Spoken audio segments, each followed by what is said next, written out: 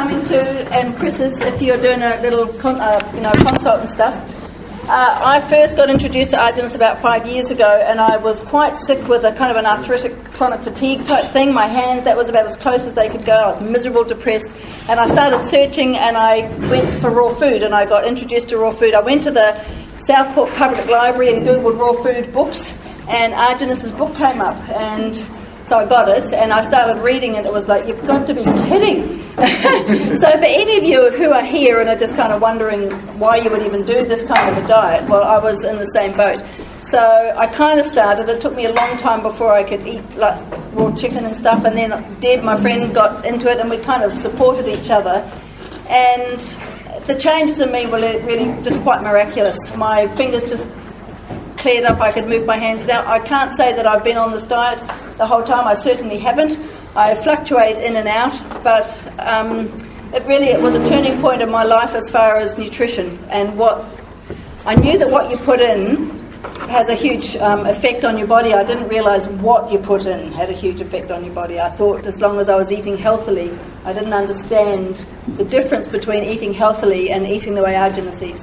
I wasn't clear on that at all. And even now, like he's staying with us, the things that I have learned in having him in my house for 2 days is just phenomenal. Just little things. It's like, and I can just ask him, and it's like the light goes on. You know when you know the truth? The light goes on, and you just feel like this kind of little freedom thing happen, because it's like, of course. And that's what's happened to me since knowing this man. It's like, even I was making yesterday, Chris and I were making the cat scratching thingy. And someone had given me some carpet. Their parents had just recarpeted, and I finished the whole thing, and I'm so stoked. And he comes out and he says, "Is that cotton?" It's like, are you kidding me? And it was like, of course. I didn't even think of that. So now the whole thing's going to get recovered in different materials so that we have. And he said, and I said, how do I know? And he said, go and burn it. So I snuck around the back and burn it, and sure enough, it turned into little molten globules. And so it's made out of all toxic material, and just little things like that I hadn't even considered. So it's just wonderful for you all to be here, and to maybe this could be the day that your life starts turning around, and so it's just wonderful. And the people that you meet, they come to my house. I don't even have to go anywhere. So cool. So anyway, here's my old mate Aajonus.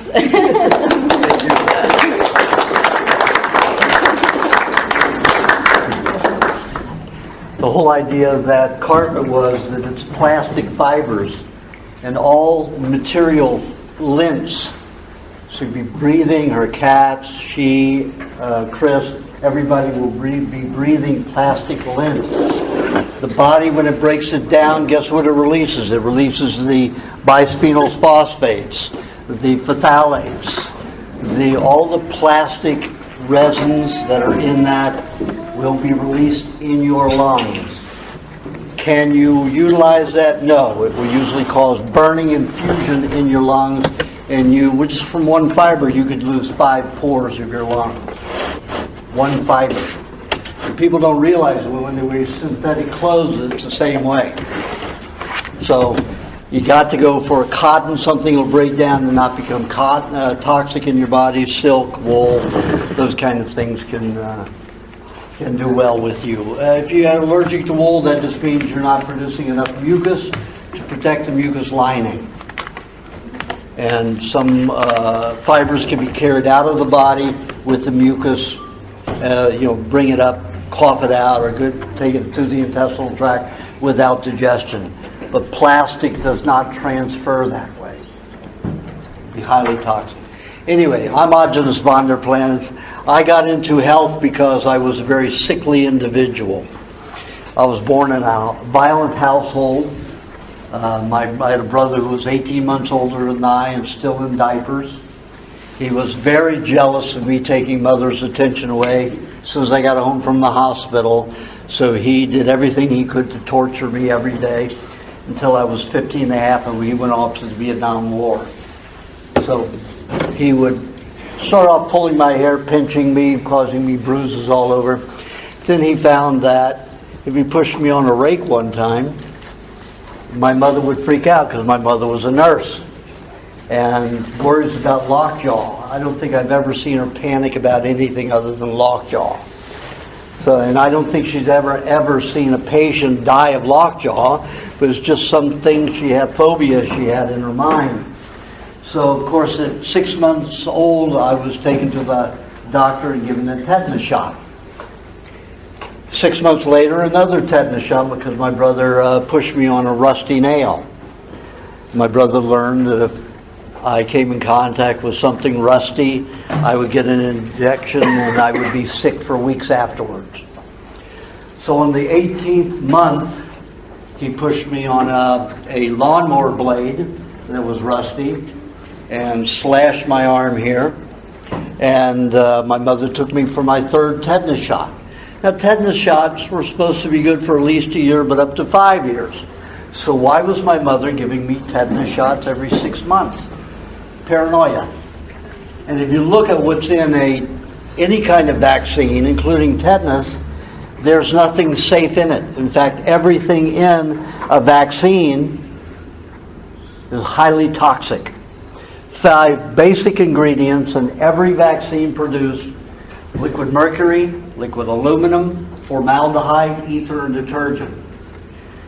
There was a Saturday Night Live type group in Canada that did a skit on it.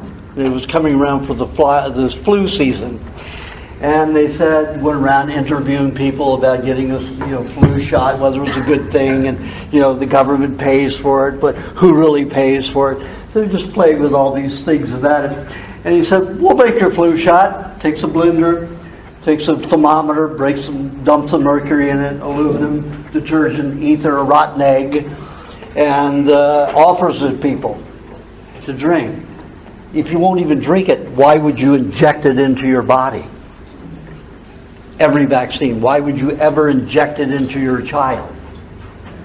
They have up to 53 toxic ingredients in every vaccine, especially the flu shots.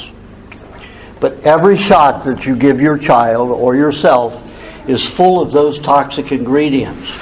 Now, one vaccine is 1,700 times the toxic dose that the FDA, America's FDA, and your FDA, the same thing. They agree with everything the United States government says for some reason, which is crazy. So you have 12 to 1,700 times the toxic dose of mercury in every vaccine. Why in the world would anybody inject themselves with a whole soup of toxicity? Not a good thing. So if you go to Alberta University, YouTube, mercury neurons, search that on the net, and you come up with a video which shows what mercury does to neurons. It actually disintegrates them without even coming in contact with them. They show a petri dish with neurons from snail brains, which are identical to all brains on the planet. And they put the mercury at a distance, let's say this is the petri dish. And here are the neurons. They dump the mercury way over here on the side. All of a sudden, within seconds, the neurons just start disintegrating, evaporating. So that's what mercury does. So the mercury went into my communication center and made me autistic. So I was unable to communicate. I was one of the earliest talkers in the family. I said the first word at 5.5 months. After that third tetanus shot went to my brain, I was no longer able to relate language, whether it was spoken or written, to any kind of communication device at all.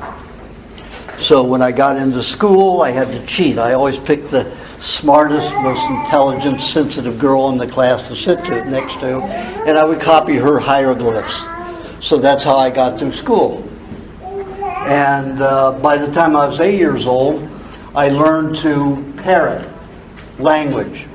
It took me till I was 8 years old to hear sound patterns enough so that I could take them and tell other people. So, of course, whatever I heard in my household is what I gave to the kids at school and the priests and the nuns. And it was, shut up, sit down, you're an idiot.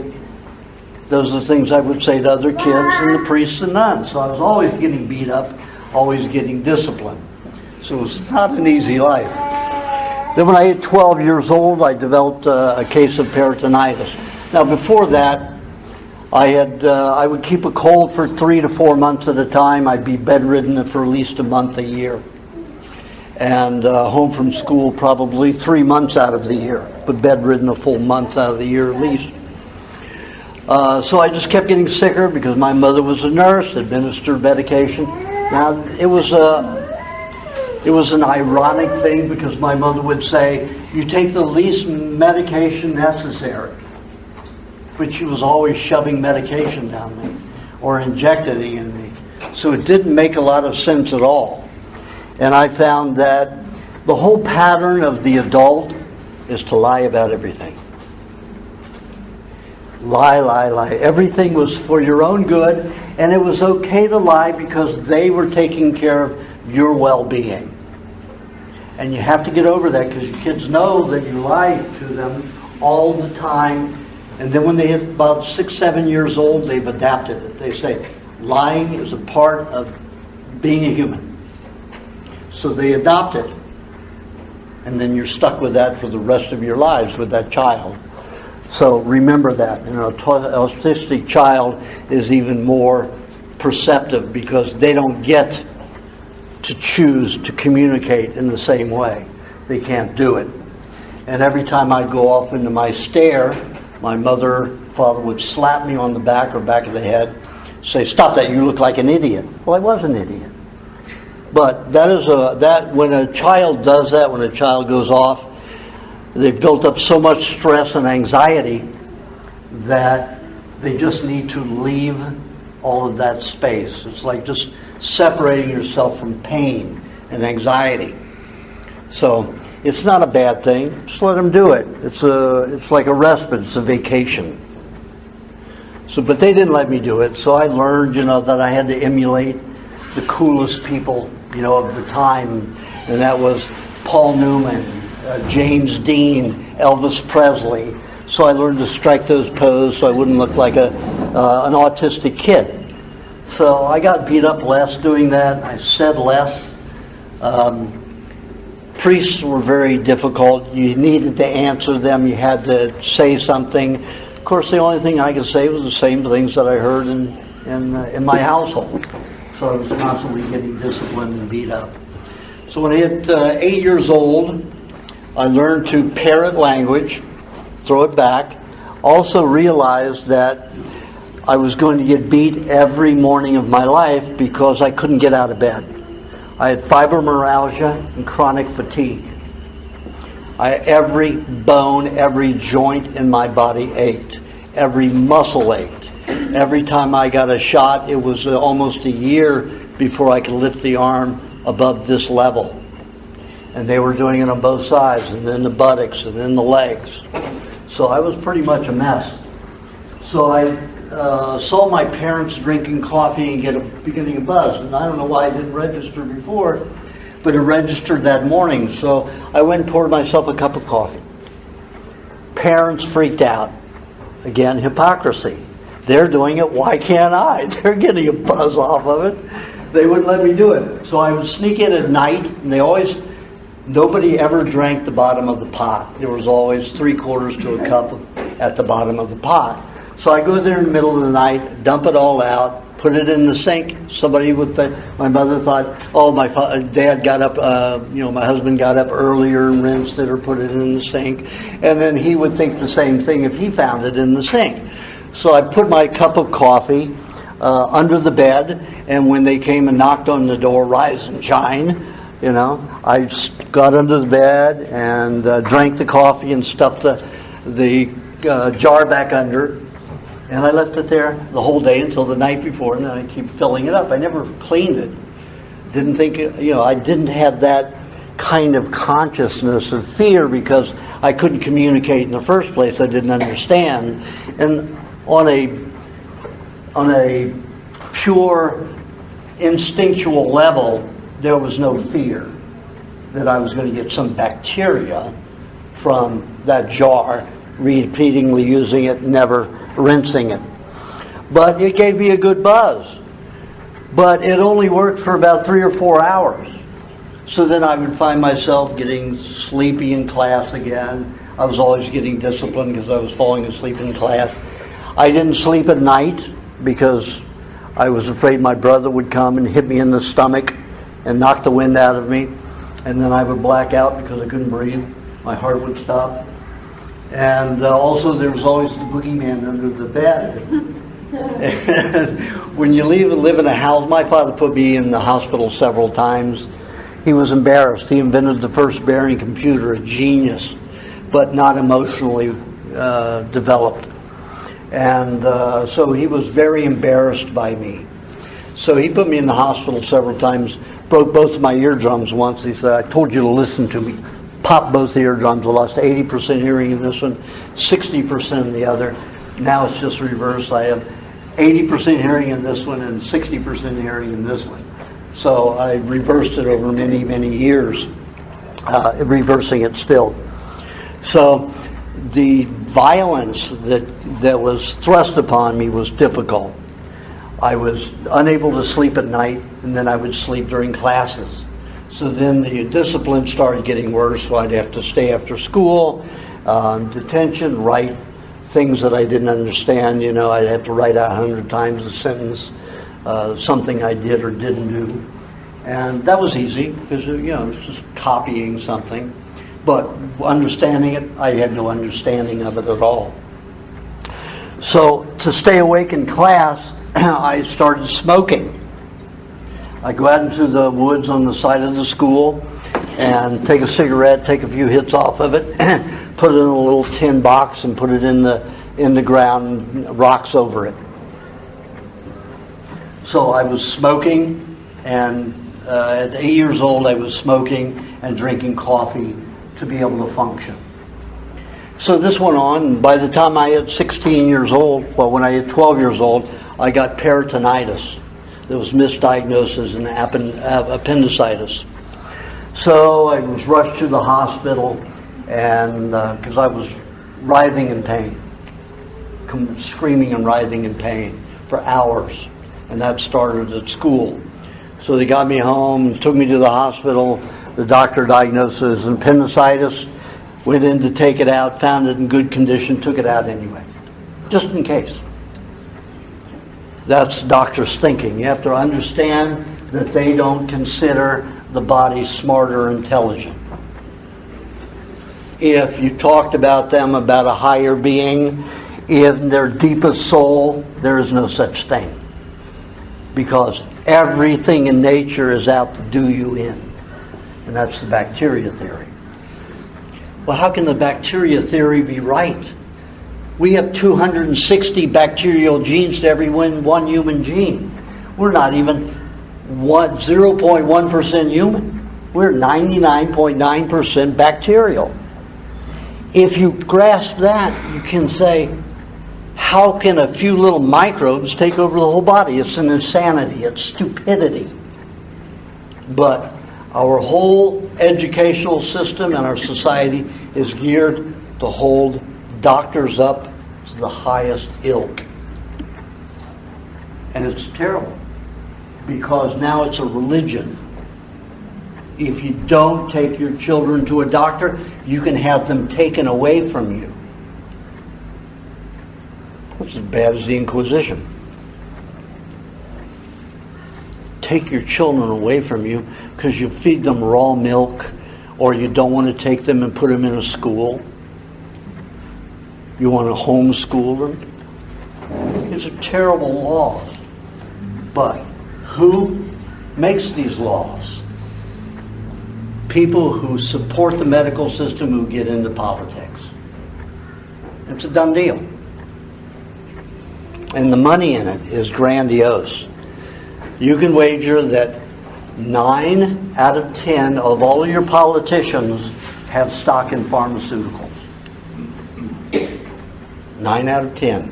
In America, it's 1 out of 50. I mean, it's 50. It's 49 out of 50, and you only have 535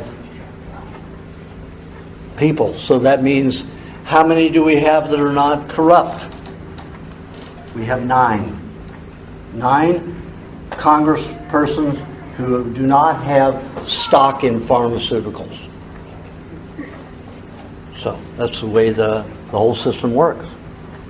So after that peritonitis episode, they were injecting me because my fever was going up to 106 and 107. Thought there'd be brain damage. There was already brain damage. But they were expecting more. So they were packing me in ice, in a tub with ice, and freezing to death. It was brutal. Injecting me every few hours. And I'm not talking about 4 or 5 hours. I'm talking about every 2 to 3 hours. Sometimes less. Around the clock. So I was swollen, I was puffy, I was black and blue, I was yellow, and a pale white, so pale looked like I was going to die. And then I refused. I refused to take any more medications. When the nurse came in with a tray, that tray went sailing across the room. Of course, it broke and you couldn't use it anymore. So then they snuck in at night. And after they did that, I tore up the place. I tore everything to pieces. So they stopped injecting me. I was out of there in 24 hours. Never recovered from it. I was so sick from it. And then the polio vaccines started. I got my third polio at 15 and a half years old. Polio vaccine at 15 and a half years old. It turned me juvenile diabetic 1. Juvenile diabetes 1. Injections of insulin every day, several times a day for the rest of my life. That's what they told me. That's what I was instructed to do. Plus it gave me angina pectoris. Now angina are muscle spasms in or around the heart that cause the heart to stop functioning. Heart attacks. So the mercury and the formaldehyde from the tetanus shot went to my brain at 18 months old. That particular shot of polio vaccine went to my heart and stored in the muscles in and around my heart. So I had 300 heart attacks from the age of 15 and a half to the age of 22. 50 of them put me unconscious. But because I was autistic, I didn't die from them. Most people, how many people have had Charlie horses? A few people. Well, Charlie horses, when you get a cramp in a muscle, lactic acid builds up and it goes into a knot because the acids are eating away at the muscle. And the more you try to work it out, the worse it gets. The harder you push on it, the worse it gets. So I had so much pain in my life, I knew that you just let the pain go. You ignore it as much as possible. You scream, cry, do all that stuff, but you don't try to stop the pain. You just release it. So every time I had a heart attack, I didn't fight it. I just breathed very shallowly, slowly, till I passed out, and then I revived every time. So if you ever have a heart attack, you ever have pain in your chest, remember that. Breathe slowly, not deeply, and just let it go. Cry, whatever you want to do, but don't tense. Don't tense your arms, don't tense your chest. Just let your fingers drop or go like this some way to make sure that you're going to relax through it. And you won't die. Very few people would ever die of a heart attack if they didn't, unless it was a blood clot. Then there's no way to, you can relax all you want. You're gone. But if it's a cramping, if it's from a cramp, a muscle spasm, you won't die if you know what to do.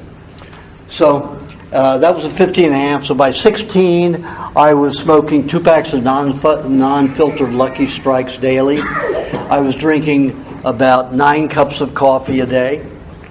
And then I started drinking alcohol because I needed to sleep at night. I got married when I was 16 years old. I found a girl who we did not have to communicate. She was a year older than I. She was the second smartest girl in the world. I mean, in that school. And it seemed like the world to me. And we didn't have to communicate. But then when we started living together, she realized that I was an idiot. And of course it didn't work. So I was divorced. My son was born the first week of my senior year in high school, and it was a mess. I didn't know myself. I wasn't able to communicate still. I was autistic. I was still parroting everything. I learned the cool words that Elvis Presley and Paul Newman said to the women on the screen. So those were the things that I said, and it worked. It worked, but when you're living with somebody, you can't give that bullshit and get away with it. Of course, it wasn't. I believed it. I believed the sincerity of what I thought I was saying, and I had my own language. When I heard a word, the sound of it, the way it made me feel, was how I interpreted the meaning. So I had malaprops galore when I finally began to understand language. And so I was under a lot of stress. By the time I graduated from high school, again, it was all cheating. I had an idiot savant part of me where, I don't know if anybody's seen Rain Man, I could do a formula, just write down the answer. How that happened, I don't know, but I didn't have to sit down and analyze and work out the problem. Just write the answer. So I was constantly getting accused of cheating in math, and that's the only thing I never cheated in. So, and I was put in a room one time and given a test that had been made up the day before, and I just went down, wrote all the answers, and I went out and gave it to them in 10 minutes. It should have taken me 45 minutes to take the test and finish it. So they said, he broke into the school. He got that test. So they sat down and wrote a test out right there. It took them 30 minutes to write out the test, gave it to me, and I did it in 5 minutes. And gave it back to them. Then they realized that I had a special talent, and then they thought I was pretending not to be able to communicate. So then it got worse, because they expected everything from me. And then when I graduated, my mother took me to a special school that just opened up, which was computer programming and unit record wiring equipment, which you put in a little computer like this. Used to fit in a whole room that size. And we used to write the programs on unit record card equipment, so all the program, each address, each, like in a sentence in a program, you have a sentence and they'll multiply and you just go through. Well, you had to put each sentence, each address on a punch card. Then all the information on a punch card. So that's how computers worked in those times. So my mother took me to that school, and the brother who always tortured me, and I got absolutely everything right. Only person ever done that. There was no language, there was no communication, there was no comprehension test. It was just math and geometry and systems. So they came to interview me after that test, and I couldn't communicate. They couldn't communicate with me. However, they realized what they had, so they got a special education person, 25 years old, came in and worked with me. I'd write the programs, and he'd identify what I did, and I'd make out all the systems. So I was making $80,000 a year as an idiot, 19 years old. So I moved out to California because I had an uncle. My mother's one of 13 children. Can you imagine being from a family of 13 children and everybody getting along? There were 4 boys in my family, and each of us hated each other. Why does that happen? You have to think about that. Why is that? Big families used to get along all the time. Now we have 2 in a family, 3 in a family, 4 in a family, and everybody fights. Have anything to do with industrial chemicals that are in the food and everything. They cause misfiring. They cause irritation in the system.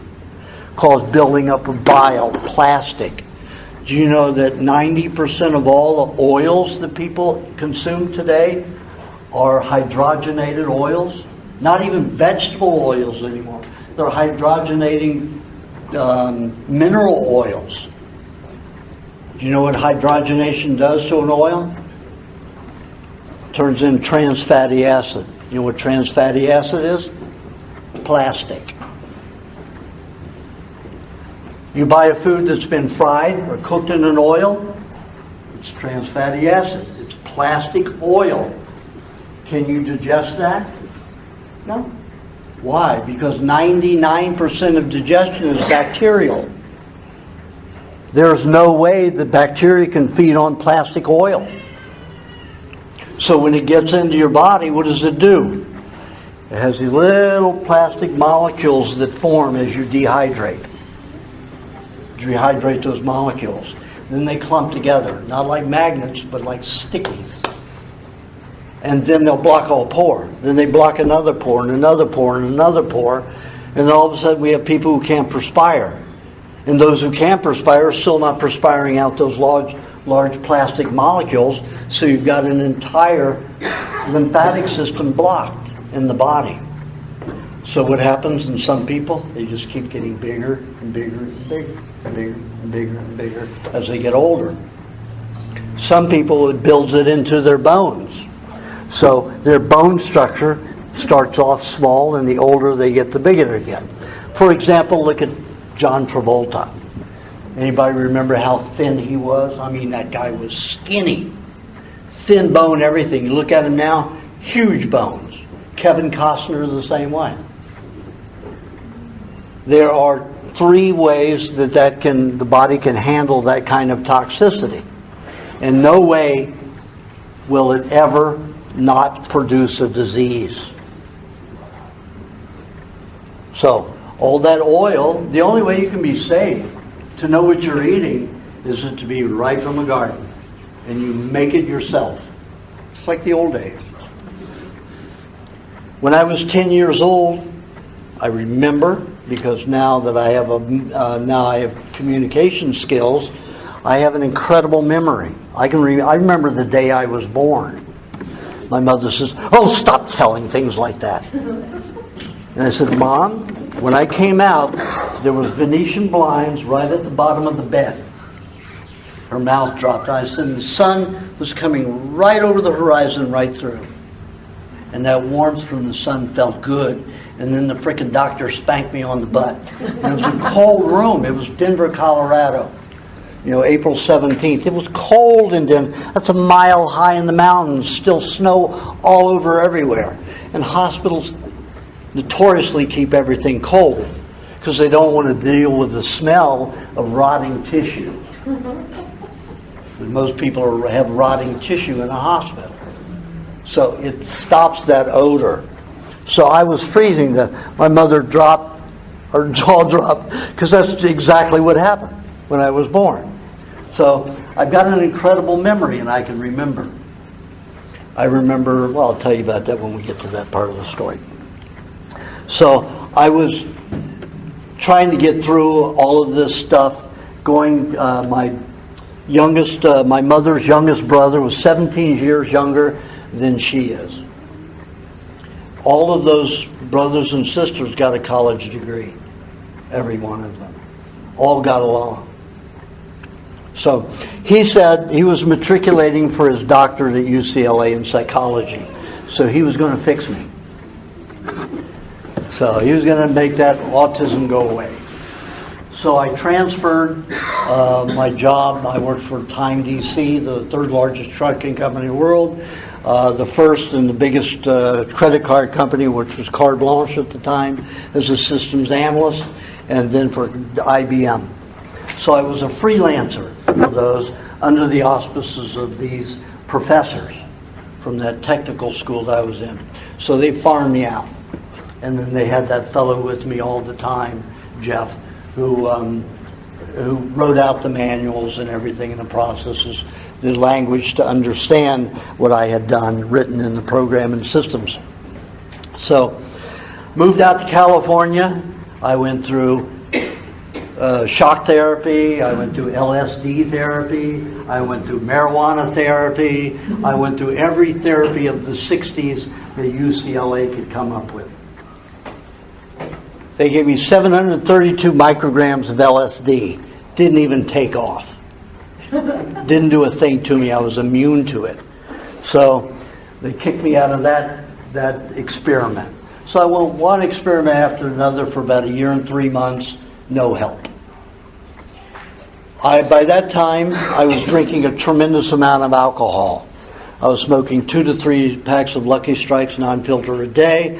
I was drinking 11 cups of coffee a day, minimum, and drinking 1/5 of either gin or bourbon to get to sleep at night. And that was my routine every day. Well, it ate a hole in my stomach. So I had an ulcer. I started vomiting blood. So my uncle, I'm still not comprehending anything that the medical profession is saying. I'm just doing what I'm told. And taken to the hospital, and then I just let them do whatever they wanted to do to me. And that's what everybody does, even though they're not autistic. Doesn't make any sense to me. I mean, I have a reason. I was autistic. What about everybody else? You go to a doctor and you get a drug. Now, the body has been around for at least 5 million years, we know. The earliest Homo sapiens is at least 5 million years old. The remains that we found. So, we've adapted to natural things, plants, animals, all of that for over 5 million years. What makes you think that you can handle the 80,000 new chemicals that are produced by the Industrial Revolution? You can't. You isolate those things, there's no unity to it. Every time you eat something that's from a food store, it's been cooked, all the bacteria is destroyed. Well, wait a minute, if we're 99% bacteria, we need to be introducing bacteria, not just proteins and carbohydrates and fats. We need the bacteria that causes everything to function. So every time you eat anything cooked, every time you get something that's been manufactured, it's not alive. You have to do everything to try to get what you can out of that. And what is the result of that? Just cooking your food is an industrial process. What is the process of cooking your food? What does it do? Well, we know that animals who eat all raw in their natural diet live 7 times the time that it takes them to finish maturation. For us, that's 7.5 years. 21 years when we finish maturation. So 7 times that is what? 147 years. So we should all be living to 147 years. We're not even living half that on the average. The average death rate for the human is 61 years old. Of course, they'll point out those people that are living longer to say, see, we're doing good. But how many children are born with cancer and die every day? How many children get a vaccine and go into Guillain-Barré disease or death? Hundreds of thousands every day. Far beyond any death rate could ever imagine. So our death rate, in the cities it's even worse. If we take the rural areas, it's about 61. If we count the megapolitan cities, what's the average life expectancy? 51 years old. Not good. Yet they're propping it up as they're maintaining life, that they've got all these great new discoveries. And it's all hype. It's all hype to make money. So you have to take a look at that. When I was 10 years old, I heard my mother talking with another nurse. And she said, we just got the report in. There are one person out of 1,000 dies of cancer now. And my mother was horrified. 1 out of 1,000. Do you know what it is today? According to 5 of the top oncologists today? 1 out of 3 women, 1 out of 2 men. From a 1 in 1,000 to that ratio? Who's lying to us?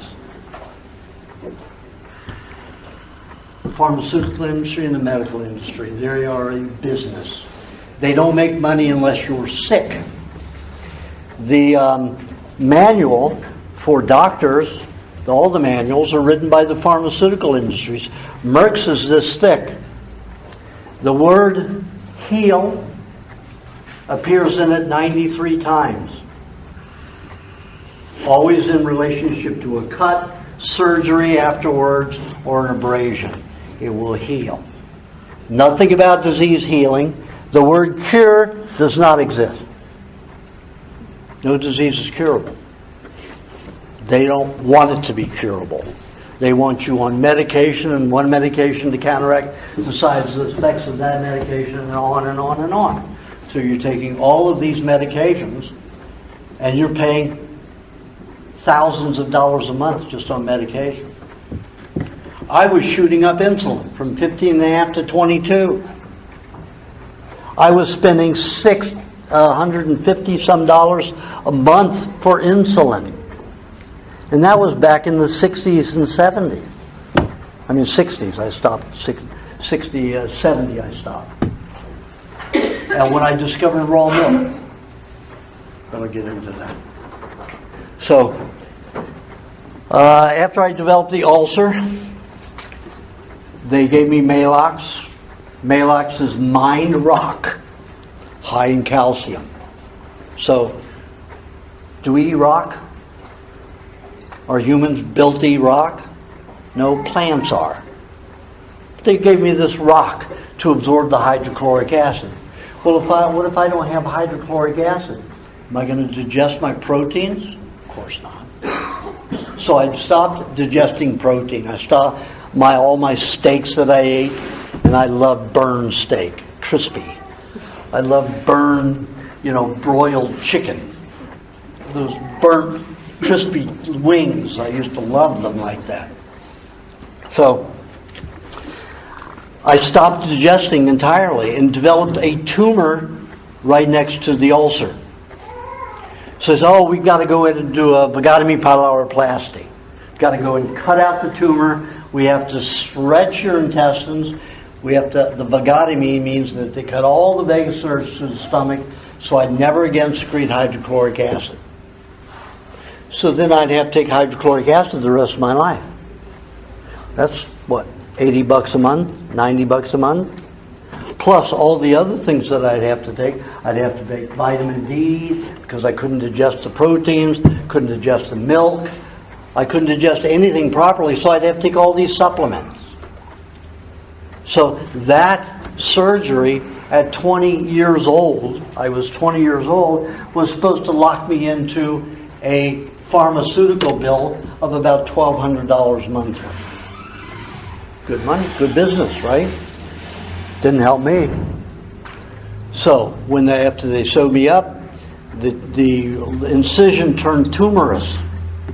So the tumor grew up to 3/4 of an inch high and up to 1.5 inches wide. Pretty big. And it went all the way through to my stomach. So I had this huge elongated tumor. And they said, we have to irradiate that. So I went in for radiation therapy. 2 months, not even 2 months. Let's say I went in November 27th, 1967 for the surgery, and I started radiation therapy February 12th of 1968. So it wasn't even 2 months. And no, it was 2 months, just about 2 months. So what they did was they had a radiation gun, and they would pivot like this. Then would cock back again, and it would broadcast again the entire movement this way. Now, an X-ray is done with 1,000th of a second. They were running this thing on me for at least 15, 20 seconds at very high doses. So it was worth over 100,000. Each pass was over 100,000 doses of an X-ray. It was so much radiation they cauterized my spine. It's like taking malleable clay and putting it in a kiln and firing it at cone tin. Turned it brittle, just like a rock. And it was like rock. It started getting gritty and granular, and it was like granite. So anytime I churned at all, anywhere, the grinding would be on the nerves. And I was in excruciating pain day and night. I didn't sleep 10 minutes without waking up in excruciating pain. So not only did it do that, and that didn't happen overnight, that happened, the cauterization occurred over about a 4-month period. Not only that, it caused me to develop blood and bone cancer. Well, what does radiation therapy cause? Blood and bone cancer. These doctors are administering treatment, and it's not therapy that causes more disease. Insanity, stupidity for the person, for the victim. But of course, they make tons of money. Because I had worked through Time DC, a trucking company, I had to join the Teamsters Union. Even though I was in executive status, I was still a farmed out individual when I did systems analysis for them. So at least Teamsters paid for the first half of the treatments, which is about $120,000. Then I had to pay for the rest, and I only had $80,000. So that was pretty good for a 20-year-old boy having $80,000, but that went in a flash with the treatments. So the doctors were making money. They weren't suffering with me. They just run around with a chart, look at these figures, and that's it. They don't see who you are as a patient. They look at numbers. That's all they do is look at numbers. You're numbers to them. You are statistics. You are an analysis of blood components, of neurological components. You're not a human being. You're not even considered. You're considered a machine that has specific details about it that they can address with medication, surgery, and other very toxic treatments. So they made me frightfully horrifying to look at. They started chemotherapy. Oh, another thing the radiation did, started within a month of the radiation, is all the bone around my teeth disintegrated. Why? Because my body needed minerals. I wasn't digesting, so it started taking my own bones apart. That's normal in cancer anyway. The body eats itself to get the nutrients, because nobody's getting nutrients and everybody's getting poisoned, and they start eating their own bodies. So my teeth dangled in my gums. And when I bit down on my own teeth, I bled. I was getting one time I got 3 transfusions in 1 week. And then they decided that because I got blood and bone cancer, I needed chemotherapy. When I think back to that conversation that the doctors had with my uncle, they said it would give me a 1% chance of surviving another 6 weeks. And here they poisoned me to the point where I was vomiting, defecating, urinating all over myself, in excruciating pain, no hair, scabs falling all over my face. I had rashes all over, and I was in frightful pain. Luckily, I had a 2-bedroom house on one level in Beverly Hills in a nice area, so it was okay living place. And I had a living room that was about from there to here, with a dining area. It was all wood floors. It was probably half the width of this room. So I had to live on the floor because I couldn't sit on a chair or a couch, or I couldn't sleep on a bed. I had to be completely flat, so the very least movement would happen in my spine. If I wanted to sit down in a chair, it took 5 minutes, because I would get so far and then I would be in pain and jump right back up again. And sometimes it would take 5 minutes, at least 5 minutes to sit. So I lived on the floor. I pulled myself around with my elbows, vomiting, defecating, urinating all over myself, moved to the next spot on the floor, and it went like that day after day, week after week. They had taken me, my uncle had taken me to a hospice to die, because they said I was going to die. And I refused to be there. I was still autistic. These people were dying at the hospice like I was, and I wasn't going to say wrong things to them and be in that kind of environment. So I refused to go. And I lost all the money to the medical profession, UCLA hospital. And the bank was coming after the house. My uncle said, "He'll be dead in a few weeks. You have the house, leave him." So they agreed. So 2 volunteers from the hospice volunteered to come to my house 2-3 days a week, clean me up, clean the floor, prepare food for me, put it in cases around the floor so I'd have food to eat as I moved around the room until I died. Never I thought it was going to be days when I died, or days and I'd die. But I hung on because one of the volunteers was a wonderful African-American boy. He was only 18 years old. Now, he was making 80 grand too, like I was as a young kid, but he was a phenomenal singer.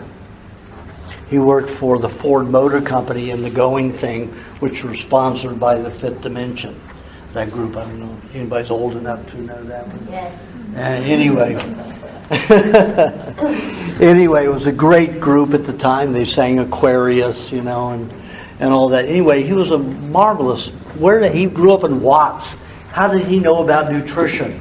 But he turned me on to raw milk and raw carrot juice, and he brought them to me. Now, the only reason I didn't know what the hell he was talking about, carrot juice and carrots. I heard the word carrots and I nearly vomited. I hated cooked vegetables, and that's the only way my mother prepared them. And vegetables was cooked. So when I heard the word carrot, I thought, oh. But this was juice. It was different. He mixed it with the raw milk. And if anybody's ever had radiation and chemotherapy, everything you eat tastes like cardboard and postage stamp glue. Everything that's cooked. So he gave me raw milk and raw carrot juice. It was rich and delicious. Loved it. So I just drank it just because it was the only thing I enjoyed. Before that, what they were preparing for me was what I ate. I loved powdered donuts. I loved Rice Krispies with extra sugar in it. And I used Sprite or Dr. Pepper. And I'd put them together when all the bone went away. So I'd blend those together in a blender and suck it out of a big straw. That was my diet. So this guy turns me on to carrot juice and raw milk. And they were tasty and delicious. About 10 days later, I woke and I thought, wow, I understand communication. I know what a verb is. I know what an adjective, preposition, article. I understood all of it. I thought, oh my God, my brain switched. So I called my uncle, the psychologist, and I had this conversation with him, and after about 25 minutes he said, okay, Robert, the joke's up. I know it's you.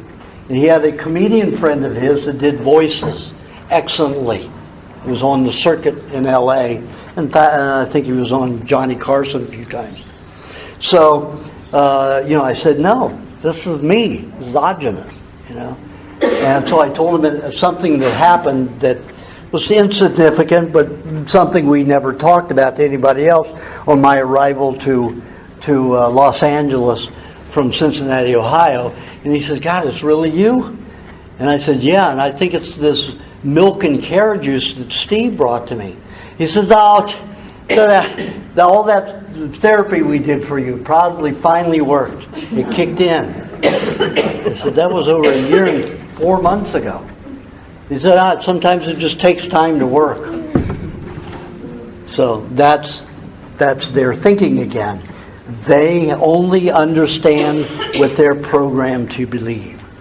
So my uncle thought there was the shock therapy, the LSD therapy, all those therapies that finally brought my mind around. So I continued the carrot juice and raw milk. I didn't give a shit. Tasted good. That's what I drank. Felt good. About 6 months later, I did an experiment. I stopped drinking the carriages, went back to my donuts and RC Cola and Sprite. Within 12 days, I was back into autism. I awoke and it was just like, where was that switch? You know, how do I put that back on? And that's what it's like, because it's a switch. You can never, it's like that word on the end of your tongue. Where did it go? You know, you don't know where it went. So I immediately started the raw milk and raw carrot juice again, and raw cottage cheese, and within about 5-10 days, each time it was a little different. It would come and go for a few days, but it came back after about 10 days. My autism was shut down again, my comprehension returned. So I did that 3 times over a 2-year period, experimentation, and every time it was my diet that changed it, going off and on raw foods. So I said, you know, 3 times I maybe have been ignorant, but now if I don't accept what is concrete and experience, I'm stupid. So I'm not going to be stupid. So I started transferring everything I ate into raw. No more cooked foods. Ever. And that was about February of 1972. And I was getting a little bit better every year. And finally, when I hit 27 in 1973, in fact it was December 31st, 1973, I set off in an Italian Ligi touring bike with saddlebags and a little Lazarus, a Hungarian pulley dog on the back in a crate, and we went and lived off the land. I ate off the land. I lived off of the land. I lived on the land. I lived under the stars, the clouds, the rain, the snow, everything for 3 years. Because I knew that I wasn't going to find the answer in society, because everything I read contradicted everything else. And everybody was getting information and nobody had wisdom. And the colleges were pumping out these nutritionists and dietitians who were programmed by whom? By medically oriented people on how everything functions. Everything you learn about nutrition is chemistry. It isn't about food. It's chemistry. What's in a food that causes this is what they say. They don't say, this food works. What's in the food that causes this? That's what they used to ask way back 100 years ago. But now they don't do that. Now they say, the chemistry is the ideal. We can manufacture the chemistry. Supplements, drugs, everything. And then that's the perfect thing. Food is not perfect because it has bacteria in it. So anything that has bacteria in it is our enemy. And that's the way it goes. So I was traveling around on the bicycle, living off the land, got more into vegetarianism, so I got away from the milk, you know, all the dairy. I still didn't eat raw meats at the time. And I followed, you know, the fruit picking trails through the farms all the way down to Mexico, in Yucatan, all the way up to Alaska and Canada. In the United States above Canada. And that was a lot of bicycling. That was probably about 22,000 miles in that 3 years on a bicycle. And I just kept getting more skinnier and skinnier. One time I was down to 96 pounds. I'm 185 right now, so you can imagine what I was at 96 pounds. So I lived with different Indian tribes. I mostly lived with animals. I lived with alligators, chipmunks, everything to observe wild animals, because I knew I was going to learn how to get well from them.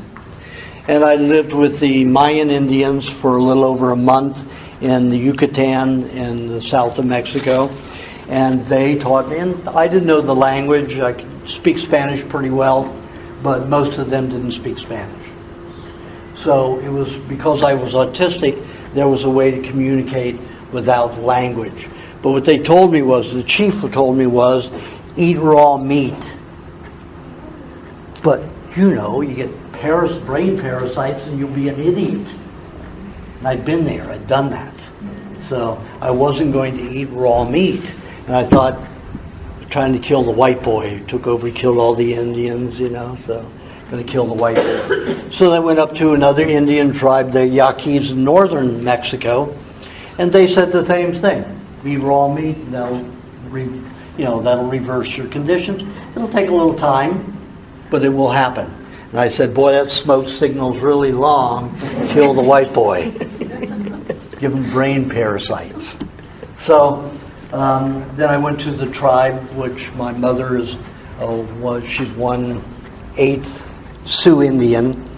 So I got into that tribe in the Dakotas in the States, and I lived with them for a little over a month, and they told me to eat raw meat. That'll reverse your condition. I said, boy, that signal's really going up there. They can get all the white boys they can. And then I went up to Alaska, the Inuits, and they eat nothing but raw, the ones who live out. They don't cook a thing, the primitive ones. And they eat only meat, no dairy. They'll eat some blueberries, and that's about it. You know, in that few months of the year, what they can get away from the grizzly bears, because the grizzly bears actually dominate all the wild blueberry fields. And I know that for a fact, because I came on a bus, put my bicycle up in a tree, went over this hillside, whole field. There must have been about 8 acres of wild blueberry bushes. I said, oh, this is a dream come true. So I'm in there picking these blueberries, eating them for about 15 minutes. And all of a sudden, there was this little hairy brown thing about 20 feet away. And then another one, and another one, and another one. And then I sneezed. And all these grizzly bears stood up. And I backed out very gingerly out of that field. But I got a good stuffed tummy of the blueberries before I got out of there. But they dominate the blueberries, the fruit. So the Eskimos, they live on fish, meat. That's it. That's all they eat. Fish and meat. They don't eat vegetables. They don't eat anything else. Vibrantly healthy, can stand cold weather, you know, that's minus 15 degrees centigrade. And they live in it. They thrive in it. I watched a baby crawl around that was 3 months old, naked on an igloo floor. How many of you would let your baby do that? Going to get a cold, going to get a flu, going to get pneumonia. We're taught to freak out about this stuff. And this baby's crawling around on an igloo floor. Wet igloo floor. Why can't we live like that? So anyway, they told me to eat raw meat too. And I said, that's for you guys. You guys have done it for all these centuries. You know, not for me. So I was down to about 96 pounds at that point, and my multiple myeloma, my cancer of blood and bone, resurged. I was aching in every joint in my body. Temperature dropped below 50 degrees. I was in excruciating pain. I would go an hour to 2 hours before the sun set into my sleeping bag just so I could make it through the night, not freeze to death, and not being in such excruciating pain. Then the sun would have to beat on my sleeping bag for an hour to 2 hours before I'd be warm enough and in pain the least amount so I could get out and function. Then I have to lie in the sun for 15 to 30, 45 minutes naked to really get to the point where I could move with pain but withstand it. And I said, well, I'm not going to find the answer here at all, so I'm down to the point where I'm in so much pain I don't want to live again. So I was going to go back down to the California desert where it was warmer. And this was in August, the warmest time in Alaska, and you think I'd be able to stand that. No, I couldn't. I mean, the sun was up almost 24 hours, not directly, but the light was, it just didn't get dark at that time of year. So, but a few, maybe an hour or two. So I just decided it's not worth living. I'm in too much pain. And I'm not going to be able to reverse it. I've looked, I've searched, and I've done all this in the last 3 years, living with animals and everything. And I was just so stupid to not believe the Indian tribes, each one about the raw meat. So I hopped on some freight trains, threw my bicycle up and bungee corded up against the side, and took the freight trains back to California.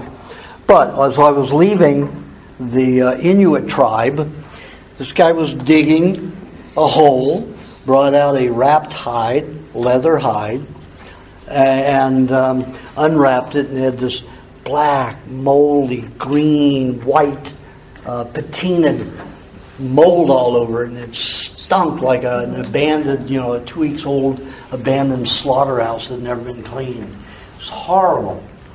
And all the kids are jumping up, they're smelling it, and they think it's like cotton candy. And everybody's, this is great. And there was an owl call, or a bird call, that came from downwind. And the guy wrapped it up and buried it again. And everybody was a little unhappy about that. And I said, what's going on? He said, well, it didn't stink a mile downwind, it wasn't ready. So I said, I got to wait for this. So I stayed a few more days. They dug it up, and sure enough, it was so rank that if I got within 5 feet of it, I was dry heaving, just from the odor. And they're like, oh, this is incredible stuff. So they had about a good acre and a half of all this stuff buried. And I didn't know that meat molded like that, except for gangrene. I didn't know it got, white and black molds on it and all of that. I thought gangrene is green, it's a dirty green. So I was very ignorant about it. So I thought this was, I'd seen those colors in compost piles with broken down vegetables and fruit peels and, leaves and stalks and roots, but not with meat. So I was just completely ignorant about it. So I thought that they were eating some kind of herbal mixture, that they had decayed in the ground. And of course, the mold pre-digested it for them, and then they ate it, and it gave them some benefit. So the chief talked me into eating a ping pong ball-sized amount. And in order to do that, they had to give me musk oil to put in my nostrils so I wouldn't vomit. So I ate this, and it was like melting candy. It was like braised brandy lamb, just so soft. It's easy to get down. I went back to my sleeping bag. Now, they celebrated for almost 36 hours eating all this. Babies were eating a pound of it. 5 and 7-year-olds were eating a pound and a half. Adults were eating like 3 pounds of it. And they do this every year to fill themselves with mold and bacteria to get through the winter cold months. And they don't sleep for 36 hours. They have too much energy, so they dance and celebrate and play music and sing for 36 hours. They can't sleep. They have too much energy. So I had eaten that ping pong ball-sized amount, went back to my sleeping bag to sleep. I couldn't sleep. All I did was listen to them and go through that, get through the whole night. And I'm feeling better through the night. And I get up in the morning. I'm out of the sleeping bag within about 30 minutes of the sun beating directly on it. I was off of the ground naked with the sun beating only for 10 minutes. I thought, wow, what is that herbal stuff? So I went to the chief that day and I said, you got to tell me the herbal solution. He says it was caribou beat with whale or seal blubber. I forgot which one it was, the Indian term, Inuit term. And it was mixed together and wrapped and let aged, the microbes age it, pre-digested under the ground. Just like we do yogurt and kefir. We did pre-digest milk. So I thought he was lying to me, again, trying to kill the white boy, taking over their land. So I hopped on the freight train back to California, desert in California, began fasting. Den of Coyotes lived up in the foothills where I was. I was in an old Indian burial ground where I knew everybody would leave me alone to die.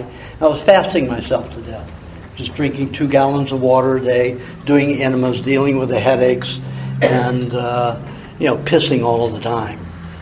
Drinking 2 gallons of water a day, pissing constantly, and just kept diluting everything.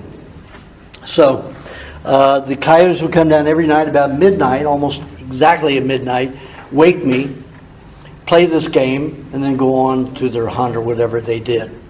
So on about the 11th night, I got to the point where I knew I was starting to get to a point where my body was going to die, and I was able to sense where the coyotes were coming down the wash beyond my campsite.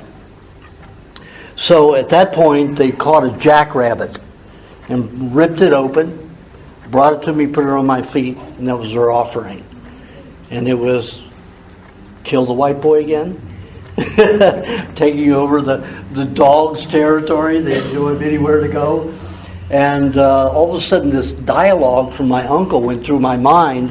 My uncle was talking to his sons and my brothers who were going rabbit hunting. I couldn't do anything like that because I was so sickly, so I learned to cook and to sew and things like that because I couldn't play sports. I was too sickly. So my uncle was telling my brothers and my cousins that if they killed a wild rabbit, they had to cook it through until it was brown inside. Or they had to cut it in half and skewer it and then cook it that way. Because there's a microbe in wild rabbits that will take over your digestive tract, and in excruciating pain you will die within 48 hours. That was the crap that they were told. So I believed it. And I thought, oh, the coyotes are going to help me die quickly. 2 days of suffering, severe pain, that's easy. I can do 2 days, no problem.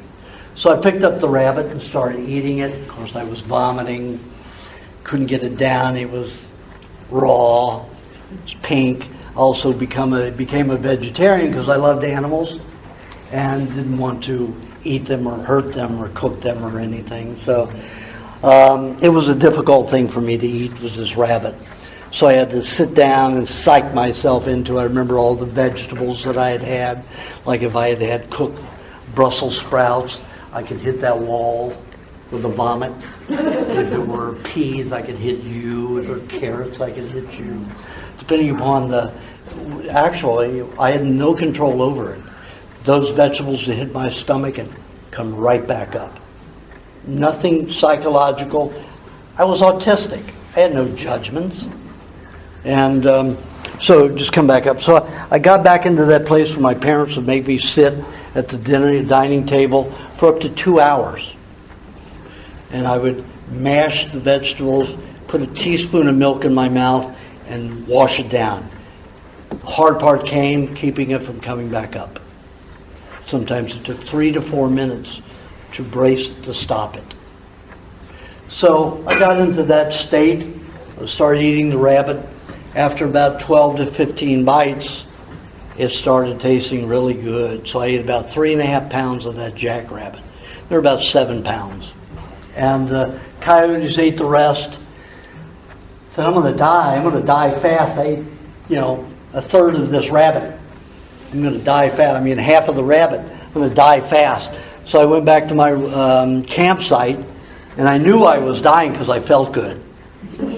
I felt peace, and the only time I had felt peace in my entire life was in my near-death experiences twice on an operating table, where they had to revive me, and I had left my body. Of course, they brought me back into it, but when I was away, there was no pain. And that's what I felt like as I was going back to my campsite. No pain. It was like a miracle. I thought, I'm dying. This is wonderful. So I get back to my sleeping bag. I go to sleep. I wake up the next morning. I'm still in my sleeping bag. I'm not dead. No pain. I felt pretty good. I was able to get out of the sleeping bag very quickly. And then only spend a few minutes in the sun naked.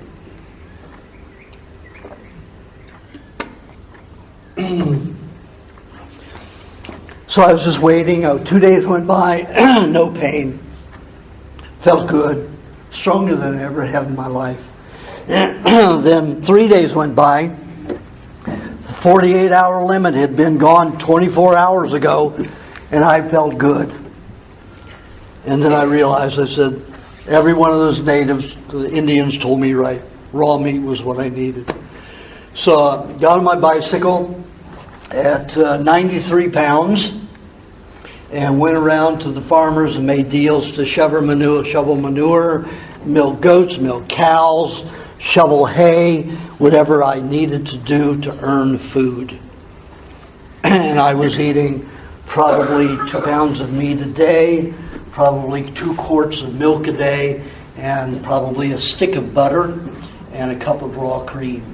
In 2 months, I gained over 55 pounds. For the first time in my life, I could actually do physical labor with my arms and hands. I was 30 years old. 30 years old, first time in my life. So I went back to Los Angeles to spread the word.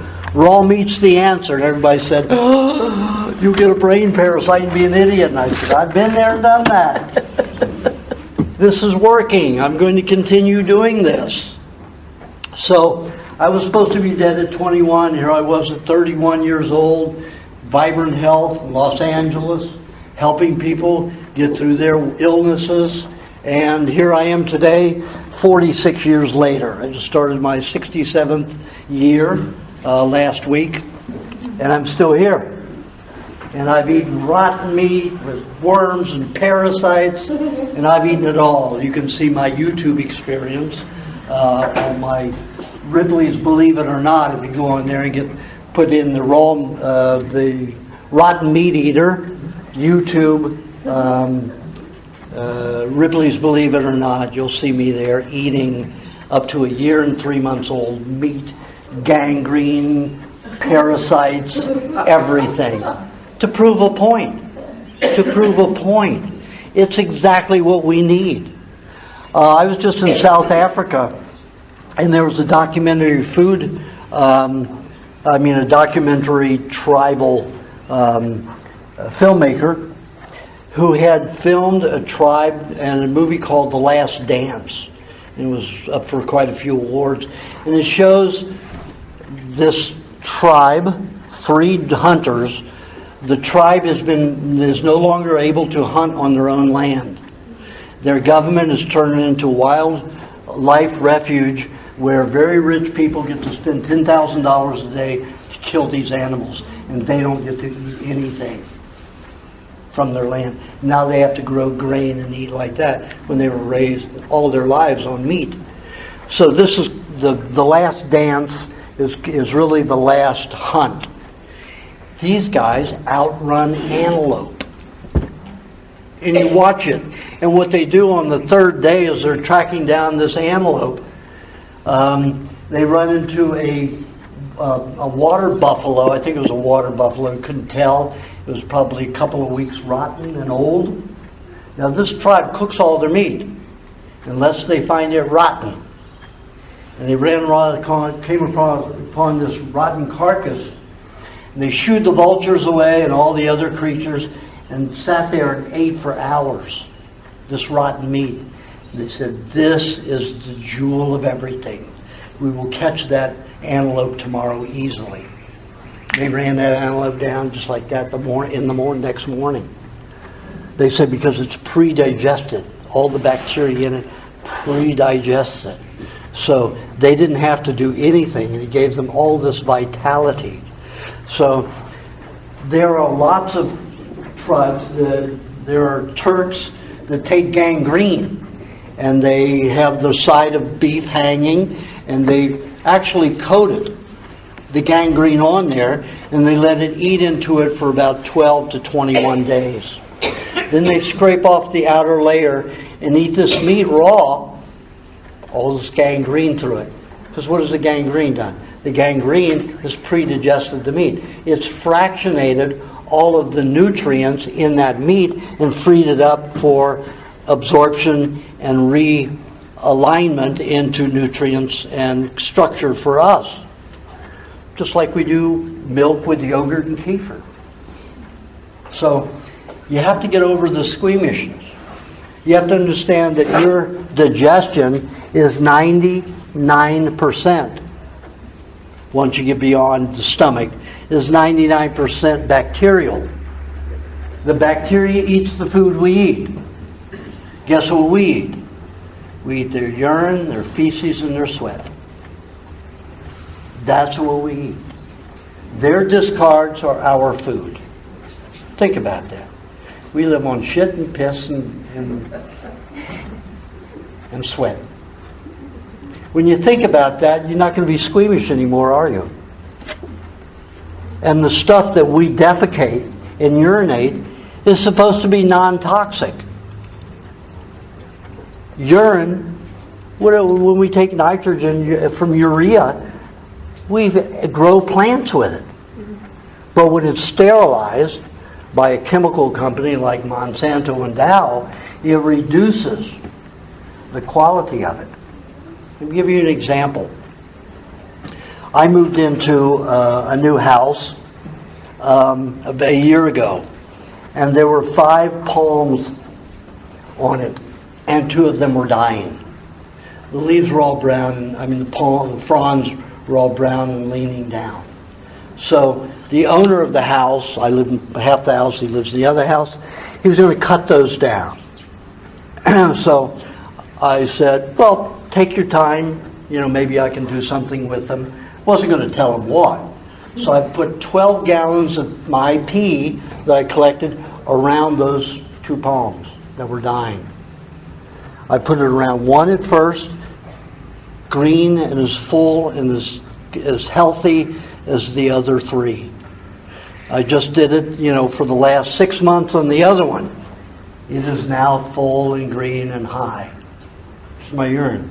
At my other house in Malibu, I used to put it all on down around my ferns. My ferns doubled in size the first year. Normally your ferns are about this big. It doubled in size. My ferns were here to here from the urine. Now if you take a person that eats a cooked diet and you use that, what it does, it burns, it acidifies the roots and destroys the roots.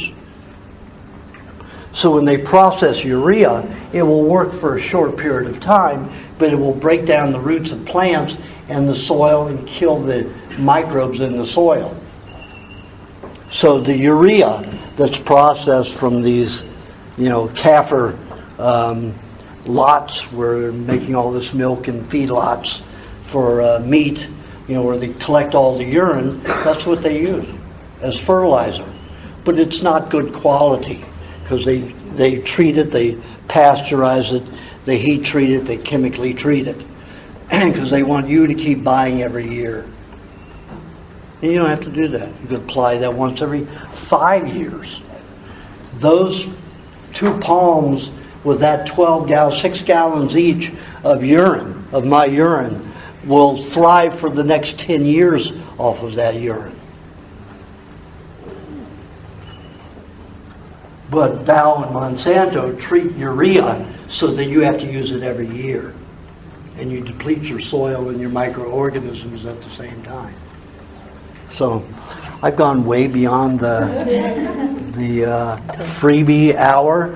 So we're going to stop here. Anyway, I'm alive. You certainly are. And I eat all kinds of meat. Of course I get as organic as possible. And sometimes I lived in Paris off and on for 3 years, from 93 to 96. And I eat the mad cow meat. I don't care for supermarkets. I didn't eat the brain or nervous system, of course, but I don't have any mad cow disease. You know? So you have to take a look at the truth of things. You have to look at what really works and what doesn't. So in the workshop that's coming up, I'm going to teach you how your body works. I'm going to teach you how to eat.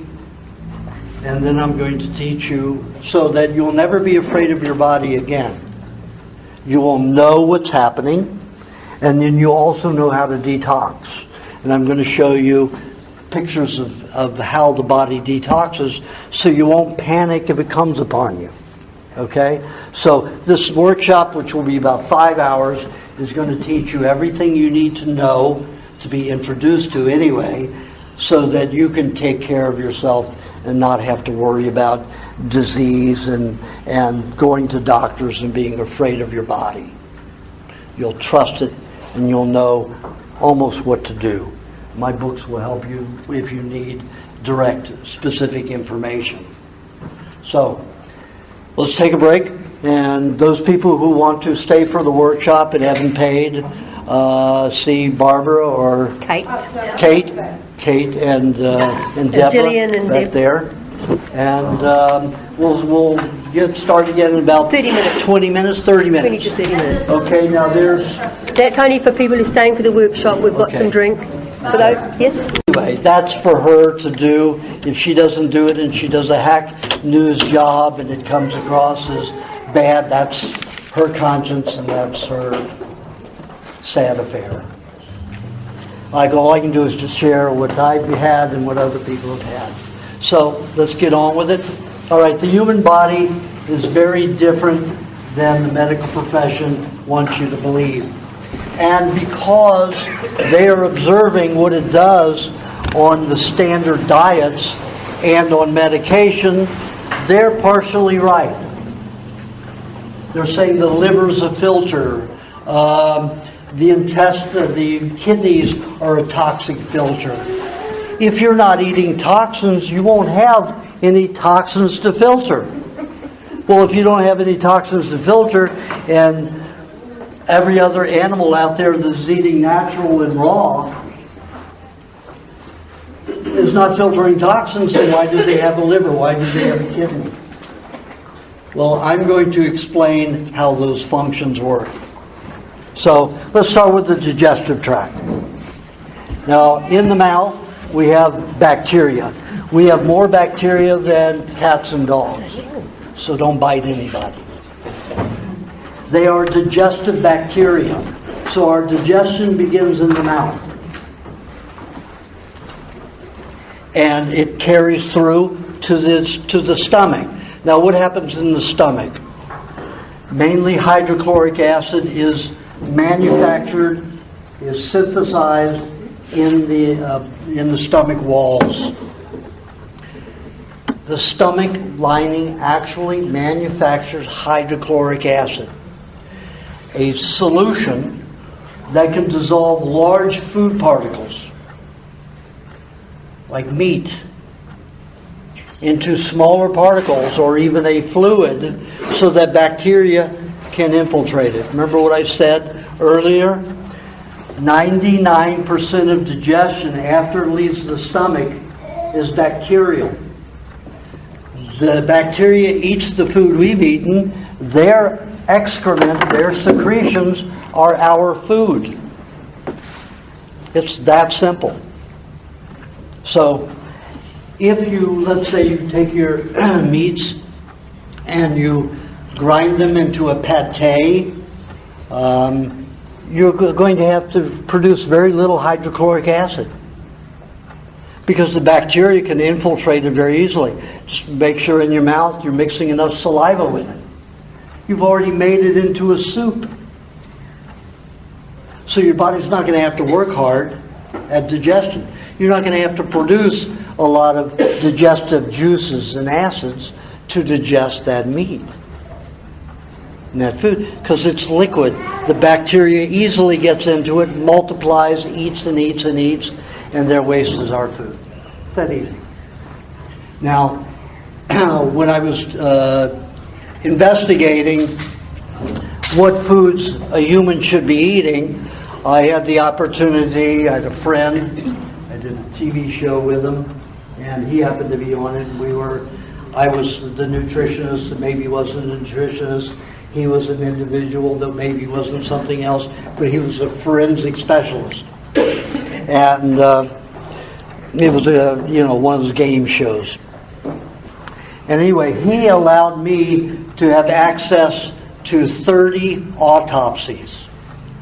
I only chose 8 of them because there were 8 that didn't die of disease. They died in their sleep. So I chose those 8 people. Those 8 bodies, corpses. And I took their saliva from their saliva glands. I took their hydrochloric acid from their stomachs. I also took the bile from the gallbladder, and that dumped into from the bile duct into the stomach. And then I took the intestines, and I wrung the digestive juices out of the intestinal walls. And what I found was more hydrochloric acid and bile. It may be varieties. It was all varieties of the same thing, but it was either hydrochloric or bile. Those were the only 2 elements that were ever manufactured in the body. And they have different. If a person ate more vegetables, it would be different from somebody who was just a meat eater and a cereal eater. And all of these different bodies had different diets. We did have backgrounds on them because these were all bodies that were given to science at a university. So I took 20 foods: nuts, grains, vegetables, leaf stalks, and roots, meat, 3 kinds of meats, and fish, poultry, and lamb. And I took dairy, different products of dairy. And I applied all of these secretions from these 8 corpses on these different foods. Examined them 3 hours later, 5 hours later, 8 hours later, 20 hours later, 24 hours later. And what I found was that only the animal products were properly etched and digested. Vegetation was barely etched, 8% at most. How can you live on 2 to 8%? Vegetation, you can't. So people cook it to release the elements in it. But when they cook it, they destroy all the bacteria, they destroy all the vitamins, they alter everything in it. And you produce 32 toxins from cooking food. And I named them in my recipe book in the last 50 pages. The 3 most known ones are called carcinogens. And those are acrylamides from cooking high carbohydrate foods. We have heterocyclic amines from cooking meats and other high protein foods. And we have lipid peroxides which form from cooking fatty foods. Those are all carcinogenic. And each one of them is produced in a cooked food. Plus you have the other 29. So if your body has to eat cooked foods and deal with 32 toxins plus absent of good nutrients, and you have all these altered substances which you can no longer use as vitamins and enzymes and everything properly, what do you have? You have a body that's working on using a tremendous amount of energy, a tremendous amount of resources to do what? To get a little bit. It's like going into a junkyard. Let's say you've got a Rolls Royce in your house, and you go into a junkyard with burned and old and used and damaged parts to pick out, to put in this Rolls Royce. It doesn't really make a lot of sense, but that's what's happening. Is there anybody in this room that is part of that news thing? No? Would you tell me if you were? I like for them to leave, though. I didn't give them permission to film me. Yeah. Well, I know where the person who brought that person to me last night with her at a workshop left because I knew who it was, so I went up to her and I said, Amelia, that woman you brought last night, she was the cause of this thing today. And so she left. She's not here. And that's a shame because she needs help. She needs heavy help. She's got an MD telling her to eat iodine, eat a massive amounts of iodine. So when I shot her irises, all of this iodine coated her entire autonomic nerve belt and her intestines going into her brain. And I said, you're taking iodine. And she said, yeah, doctor, how are you doing? And I said, why? She said, because he said that I need it because this and this. And I said, okay, now you've gained all this weight, and when did you start gaining the weight? I said, when you have toxins like this in the body, you need a lot of fats to bind with them. So the more toxins you get in the body, the more fat you need. So, when did you start getting fat? Same time you start taking the iodine. Hello? Now hopefully she'll stop taking the iodine and stop having to gain weight to deal with those toxins. So we will see. Well, she's not here now, so who knows if we'll see her or not. Anyway, so as the food moves from the intestine down the stomach, it receives hydrochloric acid if it's needed. Now, we don't use hydrochloric acid just for digesting proteins. It neutralizes poisons. If you get an insect bite, a venom, the body can take it to the stomach and dump it in there. And hydrochloric acid will actually neutralize venom. You can take hydrochloric acid and put it on a snake bite, and it will neutralize that venom. But doctors don't want that. They want you to take the venom from a snake and go through this whole medical process to make them look like they're big saviors. But it's very easy. I've done it several times, taken hydrochloric acid and injected it into my own leg one time as an experiment. And the venom was gone instantly. I had a leg swelled up as big as elephantiasis. And I took a hypodermic, put that hydrochloric acid in it. I vomited, got the hydrochloric acid, and then put it in the hypodermic and injected it. That swelling from that leg was gone in 5 hours. So the medical profession is out to make themselves look glorious only through a scientific process. They don't tell you the simple basics of the body. You get a snake bite, you get a venom bite of any kind, you can vomit and use your own hydrochloric acid. If the body naturally takes it to the stomach and dumps it there, you'll start getting nauseous. A lot of people say, oh, you're getting nauseous, that's a bad sign. No, that's a good sign. Nausea forces the stomach to manufacture hydrochloric acid. So you can dissolve your own poison that way. The American Indians knew that, and they did it all the time.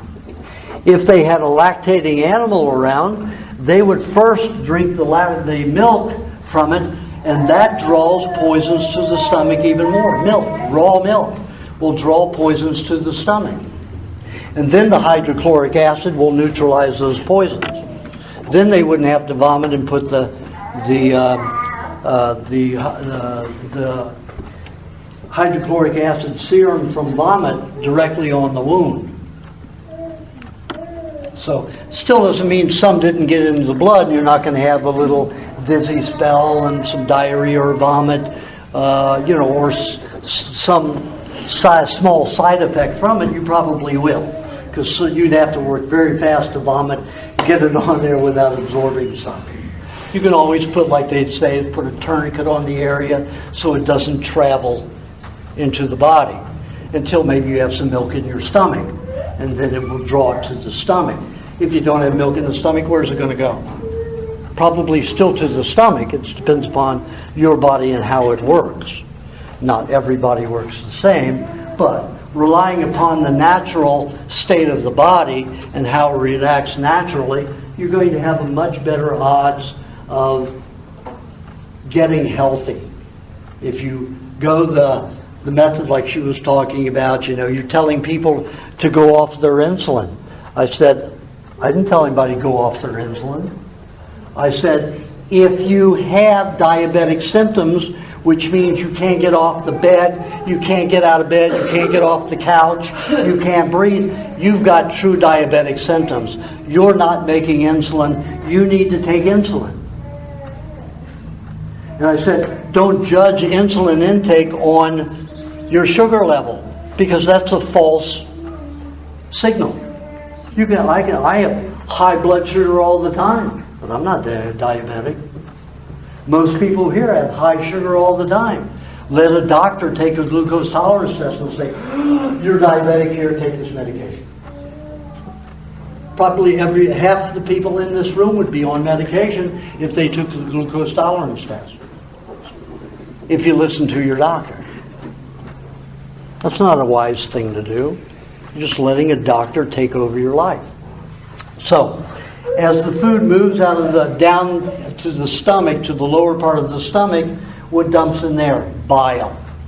What does bile digest?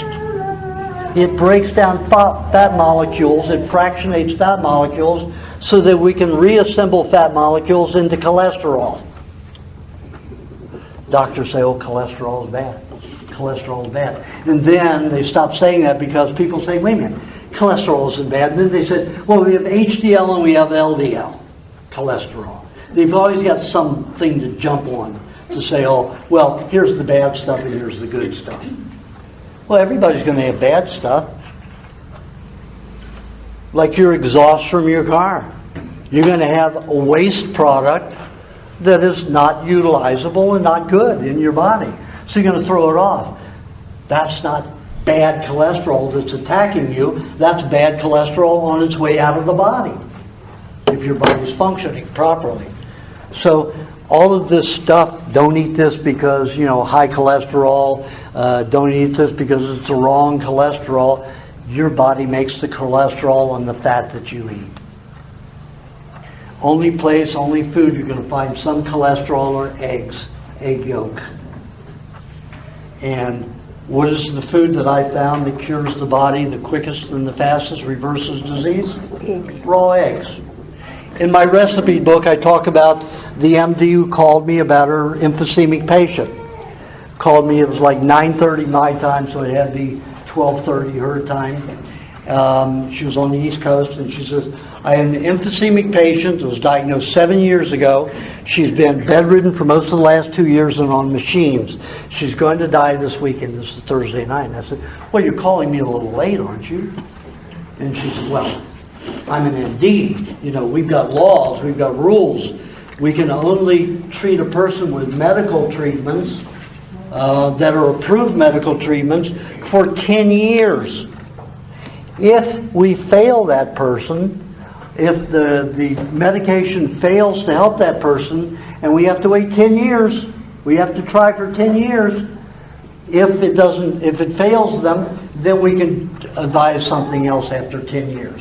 Or if they're on their deathbed. And this woman's on her deathbed. So I said, okay, that's your conscience.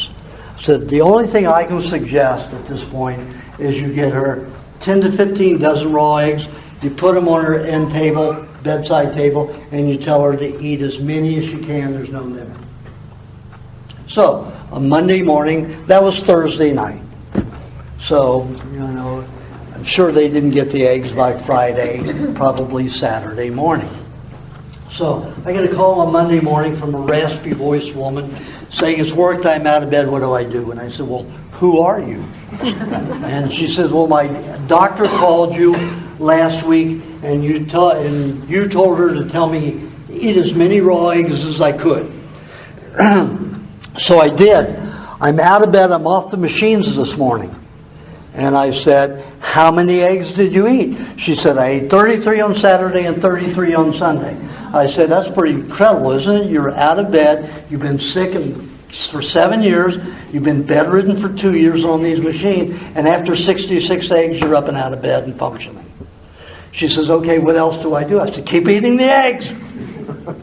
And then, after a while, when your digestion gets better, start eating meat and raw milk. That's what I suggest. So, eggs are a phenomenal food to eat. That's the only one that has cholesterol already formed. Your meats don't have cholesterol in it because the animal has made its cholesterol and utilized the fat. The only place you're going to find cholesterol if you're eating blood out of the bloodstream. And that's phenomenal. I mean, the amount of energy that you can get from eating half blood and half milk is absolutely astounding. And I've done it at least 8 times. And every time the charge is like, wow. It's like I feel like Superman. And other people do too. And when the tribes do it, they have whole congregations of their community share it. And it's really good. If you have a question, write it down. If I go through and answer everybody's question as we go along, I found myself in New York City till 1 o'clock in the morning. So when I'm asking a question, I get too in-depth with the answer. It's better that I cover your answer during the workshop. Okay? But if I don't answer it by the end, we will have a Q&A. Okay?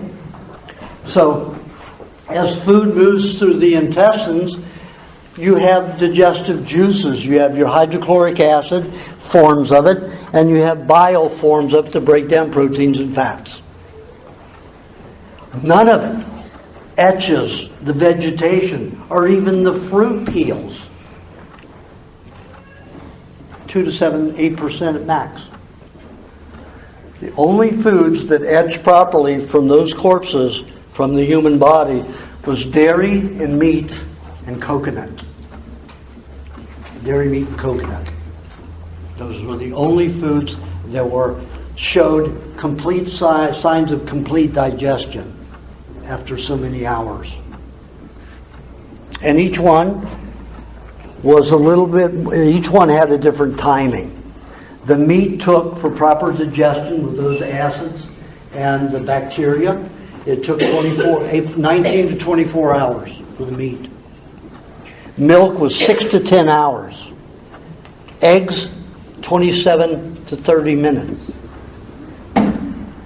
Eggs, 27 to 30 minutes. And the egg is the only food in the world that contains everything. Every nutrient on the planet. All the varieties of A, B, C, all of your nutrients, every one of them, vitamins, all of the different degrees of them. And of course, the egg, the way the chicken's fed or the animal's fed that lays the egg, also depends upon the richness of those nutrients. Even though it's all of them, they may not be in the richest form. So, again, it depends on what the animal eats. So as this food passes through, it digests in the small intestine. Then all of a sudden we notice that we have a larger intestine. It's like a big version of the small intestine. Why do we have that? Because that is a whole different variety of bacteria, mainly E. coli. And what do they digest? They digest the same fats and proteins that have already been worked on that are left over from what the intestinal bacteria did not digest and utilize. However, those forms of bacteria break down the fats and the proteins into the microscopic form that feeds your brain and nervous system. So, your bowel feeds your brain and your nervous system. And most of the nutrients that are absorbed in the sigmoid colon area for the brain and nervous system. If you have low nutrients for your brain and nervous system, you're going to have what's called constipation. Your body's going to hold on to that food for as long as it can and try to break everything down it can. That's a sign of low nutrition for your brain and nervous system. 2 ways to handle that. You can eat high meat, rotten eggs. She was after my ass all over like a hip pocket about that. And she wasn't about to listen to how it could help. It just killed people. And I asked her, she said, it's killed one person. I said, what's the person's name? Let's investigate. No, it killed him. And I said, well, how do you know that? She had no answer. She just knew it's raw meat. It was raw, rotten meat. I want to know the name. I want to investigate it too. I want to prove what I've proved at least 40 times before. You cannot die on healthy, rotten meat. That means raw meat. If you're eating cooked meat, and I explained this to her, I said, if you take a cooked substance that's full of chemicals, industrial chemicals, food additives, pesticides and all that, and you've cooked it, you've already broken down to easy release, and then the bacteria feeds on that, what's it going to release? It's going to release every poison that's in that food. And all of your epidemics come from processed food, not raw food. You have not heard one epidemic of raw food. Oh, well, these 10 people got it. Well, how about the other 30 people in the same region that were reported with it that didn't eat sushi or didn't eat raw milk? Why aren't they identified with that food? They didn't eat it. That's why. So they get left out of the call. They get called out of the statistic. And I've seen that many times. In California, we had one case that went to trial against a big milk producer back in the 80s. And the head of the health department in California, in Sacramento, Dr. Warner, got on the stand. And he was trapped, and he didn't know it. They had attributed this one 10-year-old girl's death to drinking raw milk. So the attorney, who was a microbiologist and also a doctor who had become an attorney, was defending this dairy company. And he said, well, what was the exact circumstance of her death? Where did you find her? Well, the family found her at the lake. And at the lake, yeah, she had drowned. Wait a minute. She drank raw milk and drowned. She died because she drowned because she drank raw milk?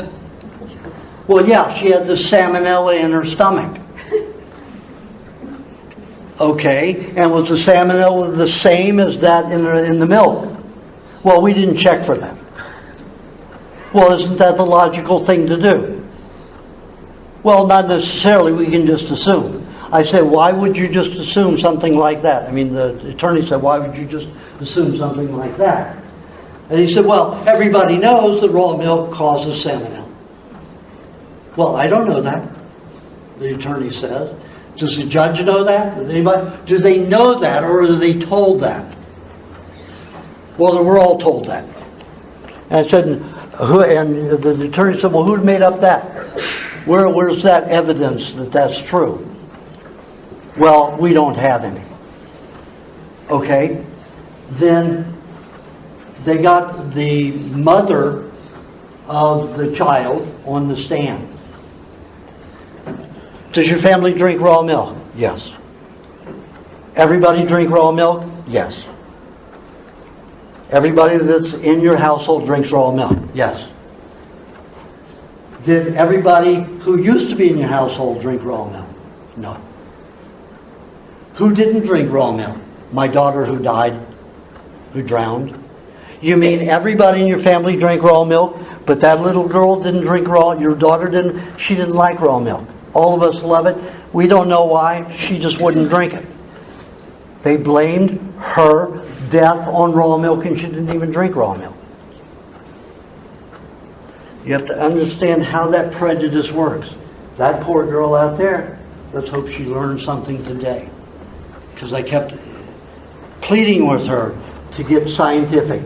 If you're an investigative journalist, you're going to act like a scientist, not like some mouth ad girl who's trying to claim something. You've got to prove it. So let's hope that works. So as the food goes through the intestines into the bowel, it feeds the brain and the nervous system as it's digested. If you have depression, It's because the brain and the nervous system is not getting fed the fat and protein it needs, and mainly the fats. Now, how can you resolve that? You can do a suppository with, they're coming back. You can do a suppository with, maybe they're calling the police to come and arrest me. That would be a What sight. are they operating now? Pardon? What are they doing now? Well, she's doing a live stand-up. Who with? She's doing a TV to camera. Yeah. So, what you can do is, you have to understand, when you eat something, the small intestines are going to absorb most everything, unless you've been on a good raw diet for a very long time. So what's left for the bowel to feed the brain and nervous system will be inferior leftovers. So how can you feed your colon and your brain and nervous system without feeding it leftovers? You can do a suppository. Take 3 tablespoons of butter, 3 tablespoons of coconut cream, 3 tablespoons of dairy cream, 1/4 teaspoon of honey, just to help break down, to help provide some enzymes that are probably missing from the colon. And just takes a tiny amount, and you put that in a little 4-ounce jelly jar. You immerse it in a bowl of hot water. Not hot enough to burn your hands after 6-7 seconds in it, but enough to make your hand uncomfortable. It's going to take about 4 minutes to heat that up to about 105 degrees, the hottest you want it. Over that, you start destroying the nutrients in it. So, take a bulb syringe and just right before you're ready to go to sleep. Then you get on all fours, you bark like a dog, and then you squeeze it inside. Into the rectum. And once you get it inside, you're still up on your buttocks up on your air, you're on your knees. Put your face on your hands on the floor, bed, wherever you're doing it. Then roll your stomach like a belly dancer. I can do that pretty well, yeah. So, and that will get it to move up your descending colon. And you do that for about 4 minutes, but you don't have to do it like I did it. It can be a slow movement. I've been doing it a long time, so I'm easy with it. And then you lie on your right side for 4 minutes with your left leg up in the air, and you roll your stomach gently again, or fast, however you want, and it will move it from the ascending colon to the transverse and down the descending colon, up the descending colon, across the transverse and down the ascending colon. So you're going to get all of that fat throughout your intestine, your entire colon. Your bacteria are going to be so delighted, and so will your brain and nervous system. I have taken people, like on the Ripley show, when I did that, I had 2 people who have been on psychotropic drugs. One of them, female, was on for 27 years. She was taking 27 drugs, pills a day. 7 different psychotropic drugs. One to counteract the other one. 27 years on the diet. On and off the diet for 1.5 years. And she called me and says, I could kill myself tonight. And I said, you just have to try the high meat. It may change your life.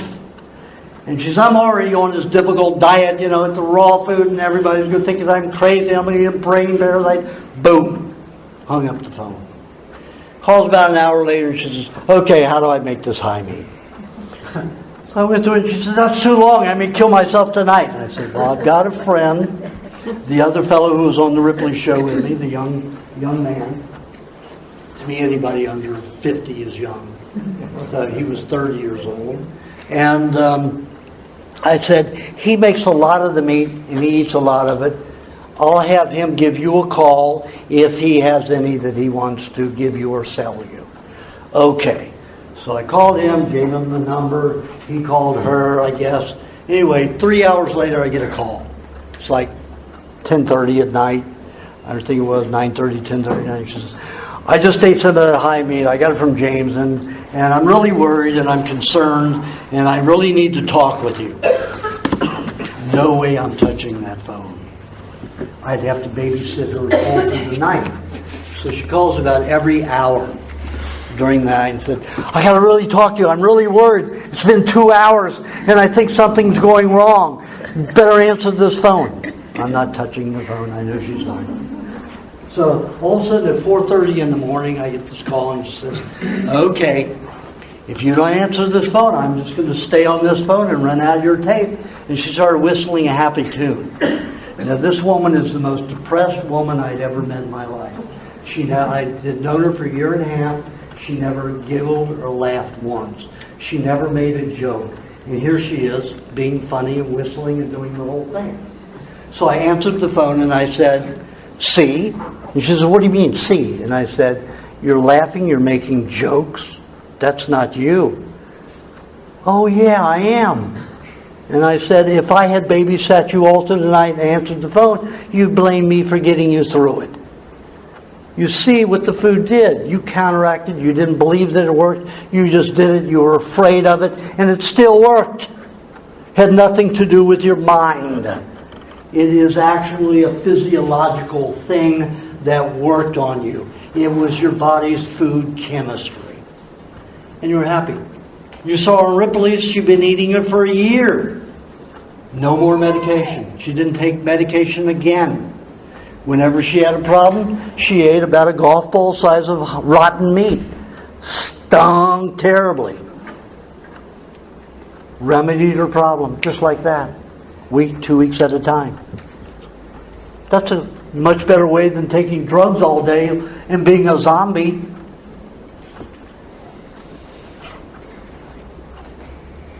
Food is your best medicine. So, if you feed the fat directly into the colon, you're going to get fresh fat to your brain and nervous system. Now, I've seen that work. That was her other option. Why she thought rotten meat was an easier way to do it than shoving cream up and butter up her butt, I don't know. To me, cream and butter up my butt is a better choice than eating stinky, rotten, foul-smelling meat that you have to put a nose clip over your nose, maybe put some, some kind of lemon rind oil, on there to keep from smelling it. But she chose the high meat. And for some reason, I would probably say 70% of the people I give those two options choose the rotten meat and rotten eggs over the suppository. How much cream? Suppository works longer. Yeah. Suppository works longer. Suppository, maybe the high meat will last 4 or 5 days, 2 weeks. Suppository usually lasts a minimum of 7 days, up to 6 weeks. Depending upon how deficient your nervous system is.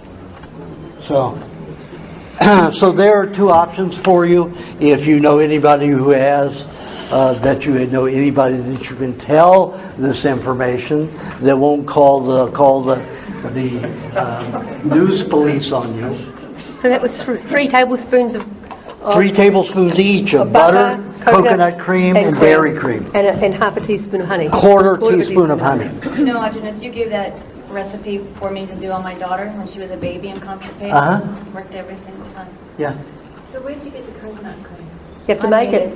You have to make it. How do you make it? It tells you in 2 books, and that tells you in that book, and it also shows you how to do it easily in the DVD, the recipe DVD.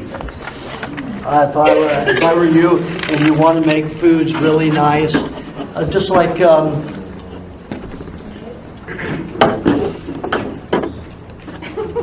I don't know why I can't think of your name. Is that Kate? Kate said to me, she says, I read the recipe book and it sounds so complicated.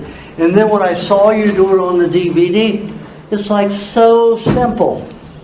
You can make, meat sauces in like 3 minutes. You can make a blueberry cheesecake in 20 minutes. And it solidifies and it's delicious and so much better than any cooked cheesecake. And you can eat it until you're stuffed and you won't get indigestion and you won't get that, Thanksgiving feeling that says, I'm going to suffer for 2 days with this. There's no suffering. So, get that recipe DVD. It'll change your life. I show you how to make your juice, make the coconut cream. Everything's so easy. Make it very easy. Been doing it for years. So, how often did you have to do it for your daughter? Probably once every 2 weeks to begin with, and then it increased and then we decreased it from there, and now she's not on it at all. And that's a baby. How old was she? The suppository... Stand up and let it right here. The suppository that he's talking about, I actually did for my daughter. When she was born, she had a massive dose of antibiotics in the hospital, and it caused chronic constipation. And the only thing that would get her through is the suppository. We started off with doing it maybe once every 3 days for quite some time, and then For how long? I don't know. Probably for about a year. Did it every 3 days for a year? Yeah, maybe Okay. that. And that was only because we had other things that we were fighting too. It wasn't just it was other stuff as well. And then it backed off to, once every 2 weeks, and then it backed off from there, and now she's 5 and she doesn't have an issue at all. And she's healed. Yeah, she's perfectly She's fine. If a doctor had her on, she'd have Crohn's disease and be taking medication and be non-functional. With knees blown up this big. I had a pretty famous senator from the United States bring his granddaughter to me. 13 years old, blown out knees this big with Crohn's disease. Ankles blown out too. Painful. Couldn't walk without severe pain. I put her on a raw meat diet, everything minced, lots of milkshakes, and in 6 months her knees were completely normal. A year later she went back onto a crappy diet because she was well. 3 years later she was back in the Crohn's again. So you don't think that when you're cured because you're eating properly. You start eating garbage again, you're going to get unwell again. So, and I've had a lot of people do that. A lot of people go on the diet for 10 years and then find a partner that, I want cooked food, I want you to eat cooked food with me, and they go do that, and then 10 years later sick again. What kind of a lover is that? You're going to get a lover, train them to let you do what you need to do for you. Let them do what they want to do for them, and even serve them and do that for them. But don't do it yourself unless that's really what you want to do, is venture back into illness. It's a ridiculous thing for me to think about. Somebody that's supposed to love you wants you to do what they want you to do just because they want you to do it. It's ridiculous. That's my opinion. An opinion are like assholes. Everybody's got one and they all stink. Okay, so as this food goes down and dumps through the body, it's not supposed to be toxic. There are creatures that eat dung. There are creatures that eat shit. People that eat dung. Dogs. And beetles. Dogs. And people. You have crustaceans in the ocean. You have bugs. You have beetles. You have all kinds of creatures. Worms.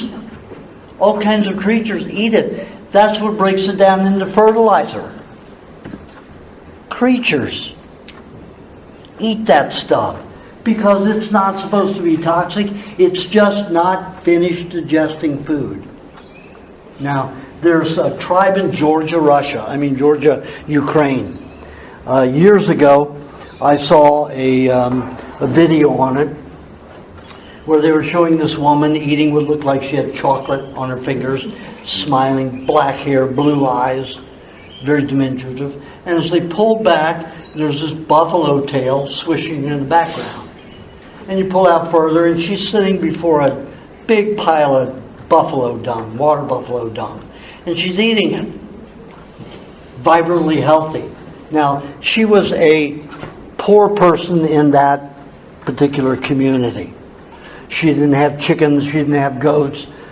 So what she did was, she ate the partially digested fecal matter of an herbivore. An herbivore doesn't digest everything. An herbivore will digest at maximum 67% of what they eat. So all of this food is coming out of them partially digested. So there are people also in India who do it, who eat fecal matter from a cow or a buffalo because it's partially digested. We can't do it because our digestive tract is 2.5 times shorter than herbivores. Plus they have 60,000 times more enzymes to disassemble the cellulose molecule to get the fat and the protein from it. It takes 24 hours to get through food in our bodies, and the food to get through our bodies properly digested are meats and dairy. Even coconut doesn't get thoroughly digested. If we eat coconut pulp and we eat the whole coconut, we will digest about 60% of it. But that's still a lot of nutrients.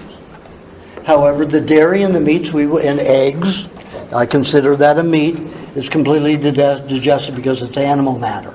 If we eat bugs, snails, worms, any of that, we will digest those properly.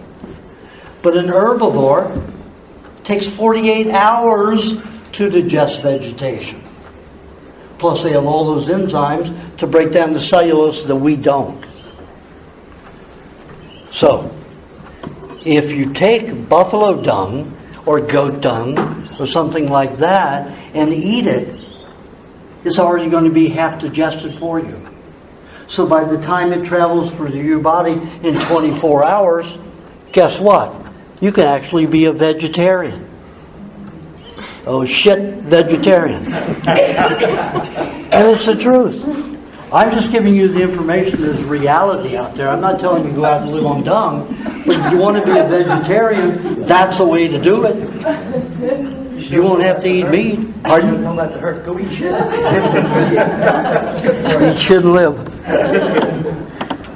Well, I've been telling people that if you eat the fecal matter, you can reverse your cancers, and you can heal a lot of things if you eat dung. If you eat fecal matter. I don't see fecal matter of a human because I don't know a human that's clean and healthy enough unless I were out with one of the tribes. And still, I don't have to eat it. But some people need to. Now, there was an article that came out. Doctors are now taking fecal matter. Now, I started this 25 years ago. Doctors took fecal matter last year from a mother and put it through a tube into her 3 or 5-year-old child that was dying because it couldn't digest anything. Implanted the fecal matter, which was a good $20,000 operation to put in her, and all she had to do was here, son, eat this shit. And that would have been, what? 2 cents? 2 cents of her time? And that was it. So they went through this whole medical procedure, and all this great thing happened. The kid was instantly, in a few days, able to eat anything and everything and digest. But they make sure you do it through the proper way, the $20,000 medical procedure. It's an insanity. But there's a lot of taboo out there that we need to dump. And anybody who asks me, she didn't ask me, if she'd asked me, what, if she ever gotten to that point, she said, okay, what is the most important advice that you'd ever give to anybody? And everybody who asks me that question, I say, everything you hear from the medical profession, do the exact opposite. And you will be right 99 times out of 100. Literally 99 times out of 100. If they say put ice and cold on it, you put heat on it. Literally everything they tell you to do the opposite. And you will be right 99% of the time. So, that pretty much takes care of the digestive tract. Now, I'm not going to go into the glands and organs and all of that That's on that the workshop tape information. I'm going to get into detoxification. Now, you've got all that other information in my books and everything. The only thing I don't have a book on right now is detoxification. I have a lot of that information on my newsletter. If you go to wewantToLive.com, that's we live spelled out, the numeral 2 instead of T-O, .com spelled out, live also, wewantToLive spelled out .com. You can get my newsletters. I think it's $85 a year, but you get all the back issues to 2006. So that's 1,500 pages. That's 4 books of up-to-date information that isn't in the books. And it tells you a lot about detoxification. But I'm going to take you through it in steps that I don't address in different newsletters. in a composite form here. So, we know that poisons have a tendency to go into fat. So fat is very, very, very important. The most important food that we can eat in a toxic environment. It is so important that if you even have bad fat, you will still be protected. The fat goes into the toxins go into the fat no matter what kind of fat it is. If the fat molecules are all swollen and large, of course they're not going to be able to hold the concentration of toxins, so each fat molecule is going to have a small amount of the toxins. The more developed and concentrated the fat is, the more toxins it can hold. Now when you heat a fat, when you cook it, it will swell 5 to 50 times its normal size. You've seen the old pork rinds? You know, they're nice and thin, and you cook them and they swell up and they're all crispy and large. Well, that's the way the fat molecules get in the body. Very large. Now, I'm right now 23% body fat. 23% body fat. Men are supposed to be 7 to 10% body fat. Do I look like I'm that big? I don't look like I'm that big. I'm big. I mean, I've got a nice full waist. Took me months to get here. I go from a 30 waist to this time. First time since I was a fat teenager, I went up to a 42 waist. I had no pants that would fit. I have to put them down here to be able to keep them because they can't go over my tummy. And I worked hard at getting that. I go down when I go back to my farms in Thailand and the Philippines, and I actually do something other than talk and hit my computer board. I actually physically work, and I swim every day, and I ride my horse and do all kinds of laborious things like plant, cultivate, and do all that stuff. So I go down and lose the weight because I don't have all the butter there. To wait till I get back to the States and I'm downing the cream and the butter and then blow up again, and I look like Humpty Dumpty when I get there, and then when I leave I'm slender, and it's just up and down all the time. But whenever I have the weight I feel better because I am protected. I'm still out in fumes. I go on an airplane where there's benzene in the air and other triglycerides that are from the exhaust from the fuel. Everybody knows that your air goes right past the engines into the cabin. Terrible. So you're always. I wear a 12-layered filter mask when I'm on a plane the whole time to prevent that. If you go online and you say, you look up. Some damage done to people, some flight attendants and pilots. They've lost their short-term memory. They've gone, and Australia was the only one that allowed it ever into the Senate, but they never did anything. They didn't do anything about it. And you have people that were on board as passengers or as flight attendants or as captains or pilots. What do they call that? The radio man.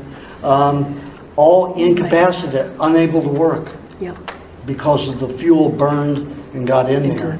Oil leaked onto the engine and got right into the exhaust system, into the compartments. And you never know what that's going to happen. And you know when you take off on a runway, it backs up and goes right into the cabin. You can smell it right away. Well, I defend myself again. I'm around poisons all the time. Not only psychological ones, but actual physiological ones. So I like to keep a lot of fat on me. I don't like to get thin. So when you eat raw fats, the molecules will be very tiny. So I can put on 23% body fat and look like I'm maybe 12. Other people will be huge and really they don't have that much body fat. The molecules are just swollen and big. Cooked. So much more concentrated when it's raw and much more effective. However, any fat will protect you, even if it's toxic fat. And I will show you this woman's eyes from 18 months ago to this year, her irises, and show you the difference in 18 months with some, and I can show you other people who have not had anywhere near the cleansing that she did in 18 months. And she's my only patient that has remained that size. She's even lost some weight, but that size. And she's the only one that I've seen out of my patients that was able to detox that much and safely and nicely. So fat is very, very, very important. Can't say enough about fat. And like I said, everybody who's fat, I said, you should throw a party, rejoice, be happy you've been fat. All these skinny people who've been saying, oh, it's unhealthy to be... Like that woman out there, she said, you're telling people to be fat, to be 20 kilos overweight. That's an awful thing. And I said, well, toxins store in fat. It's good to, but that much, and you got cholesterol and heart disease. And I said, how do you know that stuff's true? She doesn't. And you don't, except for by my experience and other people who've been on it, and you can see them and talk with them. And I can show you our irises to show you the difference. I can show you somebody who's been 100% on the diet. She's only been on about 80%. And she's cleaned out twice as much as people have been on it 100%. Why? Because she had the fat to protect her. The poisons as they were coming out went into her fat, not into her cells. That's remarkable. So you should be happy about being fat. Not happy about being skinny. Got to get out of that skinny mode. What's it going to get you? Most people who are very thin have a short fuse. They're very irritable. They have no reserves. They're usually type A people, hyperactive. Think about that. That's because you have no fat. All that information is not being buffered. It goes to the brain. So, what is your being thin getting for you? Not more love, not more kindness, not more happiness, maybe a lot more energy, but what is the reward from having that energy? Is it good relations, good feelings for yourself, or are you never satisfied? Because most of the thin people I know, whether they're men or women, that are thin are never satisfied. They're like Donald Trump, or George Bush. These guys. And these guys aren't even thin. They're just greedy bastards. So, fat is very important. You need to eat fat to detoxify properly. A lot of poisons store in the tissues, and I find that most of your vaccines, which I talked about, are the most toxic substances on the planet, and they're responsible for at least 70% of all diseases today. They set your children up, they've set you up to be highly toxic and disease-ridden in your lifetime. It is the vaccine racket is the first choice of the Rockefellers and the Rothschilds and who else is it? Oh, now Bill Gates. Microsoft, yeah. Bill Gates is behind. Let's kill people by vaccines, and he admits it. The way to reduce population is vaccines. Here's a multi-billionaire telling you that.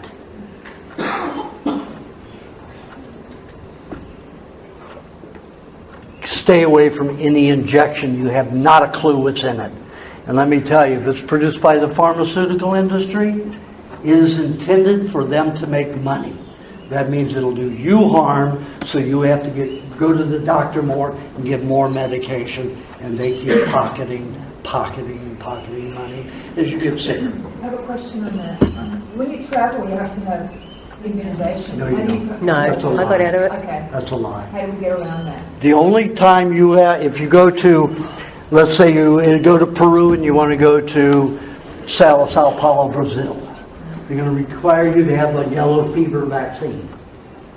I've got a 6-page acceptance of responsibility that says what's in every vaccine, all the toxins in it, and the person who says that you have to have it signs off $1 million responsibility for anything that happens if you have it.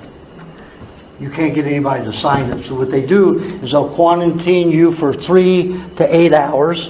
They can do it up to 24 hours to make sure you're not sick, put you on that flight, and you can go. And in that I cite the Geneva Convention law that shows you cannot be the subject of an experiment without proper acceptance of it.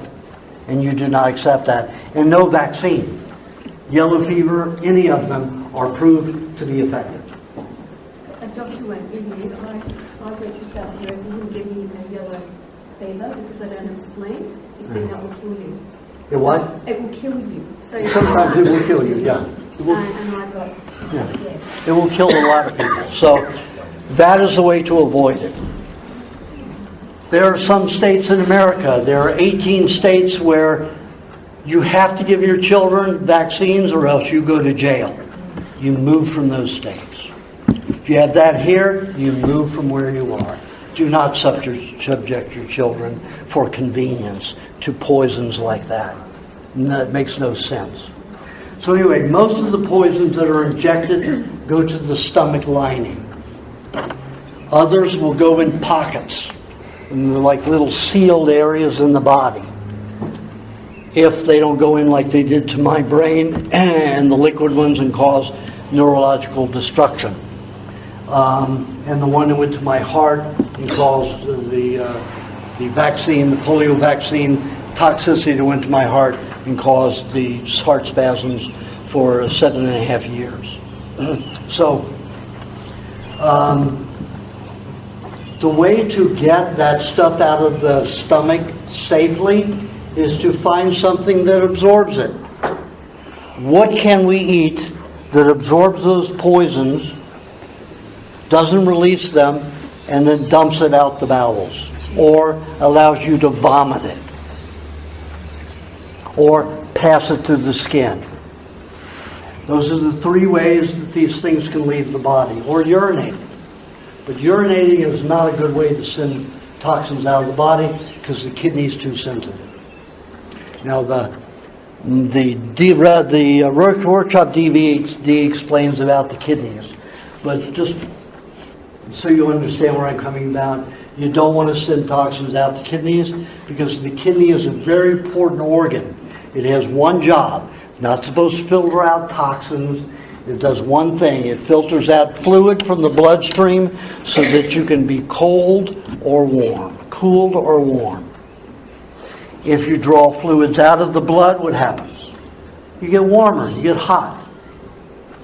If you put more fluid into the bloodstream, what happens? You cool the system. So, the kidney will draw water out of the bloodstream to cool the body, to heat the body. And that is the main point. You notice that when you get cold, you start peeing a lot? Yep. because you're trying to get rid of more fluid to thicken your blood so that you can stay warmer. If you didn't have that kidney doing that, you could withstand about 7-degree temperature change and then you'd be dead. But with the kidney, we can have about a 50 to a 60-degree temperature adjustment in Fahrenheit, not in centigrade. A little less than that, probably about 25-degree difference with centigrade. So that's the purpose of the kidney. The kidney is very sensitive. It builds ammonia, like the stomach builds hydrochloric acid for digestion. The kidney manufactures ammonia. Why does it manufacture ammonia? Because red and white blood cells are repelled by ammonia. So if you pissed out your red and white blood cells every time you urinated, you'd be anemic and dead. So the kidneys filter our red and white blood cells and allow everything else that's in the blood serum to move. And the more rich the nutrients are in your blood, the darker your urine will be. Again, your urine is supposed to be clear. Opposite. Exact opposite. My urine is brown sometimes. The more nutrients, the more eggs I eat, the browner it will be. The less milk I drink, the browner it will be. The more milk I drink, the more yellow or orange it will be. The concentration of nutrients changes the color and density of the nutrients in your urine. It should never be clear. If it's clear, you have very little concentration of nutrients in your blood. You're not feeding that blood very well. Those red and white blood cells are not happy. Or you just drink a lot of water. You're not supposed to drink water. I'm going to get to that. If you drink a lot of water, your urine's going to be clear. And what does water then do? It completely dilutes the nutrients in your body and washes away your nutrients. Remember, you cannot absorb water in a cell by itself. The H2O molecule has to be linked with an ion. And it has to be linked with vitamins and minerals and other nutrients. When a cell opens to eat, you've got 93 to 107 nutrients bound in that smorgasbord. Cell opens, it tracks it in. That's a complete balanced diet for that cell. If you drink water, it dilutes the hell out of it. If you eat salt, it does the same thing. Breaks up those smorgasbords. So a cell may get 27 nutrients, 23, 50. When it's supposed to get 130, it's supposed to get 93 to 117 nutrients every time it eats. If your urine is clear, how many nutrients do you think are being delivered to your cells? Very little. And the H2O cannot be absorbed into a cell without the nutrients. So what does it do? It really dehydrates you. The more water you drink, the more water you want to drink. The drier your skin gets, the looser your muscles get. I have athletes. I have 2 world champion competitors in martial arts. One guy does 12,000 jump ropes an hour. When he used to do it, before he went on the diet 12 years ago, he was dry. He would get winded. His heart would race for about an hour afterwards. A year on the diet, in 3 minutes his heart was normal, beat was normal. He doesn't get skinny anymore. He went from 35th place to 50th place for about 15 years, and since he's been on the diet, he's never been under 5th place. Last year he was in 1st place both times, and he's 72 years old. Beating everybody 15 and 20 years younger, 25 years younger than he is, because he competes against the lower, the younger, what do they call that, divisions. Got another? They don't drink any water. They drink my sport formula and they drink milk. Why? What is a tomato? 92% water. All fruit is 92 to 94% water. Milk is 86 to 90% water. Meat, 50 to 70% water, as long as you don't cook it. Once you cook it, you fractionate those bonds of ions in the H2O. That's why people eating cooked foods are always drinking and drinking and drinking with their meals. Especially if they're high carbs. Rice, pasta, drinking down that water. I drink 1 to 2 ounces of milk following a meat meal, or some eggs, and that's it. But I sip milk, and I sip a sport formula when I have it. I sip those all day long. Like everybody's going around sucking water. I suck nutrients. And I suck. I don't go glug, glug, glug, glug, glug. I suck. I suck over my tongue and through my teeth.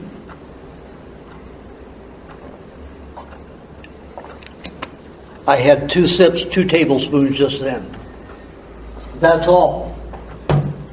But what happened? I'm just like a baby sucking a nipple. You get just as much saliva in with the milk when you suck. What's in the saliva? All the bacteria that's going to help you digest that milk. So I'm getting bacteria into my food, into my fluids every time I drink when I suck it like that. If you're gulping it, you're getting very little saliva, very little bacteria in whatever you're drinking. Not a good thing. So let's get back to the toxins that dump into the stomach. Now, you'll find that when the poisons have dumped into the stomach or stored in the stomach, they dump into your food every time you eat a little at a time. So that poisons your entire intestinal tract. That in turn poisons all the nervous system. Remember, the nervous system is connected with everything. So the poisons go into the nervous system, and then that filters out to the whole body. So the body spreads it out, thins it out, so it isn't concentrated in any particular area. What if you don't want it to go to the rest of the body? What if you want it out of the body? You need to find something that will go through the body, pull it out, not be digested, and leave the body with the toxins. Now, I've experimented. Clay does it, but clay doesn't have any nutrients in it that you can digest. We don't eat dirt. Plants eat dirt. We don't eat dirt. We can't digest it. We need vitamins and enzymes and other things mixed with it, not just soil bacteria. Sure, we can digest the soil bacteria that's in clay, but that's a micro amount of the clay. So, put clay in it. You can't eat it all day long. You got poisons dumping all day long. You can't eat clay all day long. It'll rip the mucus lining off of your intestinal tract and your stomach, your rectum, everything. You'll be dry as a bone. Won't work. So, what are other things? The Indians use milk. Well, we're so toxic, we digest the milk. We're so nutrient deficient, we're going to digest the milk. We're not healthy. So we're going to digest that milk, and we're going to redigest the poisons that go with it. So, what can we do to prevent the body from reusing poisons? I found that the body does not digest anything that's dehydrated and not cooked. And what is that? Cheese. Cheese is very absorbent, full of minerals. Fat also, unless you made it from, skim milk, the cheese, and it still will work because it's full of minerals, even though it's very little fat, still full of minerals and protein. Combined with those poisons. If you eat honey or a fruit with that cheese, you will digest it because you're adding the enzymes that are missing in the dehydrated food. Any food that is dehydrated and raw will not be digested unless your body is borrowing enzymes from itself, or you eat something like a fruit or honey with it to digest it. So, we eat little amounts of cheese, raw, no salt cheese.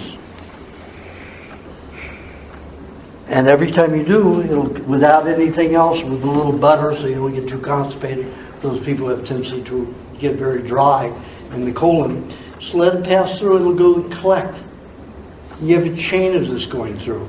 I have some people that are eating once every 15 minutes, some construction workers, heavy metal, lathe operators, heavy metal throughout their systems. I have them eating a little, half a teaspoon of cheese, which is the size of a sugar cube, every 15 minutes. That's 4 an hour. I have some people eat it every 20 minutes. That's 3 an hour. Some people eat it every 30 minutes. It's 2 an hour. Some people eat it every 45 minutes. That's 2 times every hour and a half. Some people eat it once an hour. Depends upon your toxicity and what you are willing to do to remove those poisons quickly. And there are some people who really need it every 15 minutes to 20 minutes. And when I've experimented with it over the last 5 years, the results are spectacular. Now, if you eat raw salted cheese, same as cooking it. Salt is an explosive. Sodium is an explosive. When sodium is isolated, it's the smallest mineral we have in size and weight. But it is an explosive when it's in concentration. A football size, an American football size, of pure sodium crystal will take out New York City and all of its buildings. 1 football size concentration of sodium crystal. My father worked on it for General Electric to make it into a weapon. They could not control it. It was more fragile than nitroglycerin. 1.5 degree temperature change would set it off. So they couldn't, thank God, they couldn't make it into a weapon. But they've made it into a weapon against you, especially the King and Queen of England. They got into the salt business. They took it over in India for over 200 years. And they knew that it makes people more confused in their thinking, less dedicated, more hyperactive. To give you an example, we went to a so-called organic meat market, and all organic certified and everything. And I looked at the bacon, and I love raw bacon. Delicious, all that good fat. So I got 4 strips of bacon, and I got 2 kilos of ground meat. Got home, and I had nothing else, only milk, and I needed a meat meal. So I was going to eat the pork first. Salt was tremendous in it. Must have soaked it in brine for a week. But all bacon has salt. Pardon? Doesn't all bacon have salt? No. Oh, it does here. Well, not in. We have our farmers make it for us. You know, in Asia we have them cut it. They don't put it in salt unless you're in a regular market. So I put that aside. Went and got my beef. Salted so too, not as much as the pork was, but I had to eat it, so I ate lots of butter and cheese with it, and egg to counterbalance the sodium. I had tinnitus. I still have tinnitus, and that was 2 days ago. Well, 36 hours ago that I ate it. So I still have tinnitus. That means swelling in the ears, because what does sodium do? It causes water retention. It doesn't cause water absorption, it causes water retention. I was buzzed. I could barely sleep that night. So yesterday when I saw all my patients all day long, from morning to night, I was unable to sleep. But I was wired and I was focused, but it was harder to think because of that sodium in my bloodstream and in my neurological fluids everywhere. So I'm still dealing with it. Salt is a dangerous substance. If you really want to see what I mean by that is, these guys ridiculed me. They were going to show that I was crazy, like the girl out here.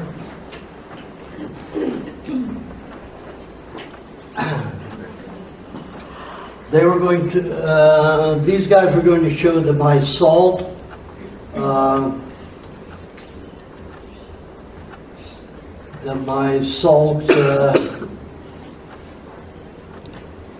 where did I put it?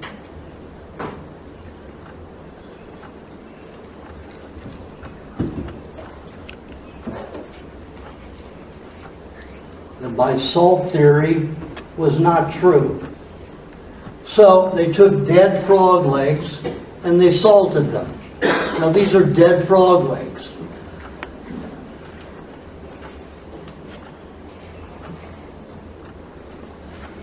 I wonder why you can't hear the sound.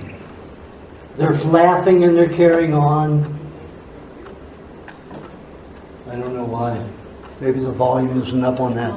Anyway, see what these happen? See this exploding. These are dead legs.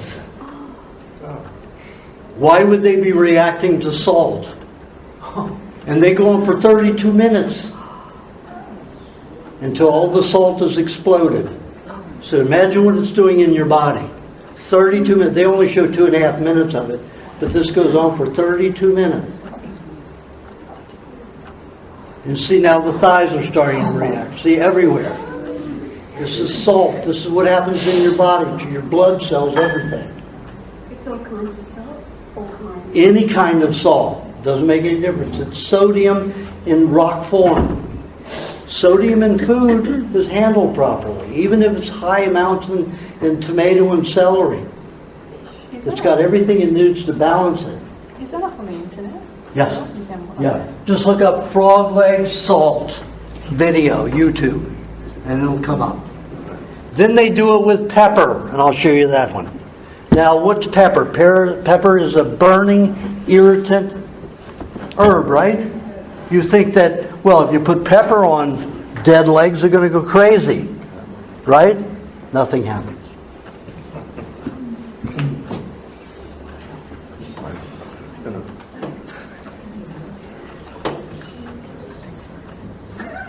A little something happens because there's a little salt in the pepper. As you can see, there's a tiny bit of salt with the pepper. There's 3 kinds of pepper here. There's cayenne, there's black pepper, and there's brown pepper. And there's a few grains of salt. So you'll see 2 twitches. But that's, look at it. Now how much pepper they put on that. They poured the pepper on. 20 times more pepper than they put on salt. And it just twitches a little bit. So now you understand what salt does. Now you understand what salt is. That's going. Any form of salt is not good. We don't eat rock. What happens if you feed salt to a plant? You kill it. It'll burn the roots. Plants can't even eat rock salt. What makes you think we can? They're built to eat rock. We can. Does the rock salt, is that the same as sea salt though? Sea salt's the same? Is it rock salt? It's a rock. Yeah, it isn't in a plant. It isn't part of a food. So there you see. So now I'm not so crazy, am I? It is going now. He's shaking it. He wants to get it to move, so that's what he did. And it just won't move. So these guys were ridiculing me about that. That was a hemorrhoid right there. Did you see? Want to see a nasty hemorrhoid? There's a hemorrhoid.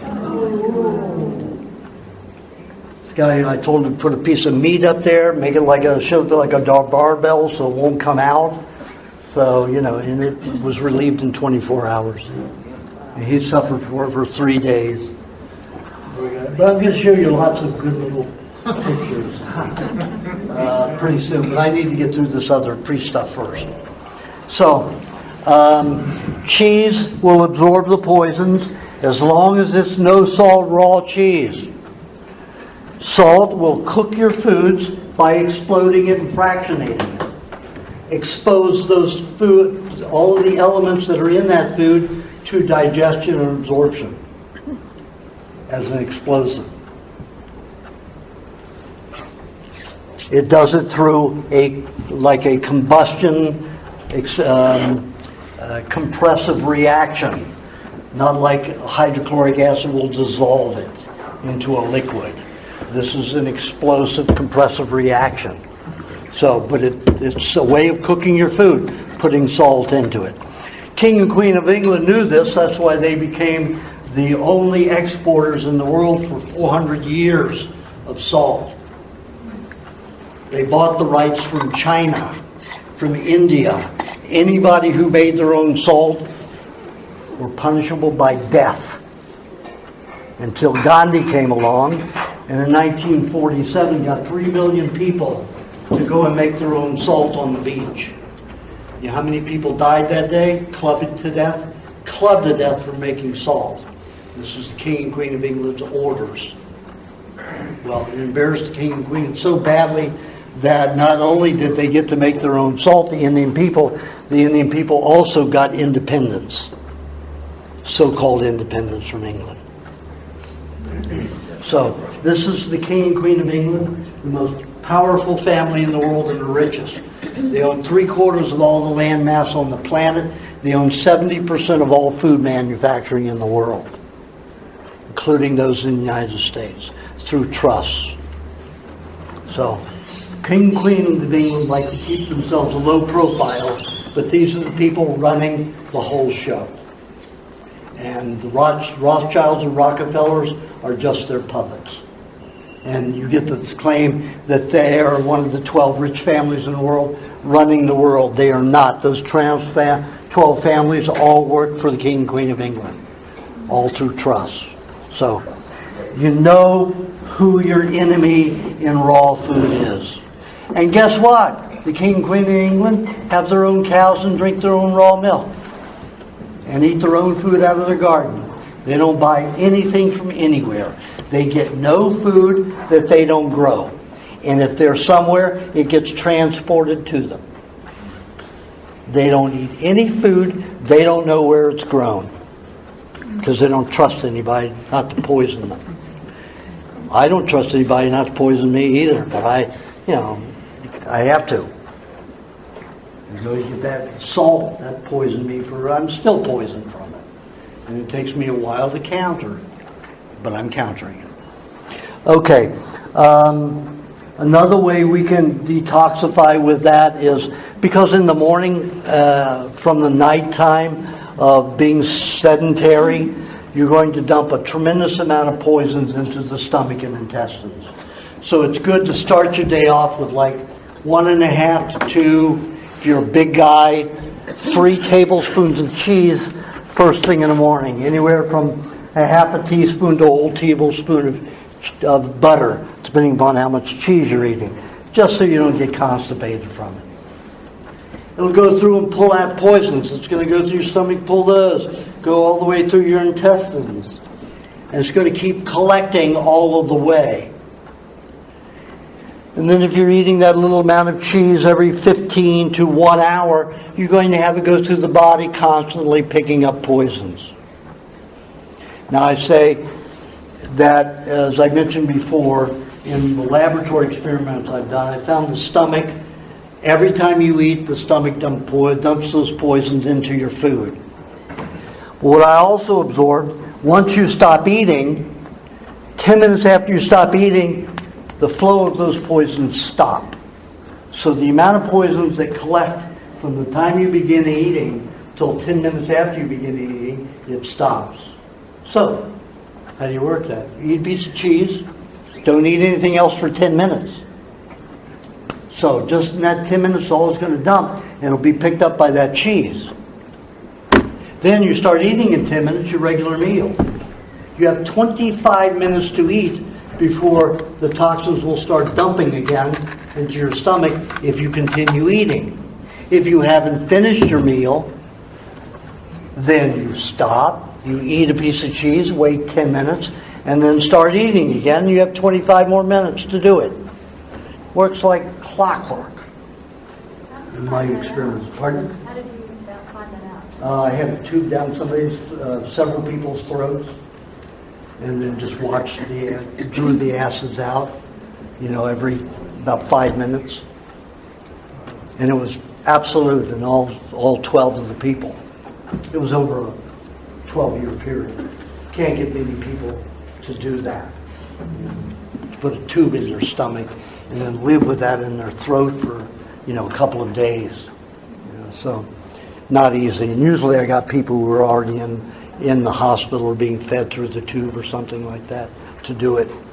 So, and then when I thought, well, that's people who've already been sick and tubes down their throat. So I began experimenting over a 3-year period with 100 people. People trust me. I'm not stupid. I'm not going to lead them on a bad road. So I had them eating the cheese, depending upon the concentration of toxins in the stomach or intestines. I'd have them eat a certain amount of cheese at a certain amount of time. And the difference, it's like they would detox in 1 year as much as we normally detox in 3 to 5 years. So it was a huge boom in my ability to help people. It's a phenomenal boom. Could you just go through the protocol again of the timing of the cheese, just so that we can get it clear? Okay, you want to eat something. Eat a little piece of cheese. 10 minutes after that, you don't eat anything else, you don't drink anything, you don't sip anything, water, milk, anything. You eat the cheese, 10 minutes after that, you can begin eating. And that's 10 minutes after you swallow the cheese. If you keep it in your mouth and get it full of the saliva, wonderful. That may take you a minute or two. Start the 10 minutes after you swallow the cheese. And then you have 25 minutes to eat your meal. To drink your milkshake, whatever you're having. Eat your fruit meal. 25 minutes is plenty to eat a meal, especially on this diet. Most everything's liquid. If you're patéing your meat, that's almost liquid. So it's very easy to eat on this diet. And I have 82 sauce recipes for meat in my recipe book that can be made in 3 to 5 different ways each. So that's 400 sauces. You can't get bored with 400 sauces. And what I do is I mostly eat my meat just like it is. I don't like other condiments with it very often. But sometimes I'll just have to have sauces. I'll go 2.5 months and I say, I can't eat just another plain piece of meat or fish or whatever it is. I need some sauce with it. So usually what I'll do is I'll make a big, quart of sauce, like a liter of sauce. And I'll put that on until I can't stand it anymore. Or I'll make a variety of them, and then I'll have one meal, another one another meal, another one the other meal. And I can just, with a liter of 2-3 liters of sauces, I can go 2 months by taking 2 tablespoons or 3 tablespoons of that sauce and putting it on one meat meal. So it goes a long way. So you don't have to make your sauces every day. I've had sauces up to 6-7 months in the refrigerator, and they do not go bad, any of them that I have in the recipe book. But are they nutritious still? Pardon? Are they still nutritious after that time? Yeah, absolutely. In fact, if they ferment, you have to remember, on this diet, a food that is aged in bacteria and is fermenting is what? Pre-digested. You're going to digest every molecule of it. Whereas you're going to have less fecal matter, you're going to have more completely digested fecal matter when your waste product is not even your food anymore. It's dead cells and just garbage and mucus that's just dumped off of your body. When I was with the wolves and the coyotes living outdoors, they would eat something. I mean, they'd eat like that half a jackrabbit, the 2, and they're very kind. They let the weakest ones eat, and the strongest ones don't eat. It's not survival of the fittest. That's a shit theory that's put out there to make you make you feel that you can do shit on your neighbor because you're stronger. Capitalism in its worst form. Greed, greed, greed. And you deserve it because you're the stronger. And they deserve to be pushed on, trampled on, starved because they're weaker. So anyway, these coyotes, when they had a bowel movement, the wolves, when they had a bowel movement, the only thing that they passed was the hair. They digested the bones. They digested organs. They digested everything but the hair. So you see these little hairy turds. And that's all they are is hair. And you see them, they're white, and all of a sudden they disintegrate within a day in the sun, and all it is hair. And it's like, wow, wouldn't you like to be able to digest that well? Digest the bones, you digest the skin, everything but the hair. Man, I want a digestive tract like that. So, if you're eating and eating the right foods and digesting properly, the only thing you'll have in there are your hairballs.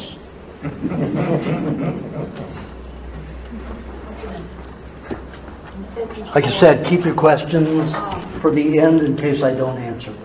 Okay? Because if I keep answering them, I'm going to get way behind. Thank you. But I'll bet you I answer you guys. So, the cheese timing, that's what the timing is, 10 minutes for everything. Plus, when you're not eating a meal, you eat every 15, 20, 30, 45 minutes to an hour. You eat a piece of cheese just to make sure you're going through and cleaning that up. So when you do have food come through there, it doesn't mix with the poisons. It's been incredibly effectual. Like I say, people are detoxing in 1 year what usually takes 3 to 5 years to detox. And when you're looking at mercury, which is mainly the worst neurotoxin, that's the most poisonous substance on the planet, it's a very fine molecule, and just let me show you what it can do. You eat cheese all the time. I've got mercury in my fillings. Pardon? I've got mercury in my fillings. Yep, that's pretty bad. Take it early. Yes, you should. Okay, I'm going to have to find another one. He's talking really about cheddar cheeses again. A cube of cheddar cheese like that, like a sugar cube. So we need 3 times the amount to be the same. Okay, this is from, I don't know if you can hear it. I guess not. See if I can.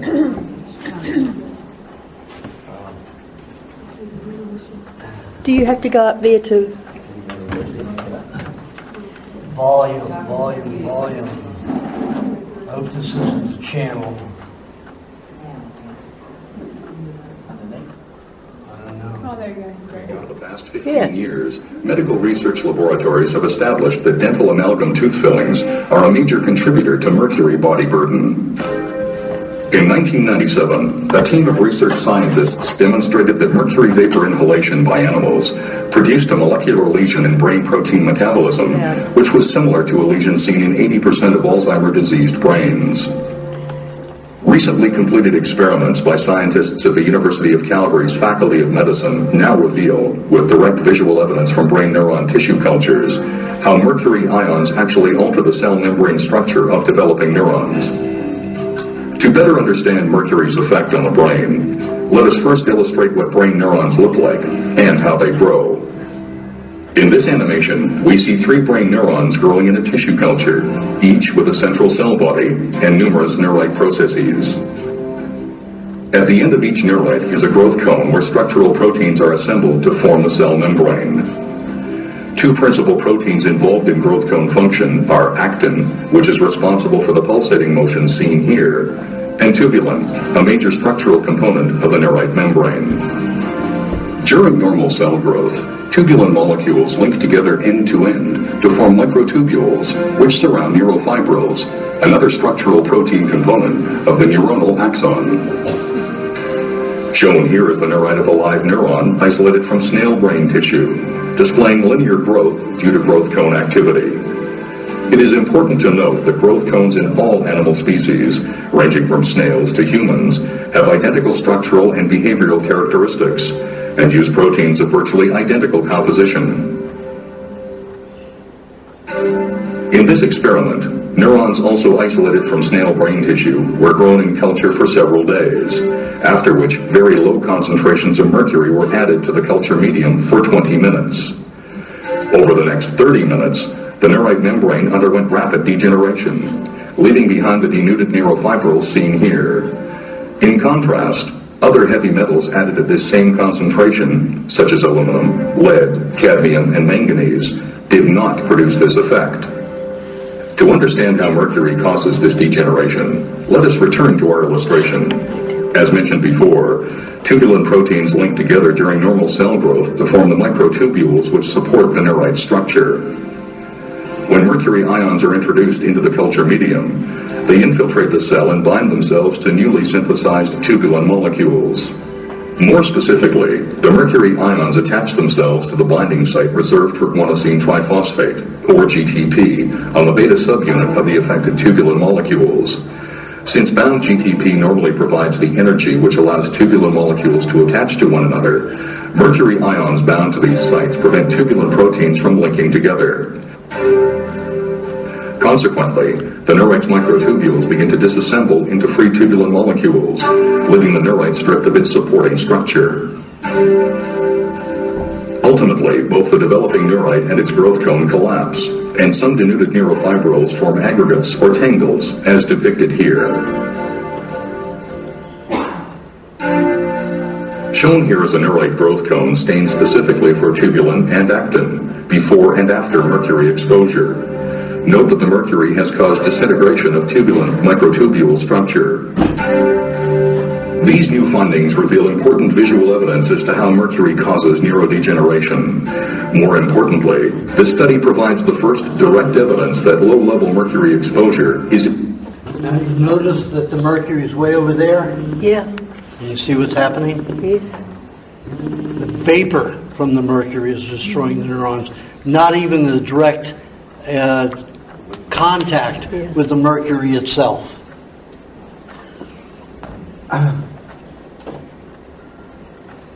Now we'll show another one. Now that talked about the mercury that vaporizes from amalgams, fillings. Doesn't talk about how dangerously injected it is in vaccines or in antibiotics. Remember, a lot of your injections, almost all of them, have some mercury in them, whether it's penicillin, any of them. And they don't have to put it on there. They can say it is an antiseptic, an antibiotic, a preservative. They'll call it anything, and you don't even know it's mercury.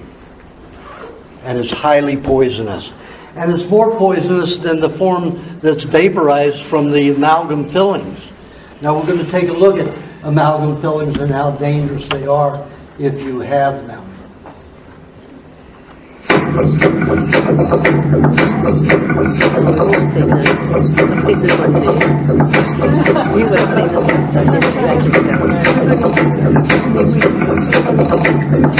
So all mercury-silver fillings leak substantial amounts of mercury constantly. The amount increases with any kind of stimulation, and as a result, mercury from fillings produces the majority of human exposure to mercury. The International Academy of Oral Medicine and Toxicology is extremely concerned about the anecdotal claims of safety by manufacturers and dental trade associations that are at variance with the published peer-reviewed scientific evidence to the contrary. The precautionary principle requires action once the possibility of harm exists.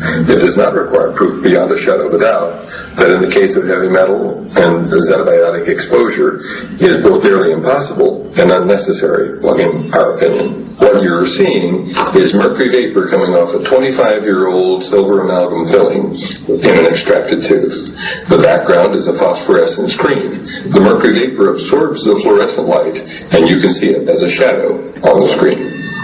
This is mercury coming off a filling that was dipped in water that's the same temperature as the human body. This is a filling that was rubbed with a pencil eraser for just a few seconds. Like going to the hygienist and having her clean your teeth. Or chewing. These are not small amounts of mercury. If you can see it, It's more than 1,000 times higher than the Environmental Protection Agency will allow for the air that we breathe. 1,000 times every second. What about the last time you went to the dentist and they drilled on your tooth? Here is the mercury vapor every time you raise the temperature to 110 degrees with hot coffee or warm water, or even chewed on it. Mercury comes off fillings every time you stimulate them, and that stimulation causes the mercury to continue to leak out of the fillings for an hour and a half at a minimum. Some people grind their teeth. Some people chew gum. The dentist might send an old gold crown to the dental lab to be welded. How about the dental personnel? They're not being given informed consent. Back in 1985, the International Academy of Oral Medicine Toxicology set out to determine the amount of mercury that was coming off fillings. And here's the graph, showing substantial quantities of mercury were measured coming off fillings. And then we estimated the total dose.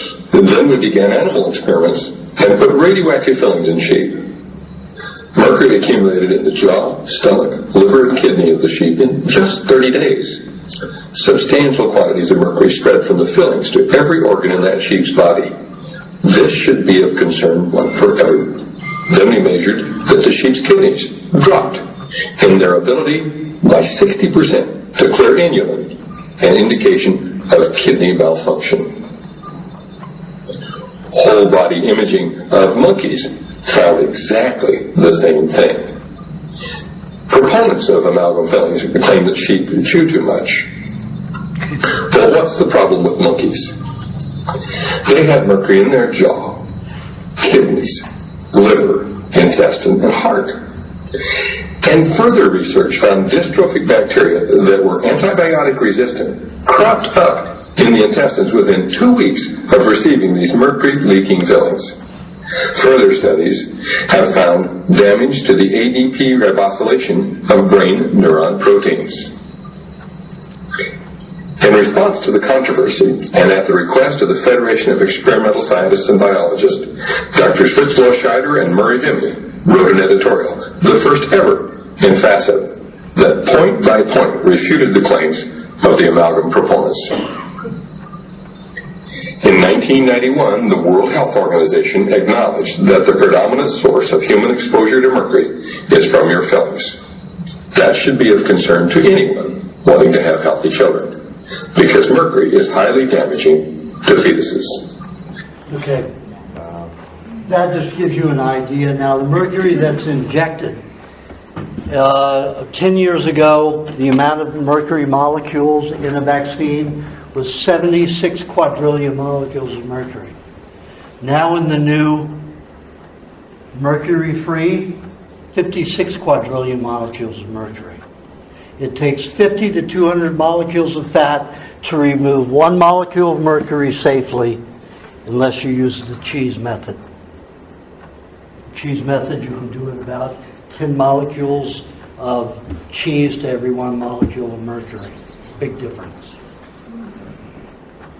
Instead of you're living with that mercury your entire life, you can maybe get rid of it in 30 years. Because it would take 100 years for you to get rid of the mercury from 3 vaccines. If you had to wait for the body to use 50 molecules, 50 to 200 molecules of fat for 1 molecule of mercury. You realize how much fat you'd have to eat. Do you realize how big fat you'd have to be able to clear it out in 100 years? Tremendous. This cheese helps remove it quickly with fewer molecules of fat when there's concentration of minerals with that fat. And the only form you can get that in is cheese and then clay. And of course, clay, you can't eat that much. You can't eat that clay all day long without absorbing and drying out all of your mucus that lines your mucous membranes. Then you'd have gas all the time, you'd have tears in your intestines, you'd have sores, you'd have allergies, you'd have real problems. But the raw no-salt cheese will do it quicker, very quickly, and safely. So far I've seen no ill reactions from it. Just like she says, people get sick on raw meat. I've eaten it for, 40 years? And I've never had diarrhea or vomit from it once, and I've eaten some pretty rotten, stinky meat. So, that is a good way to remove the toxins. To break down a lot of the plaquing in the system that forms and congests the lymphatic system. Remember when I talked about margarine and hydrogenated oils that are plastic, that have become plastic? To get those out of the body, it takes heat. It takes a minimum of 105 degrees Fahrenheit at 90 minutes to start melting that plastic to where it can pass through the pores. So it will get to a liquid form to pass through the pores. Imagine a stick of cold butter in a glass jar, a 2-cup glass jar, lid on it. You've got 100, I got 100 degrees, 98.6 on the outside. How long is it going to take to heat the coolness from that butter? How long is it going to heat that space around there to start that butter slightly melting? 90 minutes. 90 minutes. So, because remember, the inside of that butter is going to be letting off its coolness. So when the temperatures meet to the point where the butter gets hot enough to where the outside will start melting, it's a full 90 minutes. It takes 2 hours for it to get to the point where the whole butter will melt. So it takes time at high temperatures to get that stuff to move. And remember, your lymphatic system, well, I didn't talk about it here. The lymphatic system is responsible for cleaning every toxin waste out of the body.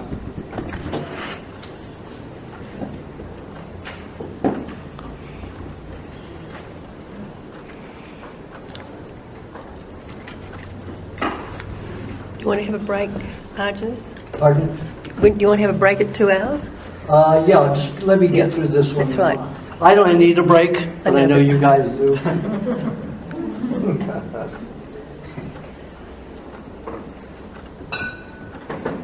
Where did it go?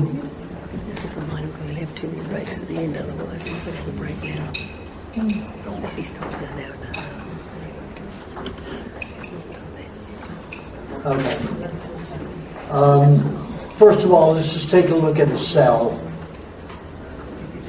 These are red and white blood cells. The discs are red blood cells, the little fat things with little sparkles on them, like hairs. Those are fat cells, the white blood cells. So you can see this blood is pretty fat deficient.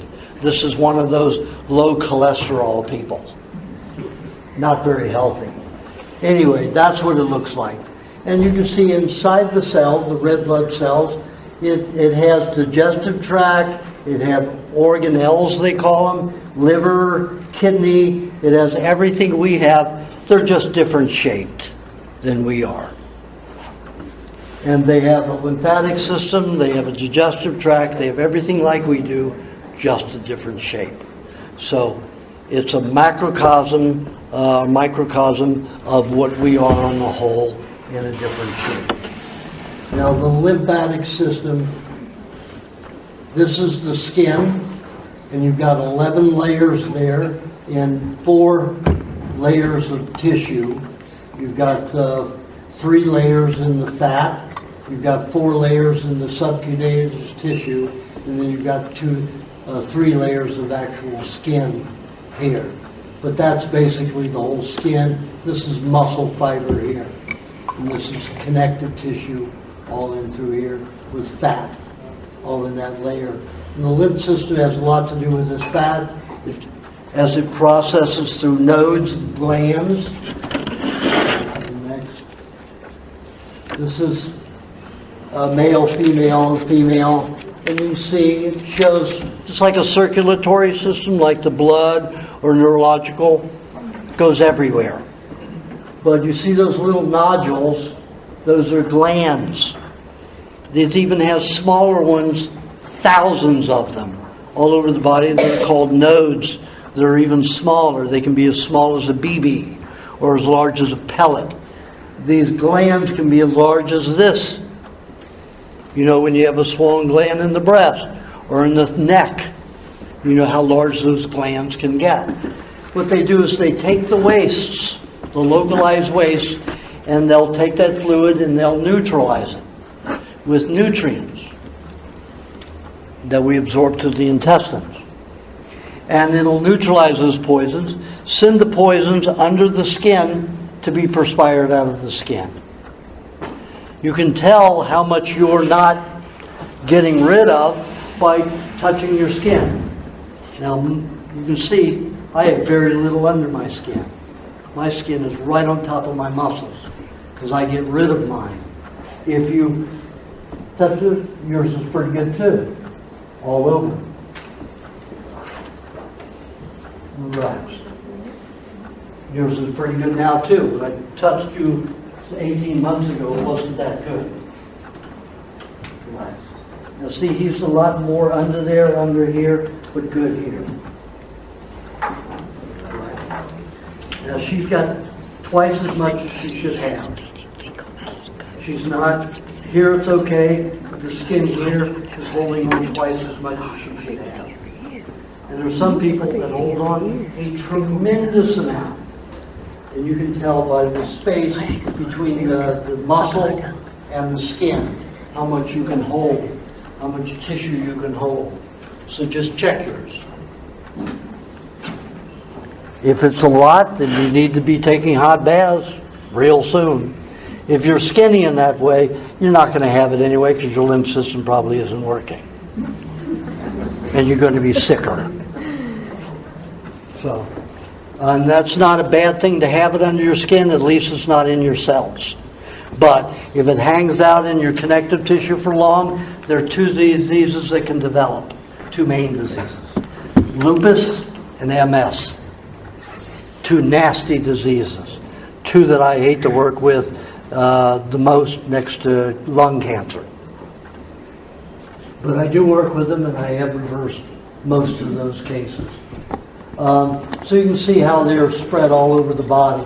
It's much more complex than that. That just gives you an idea of how it's spread. But it's everywhere, just like your capillaries are everywhere, all throughout the tissues everywhere.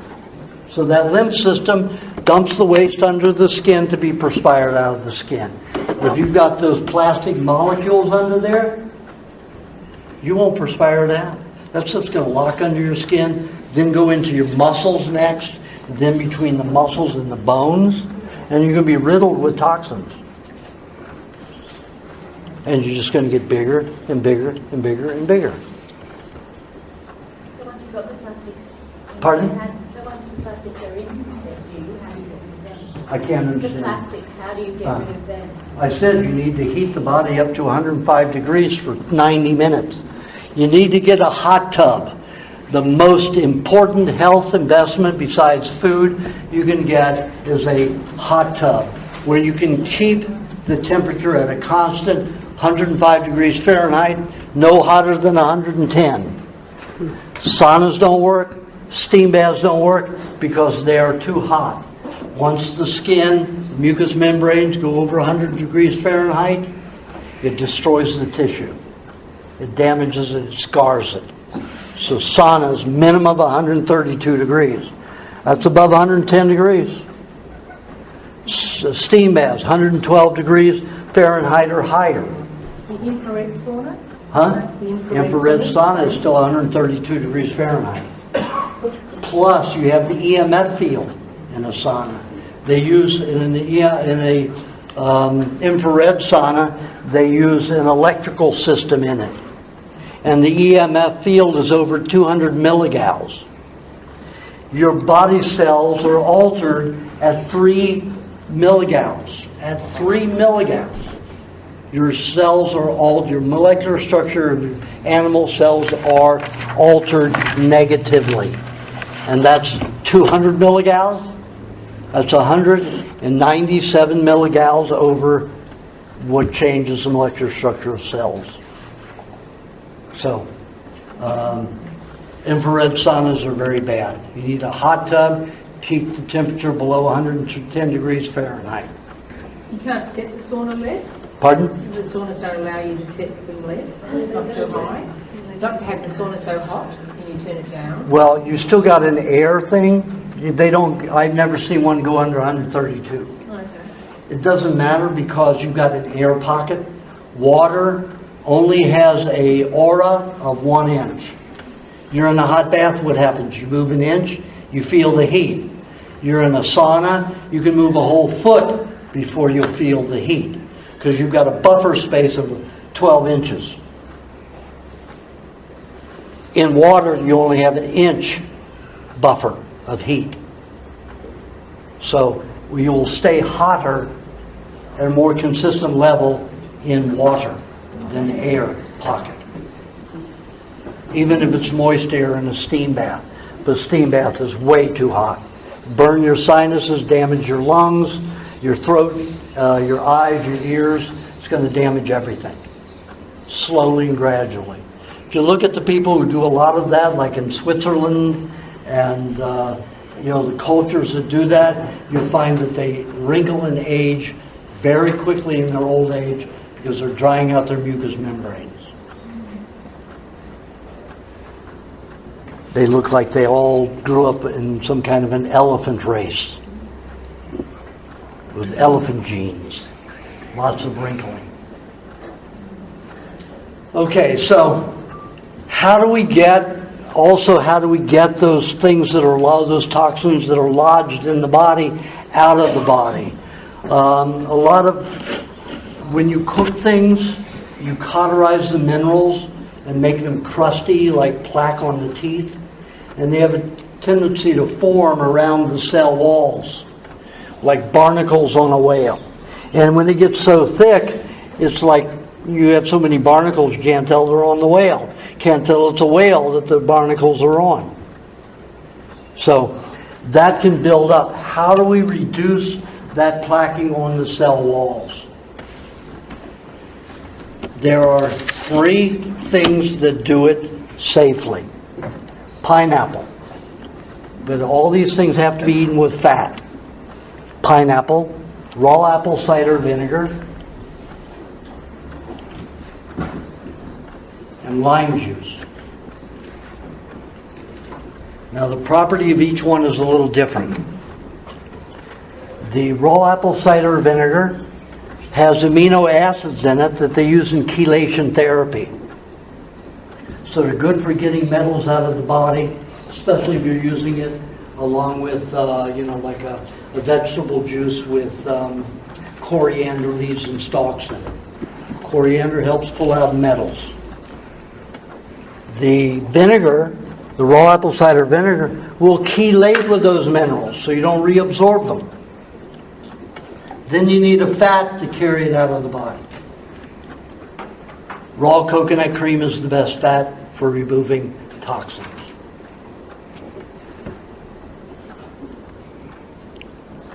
Now a lot of what you hear is, oils, oils, oils. Everybody's going for oils.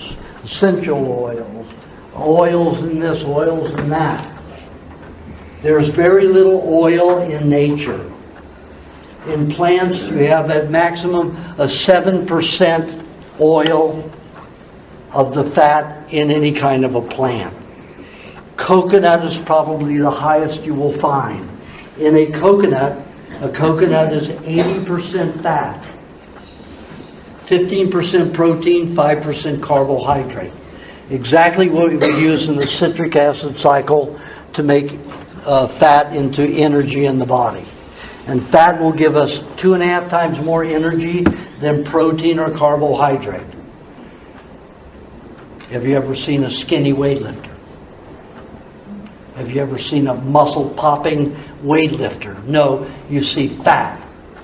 You see wrestlers that are fat. You don't see, lean muscle on these people because they have no energy. They have no real force and power.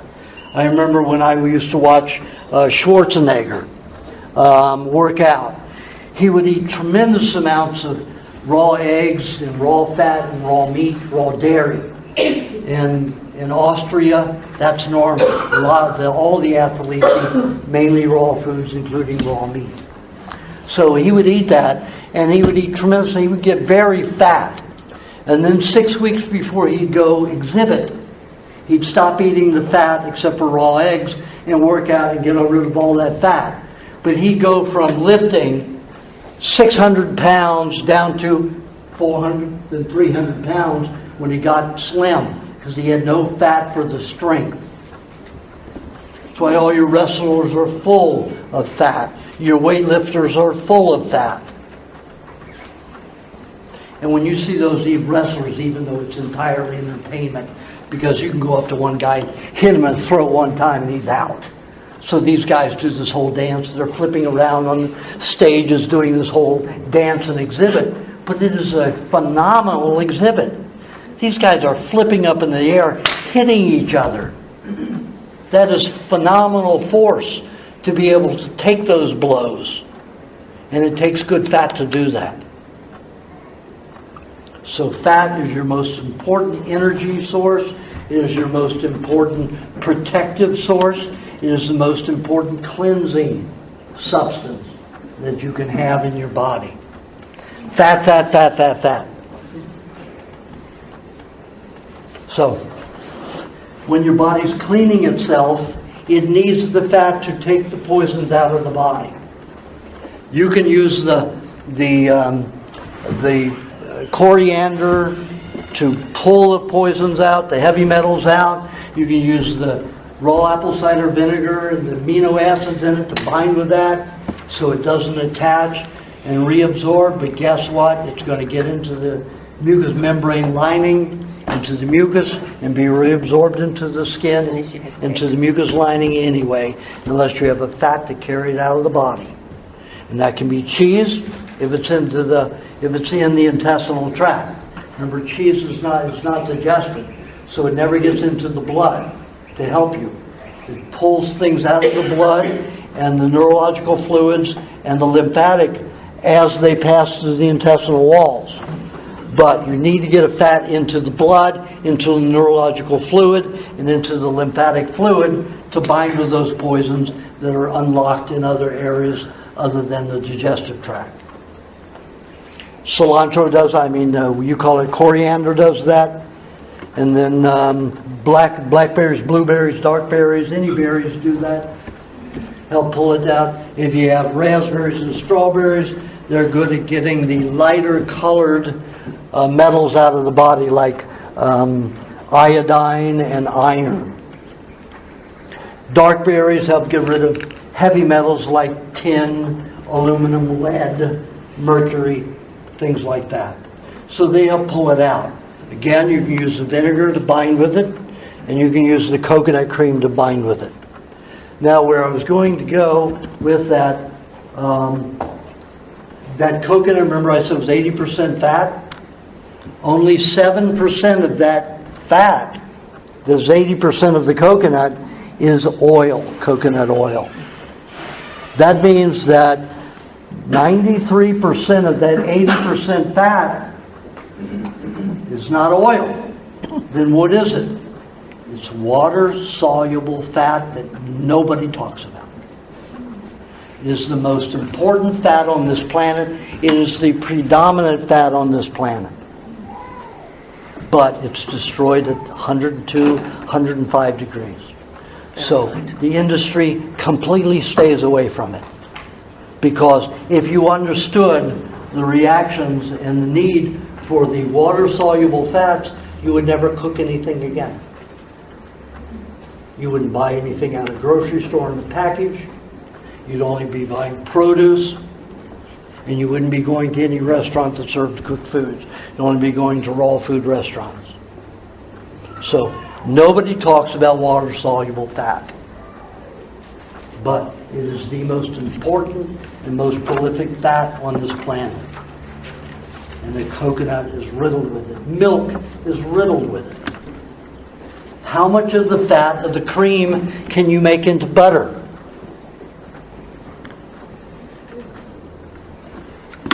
A third. So even milk, even though it has a high proportion of oil, which butter is, it's still only a third of the milk fat, of the cream. Some animals, you know, that's like from Jerseys. You can have some animals like Holsteins that'll be 1/5, 1/6 butter out of that cream. That you'll have the butter. Very little. But when the oil, butter, comes from dairy, it's completely utilizable. When the oil comes from coconut or plants, it's very little utilizable in the human body. You can't digest it very well. We need the water-soluble fats mainly. That's why I say coconut oil is not going to do you that good. Tablespoon a day may help you detoxify certain elements out of the body, but you need coconut cream. Coconut cream is 93% water-soluble fat, 7% oil. How about young coconut juice? Pardon? Young coconut juice. Young coconut juice has very little fat in it. When I don't have milk when I'm in Asia, though, I get half mature coconut. I grate the meat out of it, which is not completely hard yet, and I blend that with my coconut water. And that will substitute as milk. I need to drink just a little bit more of that. Like if I normally go through 2 liters of milk a day, if I'm in Asia and I'm eating the coconut milk like that I make, I'll go through 3 liters a day. Not just because of the heat, because there's less nutrients that I can digest and absorb in coconut as opposed to animal product milk. There's less available in it. But it's a great substitute. I met a tribe in Philippines. Whole story of how I got to them. It was illegal to go and visit them, but I finally found somebody who took me. It was a 1-day 4-wheel drive trip, and then a day in a boat, and then a day swimming. Literally, had to swim a mile, which was a little over a kilometer. And we got to the island, and they didn't let me go into the tribe because I was the first white man allowed on that. No white men had ever been there. Only Filipino government people had been on there before. And they wouldn't let me in with the tribe, but they brought part of the tribe out to me. Lived to 138 years old minimum. Not minimum, average, 138 years old. And they lived on 2 foods. Raw fish and raw coconut. The men ate, drank the water of 1 coconut and ate the meat of an entire coconut. The women ate mostly a half unless they were bigger women. And none of these guys were skinny. I was expecting, growing up on fish, living on fish, you're going to be skinny. Because when I eat fish, I'm hungry right away. And I lose more weight eating fish. But everybody was burly and strong. Like everybody was like you. Looked like you there, strong. Meat on them, muscle on them. Not skinny. And all they ate was fish and coconut. Once a week, once a month, some of them would have a green banana or a green mango. But it was not normal. Shoots the hell out of the pyramid scheme theory of what you need. You need the carbs, you need the grains, you need the milk, you need this, you need that. You need your sugar. You got to have sugar. So that's all garbage. 2 foods. Very strong. Teeth. Can you imagine having teeth dying at 138 years old, 140 years old, with all your teeth immaculate, no fillings? I only saw one person without one, with one tooth, and she had a scar right above her lip above the missing tooth. So that was obviously an accident. She didn't lose it because she had decay. So, need to get rid of the idea that your children need all this various food. If you have a baby, you live 4 years on milk alone. I've been with the tribes. They'll maybe chew on some meat and they give it to the baby to suck on, but they don't give them anything other than milk. And none of these kids have diseases. They all have their teeth. People live old and healthy with all their teeth. They can even chew on bones. Can you imagine being able to chew on bones? Eskimos also were able to chew on bones. Mostly the small bones, birds and rabbits and stuff like that, but still, I can't chew on a frickin' bone. I don't care how soft it is, unless it's burned in that chicken wing. So, detoxifying the body requires a lot of water-soluble fat. Filling the body with water-soluble fat is very important. The nervous system mainly works on water-soluble fat, not oil.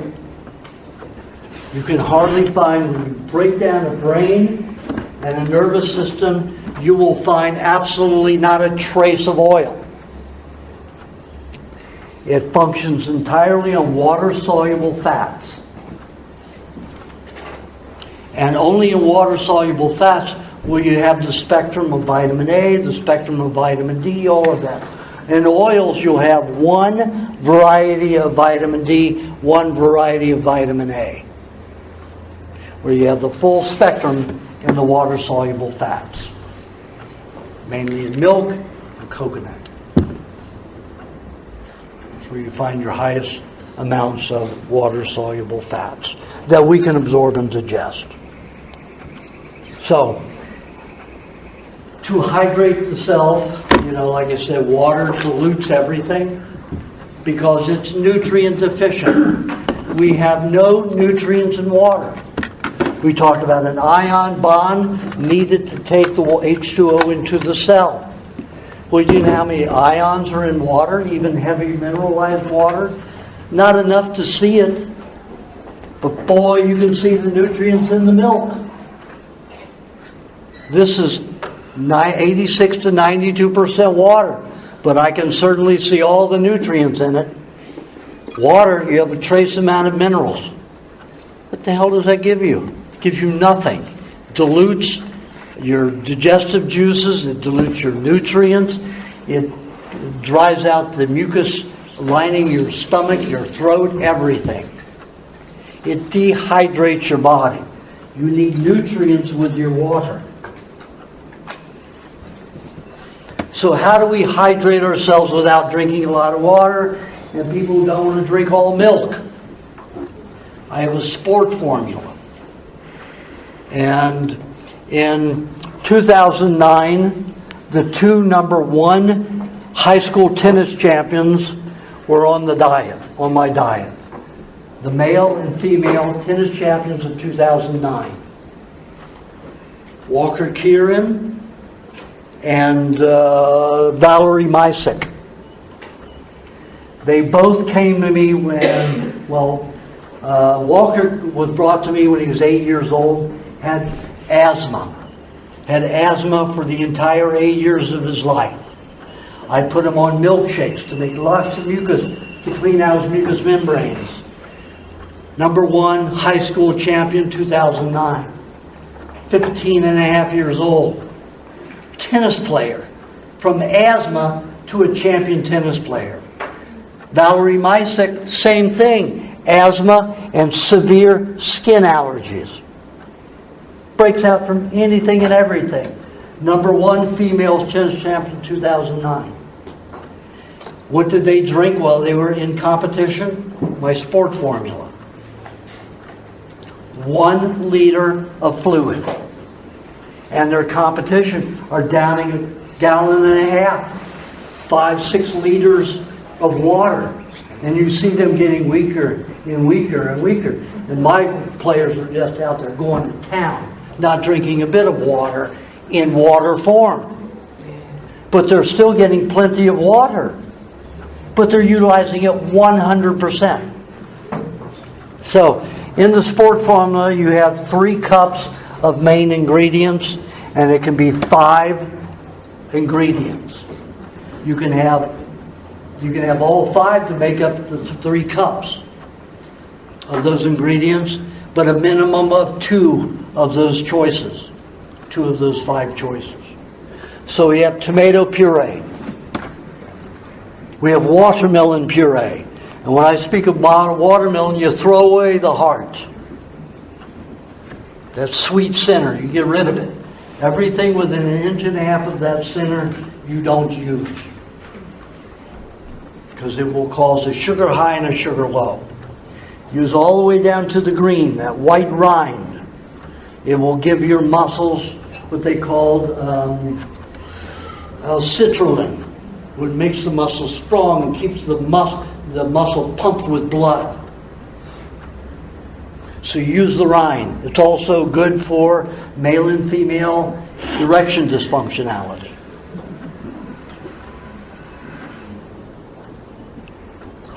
Makes us get hard and stay hard. So you have, and this is all puree. Okay, so you have watermelon, you have tomato, and cucumber. You peel it. You cannot digest the peel. The peel is cellulose. They say, oh, but most of the vitamins are in the peel. So what? An herbivore can eat it. They can digest it, but you're not going to digest any of those vitamins unless you juice it. But most of it's waxed. Even organic. They allow 17% toxic substances, including petroleum wax, on organic foods. So You have the skin of the watermelon or just white rind? you peel away the green skin and then throw that away, and then you juice the rest of it. Get rid of the seeds, though. Seeds aren't good. And then, because they'll cause some ill reactions from the phytic acid. Puree? Puree. You puree it. You don't juice. So you peel the cucumber. You don't have to peel the tomato, although you're not going to digest that peel anyway. But it's so thin, it doesn't matter. It'll just pass through you. But if you have the cucumber skin pass through you, it can cause some over-alkalinity and spots and prevent you from digesting your milk and meat that may come behind it and catch up with it. And you don't want that. So then you have milk and you have whey. Those are the 5 choices. Whey is the runoff for making cheese. It's kind of yellowish fluid, liquid fluid.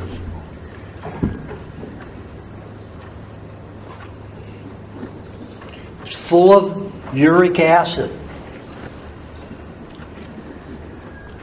Uric acid is good for neutralizing the uric acid, which is the byproduct of metabolism. A lot of your athletes get cramps in their muscles, in their calves, in their feet when they're out there and they're working so hard and their body's not cleaning because they're having all this frickin' water. So the lactic acid builds up into the muscle and causes charley horses. Knots in the muscles are very painful, and then they can't stand, much less play. So they're out of the competition if they go into one of those muscle cramps. Maybe they can sit on the bench for a few hours if the game is still on and if they can still compete. But usually it doesn't. Sometimes they'll give them insulin injections to try to get rid of it. But in whey, you have lots of lactic acid that helps convert the lactic acid that builds up in the muscles, helps convert it and get rid of it. So it's good as a sport formula. And it's not a sport drink. A sport drink is Gatorade, which is all chemical. Or, any colas.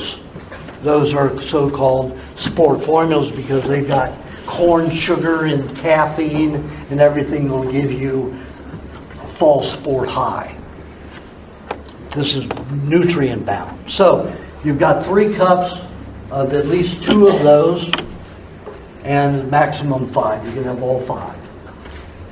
The rest of the ingredients are lime juice, 2 to 3 tablespoons. Lemon juice, 2 to 3 teaspoons.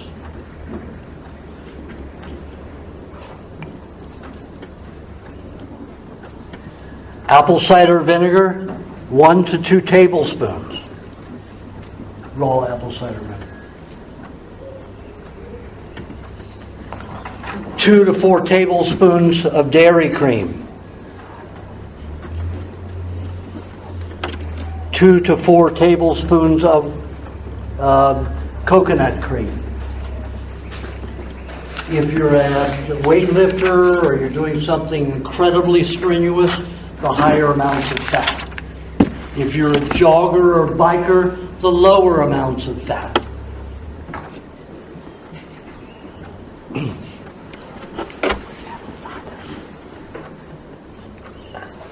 One to 2 tablespoons of honey. 1 to 2. Honey makes you sleepy. Leave out the honey. Means you don't need the enzymes to help you digest. Honey is a digestive aid. Only when it's heated above 93 degrees does it become a high sugar substance. When the bees collect the nectar from the flowers, they swallow it. High carbohydrate. They produce an insulin-like substance that converts that into enzymes for digestion, 90% of it. So it's only 10% carb. When you heat it above 93 degrees, it destroys that inulin type of substance. So it's back into pure sugar.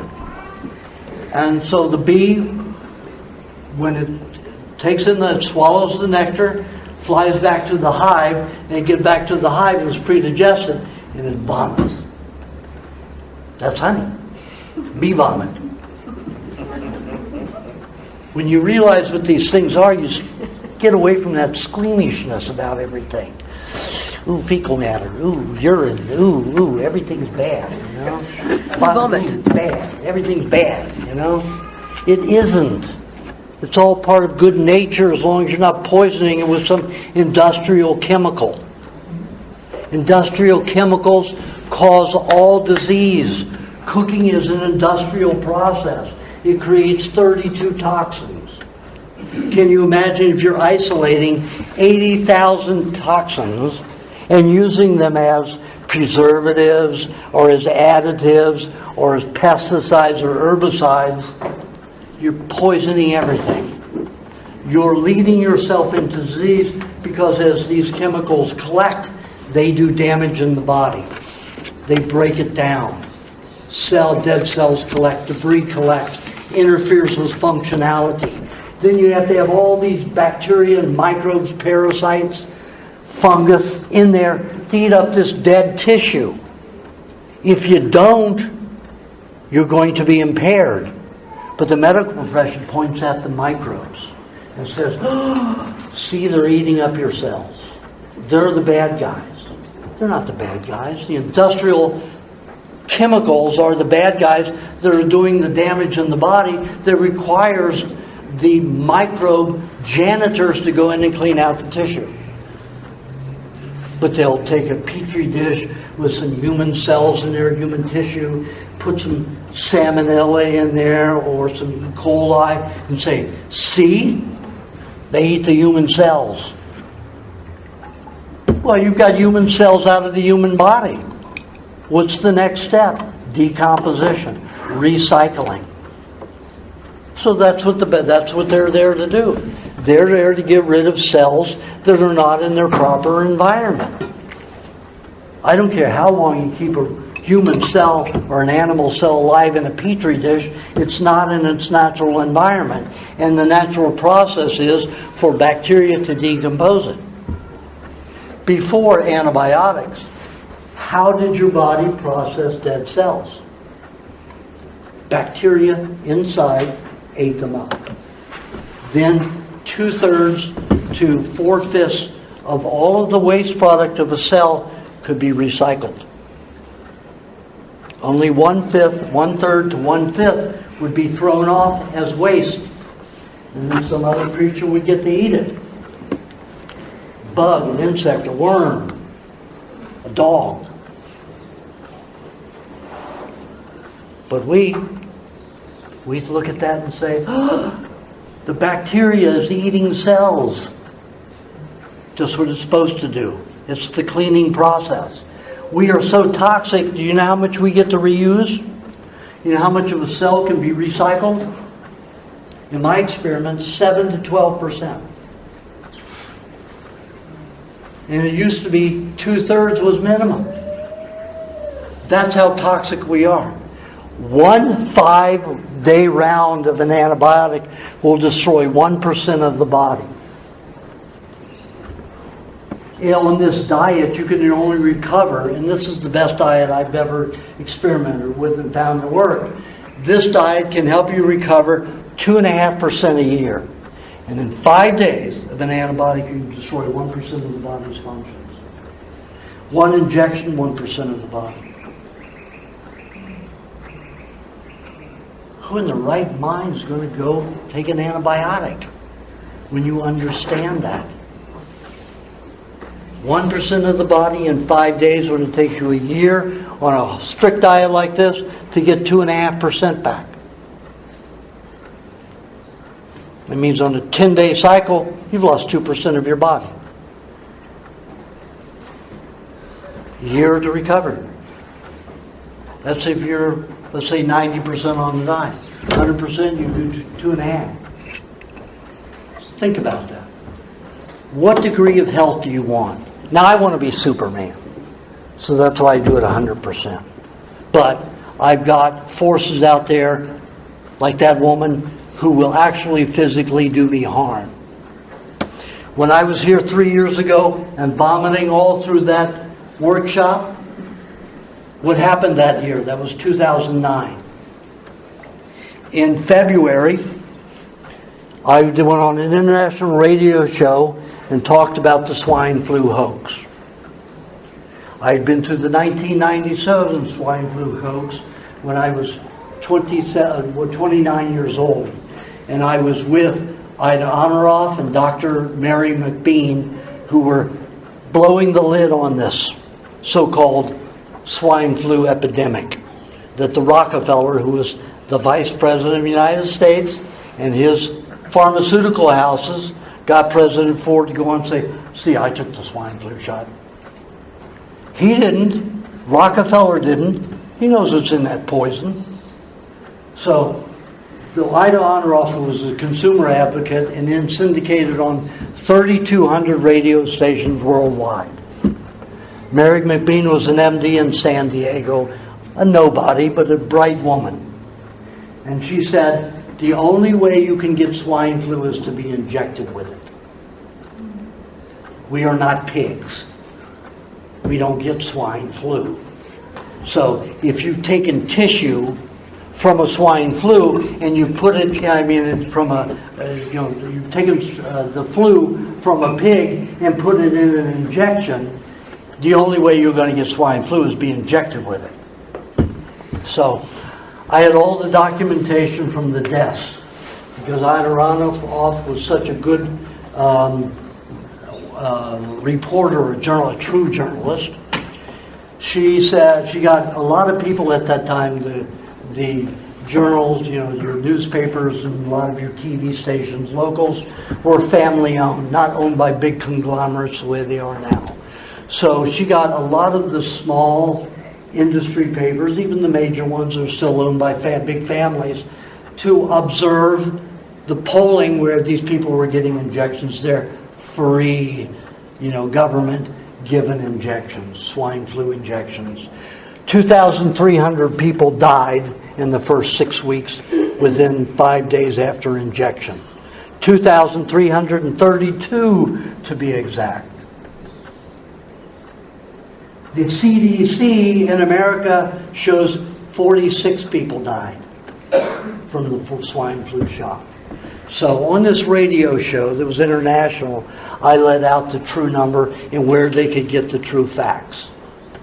I got death threats for 5 weeks.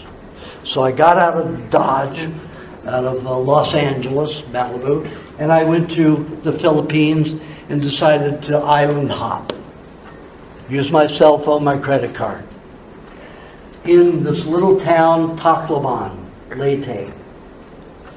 I wake in the middle of the night, I'm half sitting up, got a hypodermic hanging from my arm, 2 thugs on either side that look like clean-cut CIA guys. They were not Filipino, these were European-faced, Caucasians. And 2 hypodermics on the bed, and this cloth falling down my chest, down my stomach. These guys were stunned as I was, and the guy on my right grabbed the cloth, put it up over my face. I was out in a split second. Now, I've had many operations as a child, many times under anesthesia that was ether. Took 15 to 19 seconds to put me out. This had me out in a split second. So when I woke the next morning, I thought it was a bad dream until I moved. Every bone, every muscle was going into a knot, and I was sick. I was nauseous. I had 3 bumps here with the pinholes in them, the red pinholes. They had injected me probably with the swine flu shot to say, see, because I went on that radio show and revealed everything in February, and I said, the only way you can get swine flu is to be injected with it. And and then a famous rap group from England caught that show and did a $1 million rap video called Just Say No to the Vaccine. You can still see it on the internet. Just say no to the vaccine. And you hear my voice come in at 13 seconds. Only way you can get swine flu is to be injected with it. You are not a pig. And it goes on, it has my voice scattered throughout it, but mine is the only voice that is talking from that viewpoint. And they have babies you see shot, arms getting chopped off. I mean, they spent $1 million on this video. That destroyed, that's why they came after me, that destroyed that whole hoax of the swine flu H1N1. How many countries sued Bayer in Germany? 6 countries for fraud, for getting them to buy hundreds of millions of dollars worth of swine flu in vaccine preparedness. Only 6 million of 267 million vaccines were used in the whole world. I was partially responsible for that. So they came after me hard. We're going to say, see, he died of swine flu and he didn't get injected, but I worked. I caught them. So I knew what to do. I was so sick. I was passing out. I was vomiting. I was in diarrhea. And I knew that I had to get ammonia. Remember the ammonia I talked about? What happens when ammonia is present, the red and white blood cells will move away from the ammonia. But ammonia attaches to chemicals, even industrial solvents. So I called the hotel and I said, I need a driver to get me to a wharf as soon as possible. And I'm passing out every 20 minutes. If I stood up, I was out after 20 minutes. Sometimes less time, standing or walking. And really passing out. I'd black out. I'd go to my knees quickly and then lie down there and then lie on my side and I'd be out completely. And turning black. Everything was going black on my way down. So I went to the wharf and I was looking for dead shark or dead stingray. Not captured in water. I needed it dead and dead for at least a day. Shark and stingray produce 3 times more ammonia every hour that they're dead than any other meat. So I was looking for the highest ammonia I could get. So the second wharf we went to, I found the baby stingray had been dead for 2 days. Ammonia was out of sight. So I didn't know I was going to, because ammonia can stop your red blood cells from absorbing oxygen. So you have to know what you're doing. You have to regulate it. So I chopped up in between my pass out spells and, vomiting spells, I was chopping up the stingray to the smallest forms that I could to eat it to absorb the ammonia so that I could arrest those poisons and get them out of my body before they damaged my red blood cells and I'd be dead. So it worked. After about 5 days, I had no more nausea and no more passing out spells, although I still had vomit with no nausea. I kept vomiting. Also, my skin started exploding within 10 hours of the injections. I have scars that look like shrapnel went through my body. I have one scar here that's this big, where the chemical was just exploding out of my skin. And not much blood, but all this seeping fluid that stunk really badly. And that one I still had when I was in August, when I was in Australia giving that lecture. And it went into my spine. It hit my spine that day. And I was in excruciating pain. So I was at, 2.5 hours into the workshop and couldn't finish it. But Jeff Slay and Wheeler, what's his name? Scott Wheeler finished the workshop for me. They had seen it enough and done enough where they could finish it for me. But I was in miserable shape that day. But I didn't tell anybody about those injections for 1.5 years. Why? Because too many people think, you're poisoned, got to get you to the hospital if you pass out. Like at that August I was at, everybody wanted me to go to the hospital. They were threatening to physically take me to the hospital. So if I tell them I was injected with poison and stuff like this, I'd have to face it more. So I had to play it cool and deal with it. Now, how did I finally get out of that pain? I got into a hot bathtub.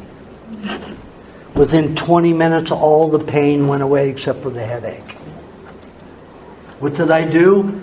I ate more rotten fish because I knew those poisons were flowing again, and I needed the ammonia. If you do it with beef, it takes about 6-7 days to start creating enough ammonia to make a difference.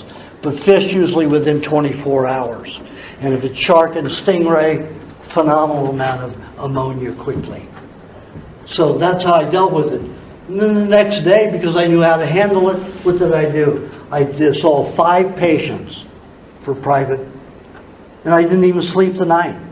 I slept about 3 hours. And I was okay, because I know what to do. I knew how to handle it. But you were in the bath a long time? I was in the bath 5 hours, 4 hours. That's where I did my sleeping.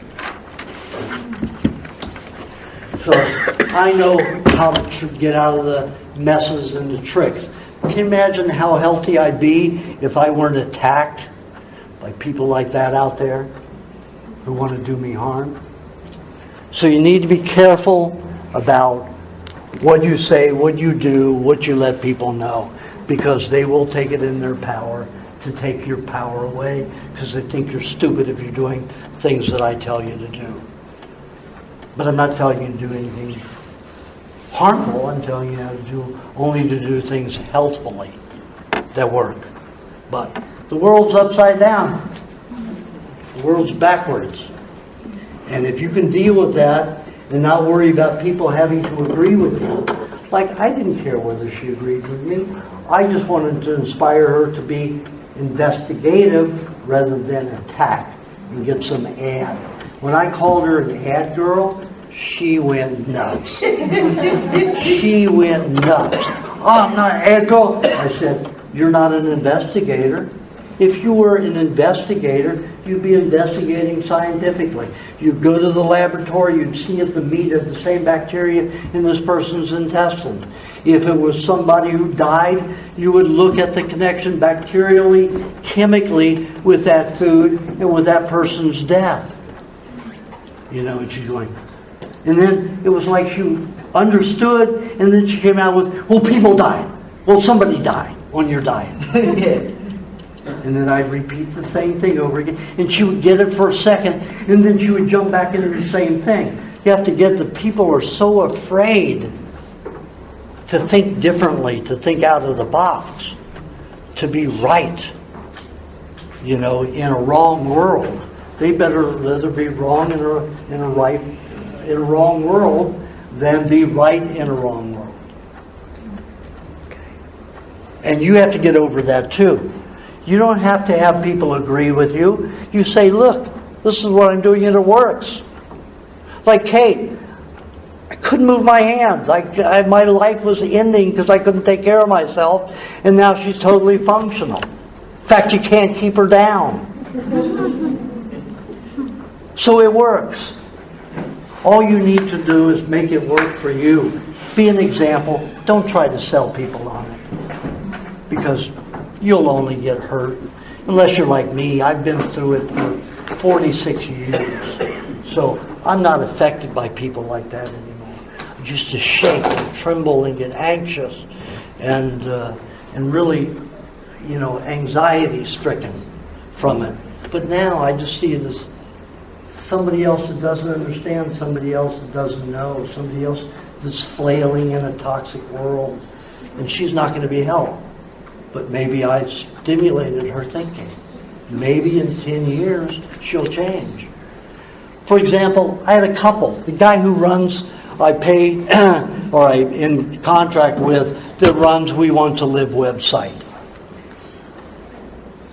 He was with his wife for 10 years and didn't do the diet. She got cancer before she started doing the diet. And then once she started doing the diet, her whole life changed. He was doing it for 10 years before she was. Another couple. He was a ballroom dance teacher. His wife was a librarian. Oh, that Vonderplanitz, he's really got some weird information. That guy's in outer space. My husband, he's a dance instructor, so he must be not so smart either. But he had digestive problems and suffered. He couldn't dance, he couldn't move, couldn't do anything. Got on the diet, was on it for 10 years before his wife got very sick, also with cancer. And she was 240 pounds and 5'4". 240 pounds, 5'4". She went on the diet. In 6 weeks, she lost 100 pounds on the diet. Felt better than she had since a teenager. Took her 10 years of her intellectual library mind to come around and say, hey, my husband's been with this diet 10 years, and look at him. He's teaching dance. He does, the jig. He does the two-step. He does all this stuff, and he's fast and he's good. And he's getting older. And he's 85 or 86 now, and still teaches ballroom dance. She died. She died of cancer. But she got an extra 7 years. And Jim Ellingson's wife had spinal cancer, one of the worst. She lived for 8 years on the diet and was supposed to die within weeks. She got another 8 years. She wrote 2 books. She did all the things that she wanted to do before she died.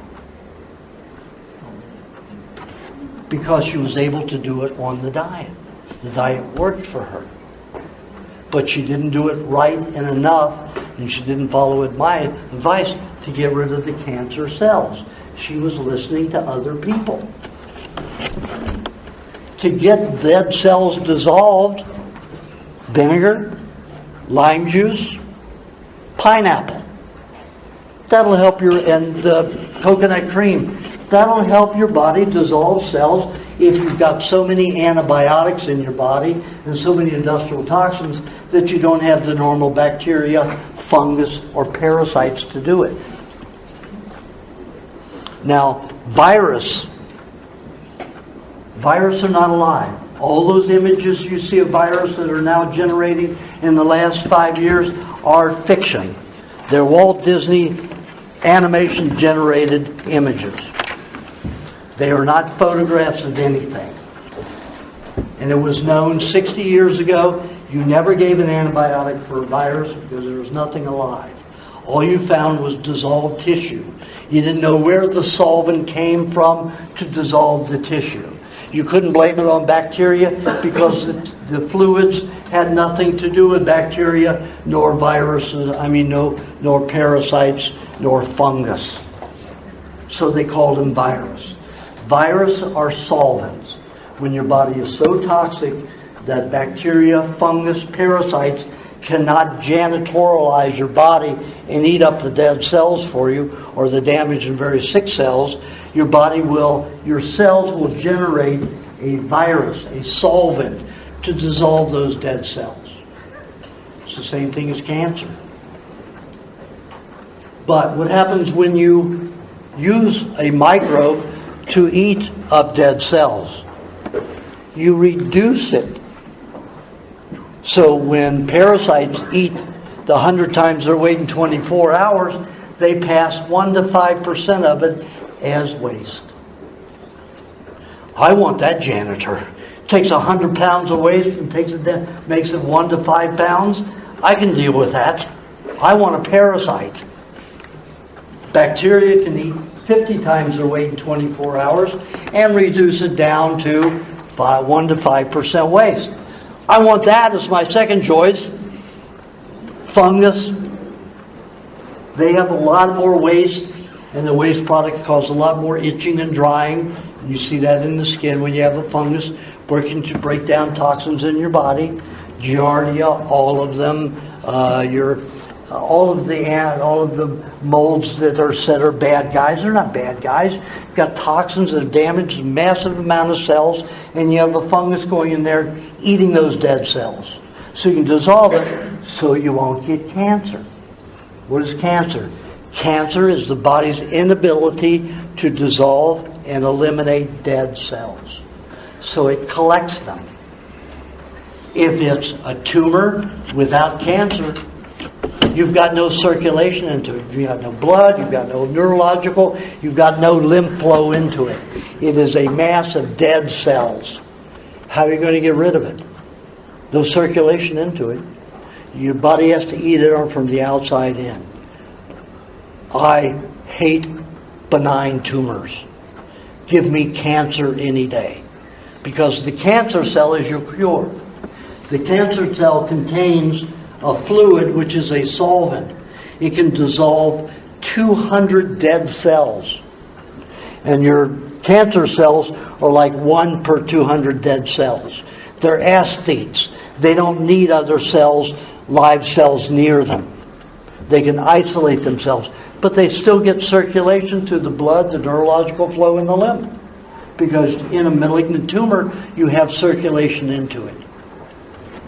You can get rid of a tumor in 5 days, 5 years. But you can get rid of it.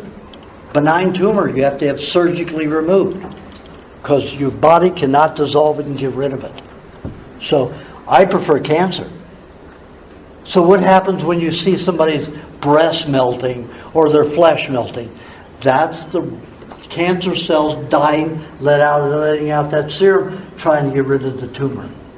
Why? Because it's about to impede functionality of the body. Now, when you have a solvent dissolved tissue like that, it's highly acrid. And it will cause destruction to other cells. So, when your body decides to get rid of a tumor, you better have all the nutrients you need so you don't dissolve all the surrounding tissue. Now when we come back, after you eat and have some fun, I'm going to show you some nasty cancer pictures so you won't be afraid of them, you understand the process. Okay? Now there's sugar cane juice, there's whey, there's buttermilk, there's cheese and apples for anyone over there. Thank you, Aajonus. Great. I'm sorry, I don't need a break. I know, I don't either, but I think it's good for people to Yes. Come here.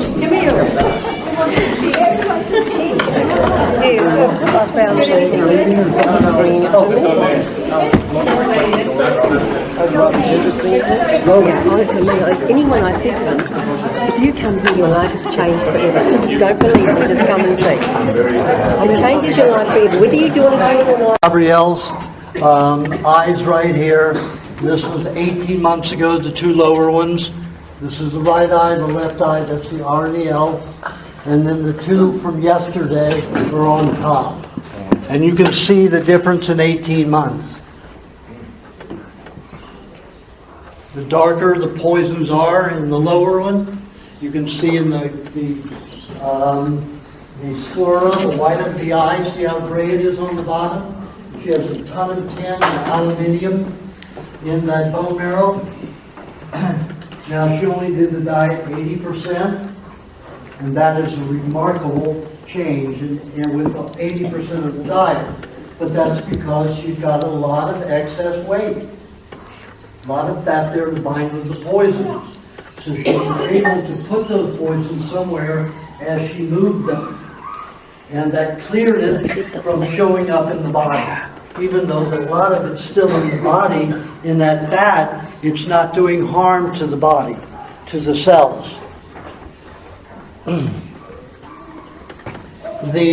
The iris, you can see how mucky that is, full of industrial solvents and heavy metals. Every time you eat something from a package, it's been processed in some kind of a steel container, metal container. Those collect in your body. My eyes used to be darker than those lower ones. In fact, my eyes used to be green and brown. And as they got cleaner, they got blue. When I got those 3 injections, and I've got the pictures for those, my eyes went from a bright blue to a gray blue. The intestinal tract showed up that those chemicals as metal spots all throughout the intestines.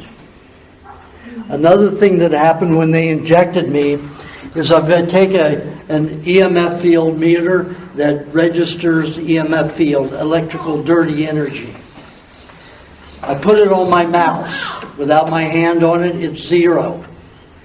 If I touch it and put the meter on it, it goes up to a 4, 4.5. They injected me with some kind of radioactive nanoparticles. So now I register electrical fields. Whether it's tracking devices or what, I don't know. But they injected me with a lot of garbage and a lot of stuff to really screw me up. So this kind of toxicity, it's removed with good fat and good diet. Like I say, only 80%, and look at that change. And this is Gabrielle. So don't be afraid of fat. Happy for it. Delighted in it. If you lose weight, though. Pardon? If you lose the weight, if you lose the fat that's being stored in. Yeah, but you need to keep enough on to hold the poisons, because you start detoxing. You're going to be detoxing all the time. If you don't have enough fat to put those poisons in, they're going to go into your cells and do damage. And then they're going to show up like a lot of people when they move the poisons out of the body, out of the tissues from the iris, would it show up in the iris? Move it into the bone marrow. Mm-hmm. What I did. So they move it from the tissue into the bone marrow where there's fat. Where do we have the most fat in the body? Brain. Bone marrow and brain. Where's the most toxic spot on everybody except for her, because she has enough weight? Most of the poisons store in the brain, because the brain is 60 to 80% fat. The bone marrow is 70 to 80% fat. So that's where the poisons will go if you do not have enough fat on your body.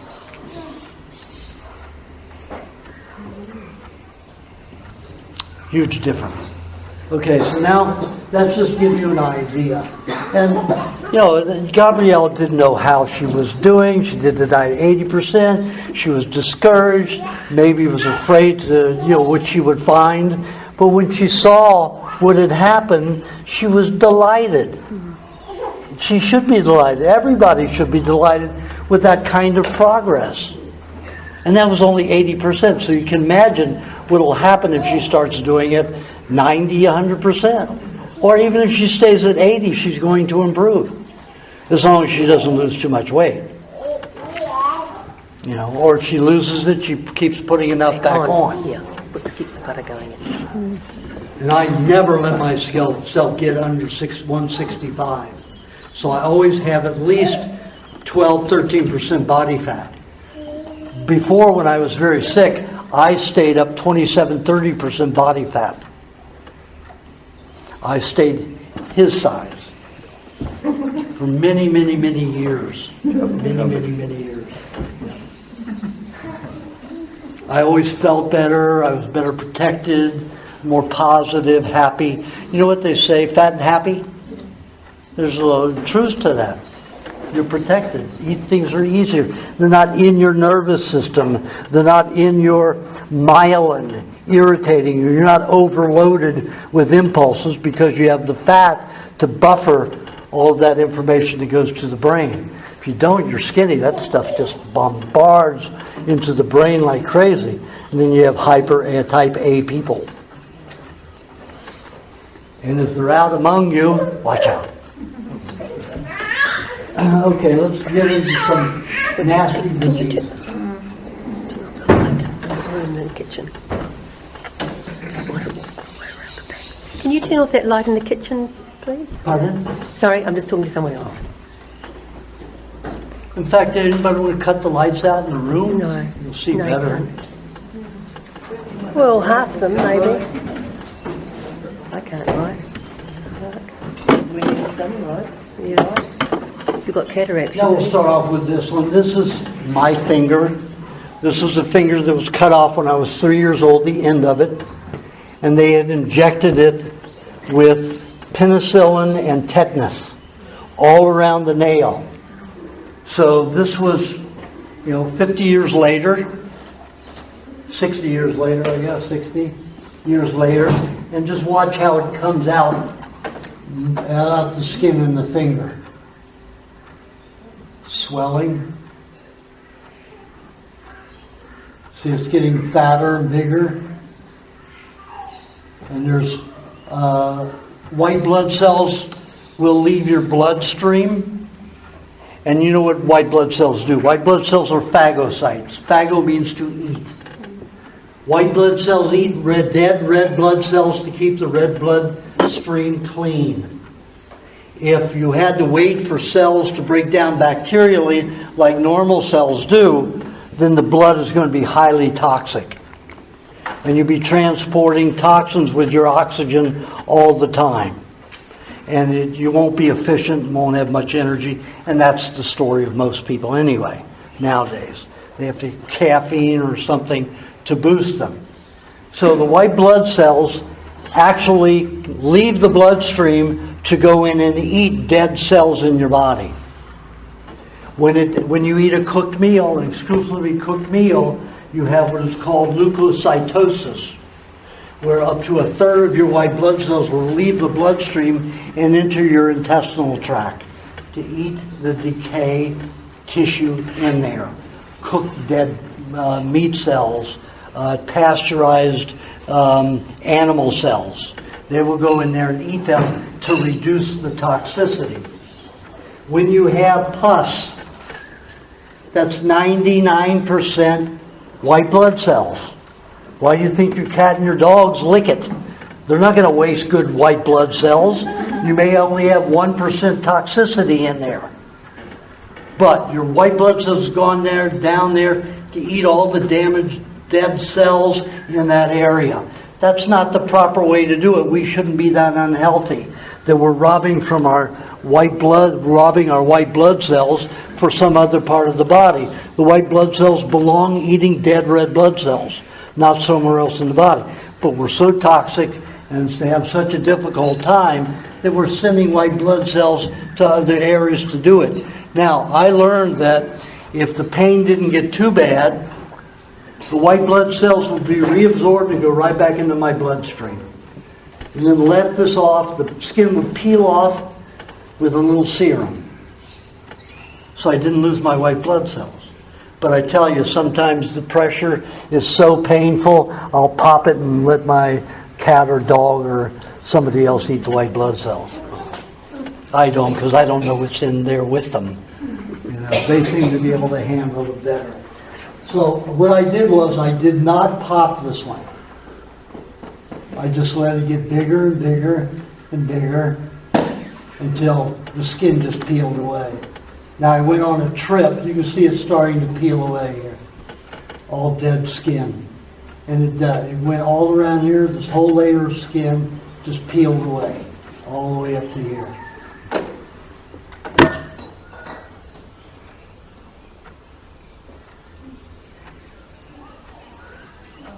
You see how bad it'll be that last one? See how it's starting to even bleed a little bit? This whole whole thing peeled off. And I didn't lose one live white blood cell. That's back to the beginning.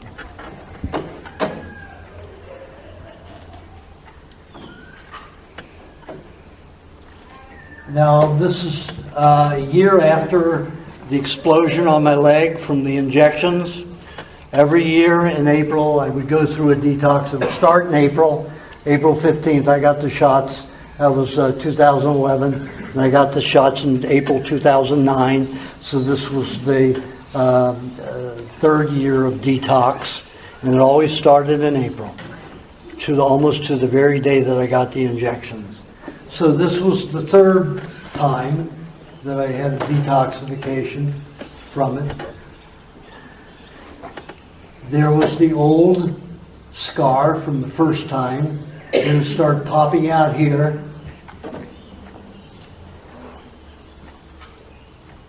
See how discolored it is? I had a skin scraping done, and guess what was in there? Mercury and aluminum in heavy concentrations. Same thing as in vaccines. Same thing was in the swine flu shot. And I have those quite a few places of the body where I have the scars. I have a discoloration, a gray discoloration.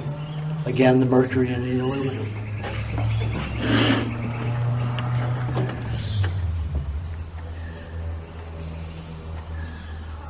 See, these sores would they turn red and just open up with an explosion, and serum would come out.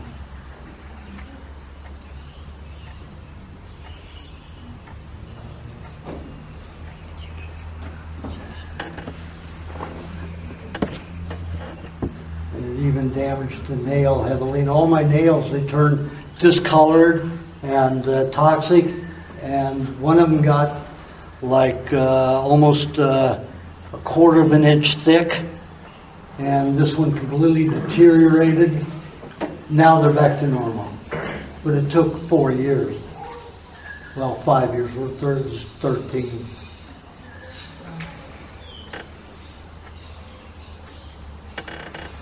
And what I would do is I couldn't do much.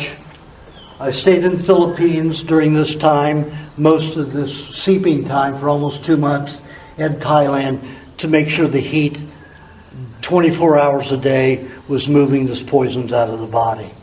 I did go to a hot springs quite a bit. I did have my hot tub, so when I was in LA, I did use my hot tub to help remove these poisons.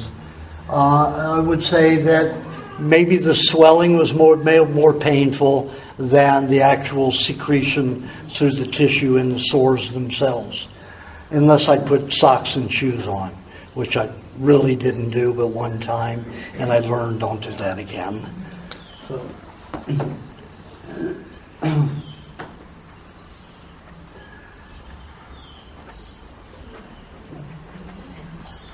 that was at its worst. Nothing happened to your right foot? That happened the first year. This is the third year. The second year it hit both legs and my chest and back. I mean, I have it looks like I had bullet holes going through shrapnel right to my shoulder and back, arms, scarring everywhere. I used to be okay looking. Now I'm just a war scar. This was after I soaked it and got all the scabs off. After I got out of the hot tub, felt much better after that, because it would relieve a lot of the swelling in the tissues, because that was more painful than the actual sores. Of course, if I put something on the sores, then of course it would have hurt more, but I didn't use a sock or anything. I just put coconut cream and butter on it. Do you use some chlorine in your hot tub? Pardon? Do you use the product in your hot tub? In your hot tub? Sanitize your hot tub? How did you sanitize your hot tub? Oh, I just use a sand filter. Sand filter. Yeah, a 300-pound sand filter belongs in a swimming pool. My hot tub fit 15 people. It's a Greek 10-foot round You don't hot use tub. product in it.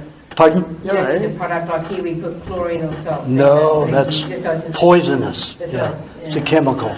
Sand will clean out anything. So does it run all the time?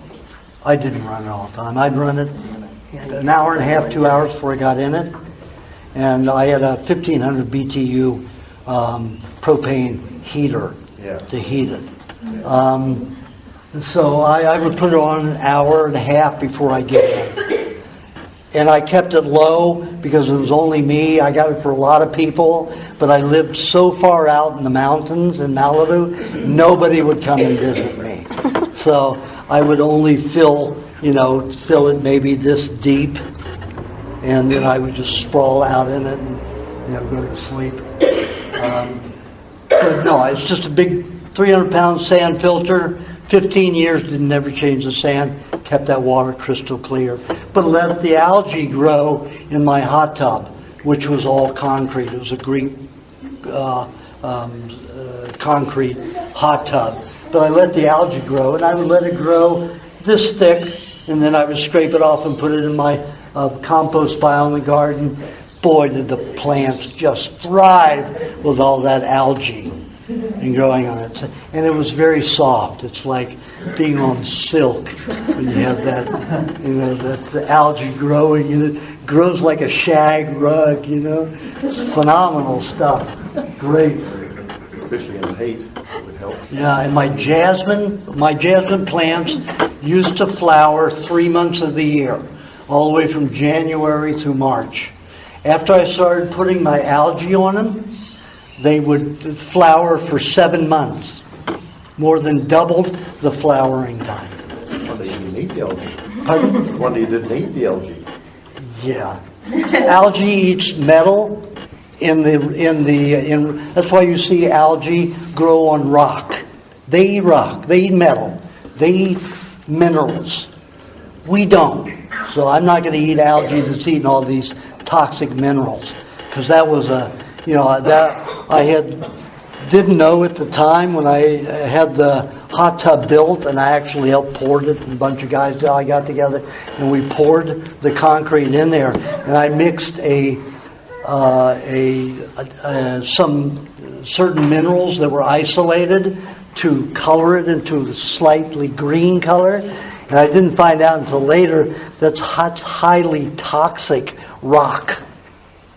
So I wasn't about to eat the algae, because I didn't know how much it would release and get into me. I did drink the water though, but it was well water and filtered through sand. It didn't have any chlorine or anything in it. So that's the beginning again. So you can see how chemicals will come through the body. Now this next one may be a little shocker for you. This woman in her 60s had nose cancer when she came to me, and they wanted to remove her entire facial structure, jaw and everything, and put a plastic prosthesis in there, fold her skin back over it. $125,000 surgery is what they wanted to do, because she had cancer of the nose, wanted to remove everything.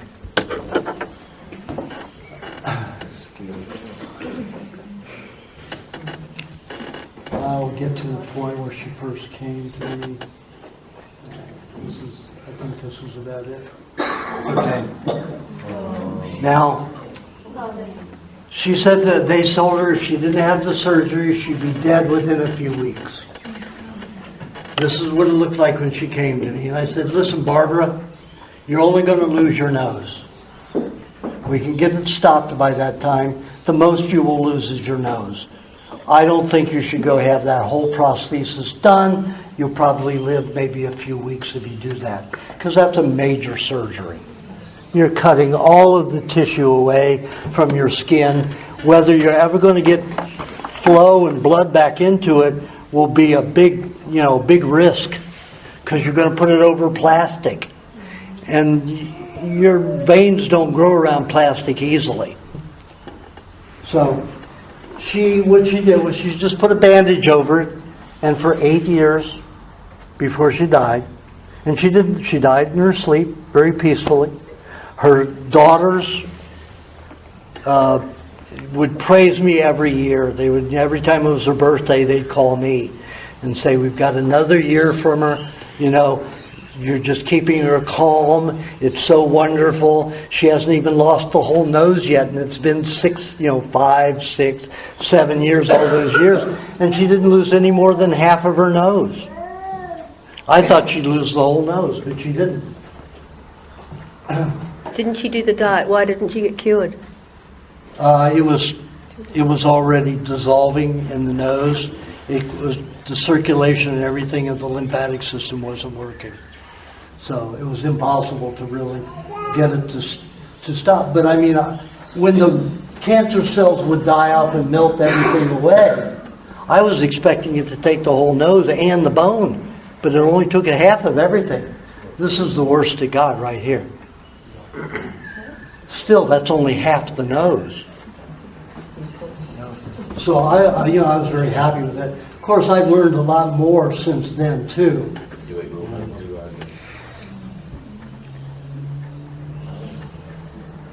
And the way she got cancer in the first place is she was a nightclub singer, and all of the what do you call that, theater smoke.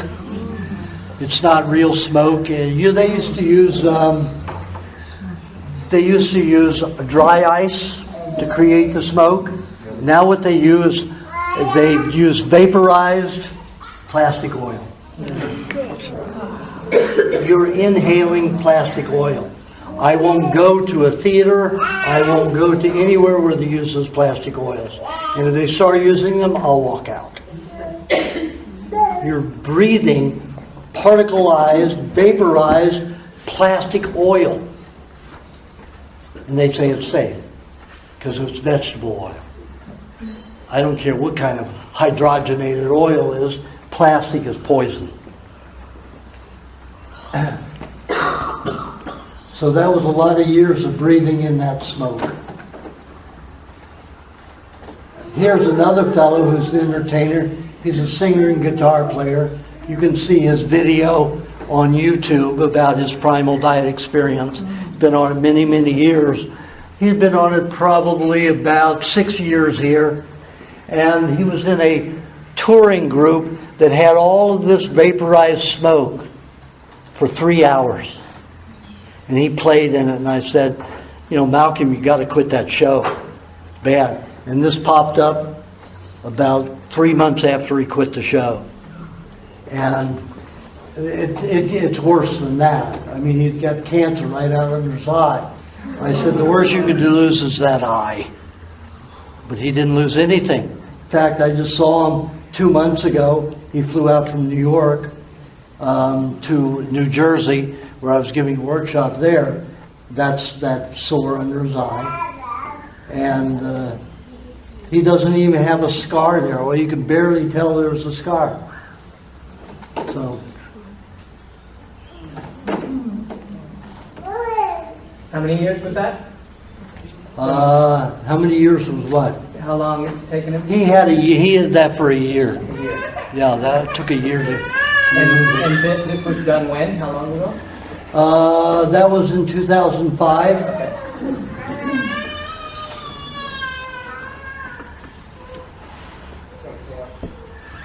Now, this is a ultrasound of my bladder. And you see that little item there? Let me go to...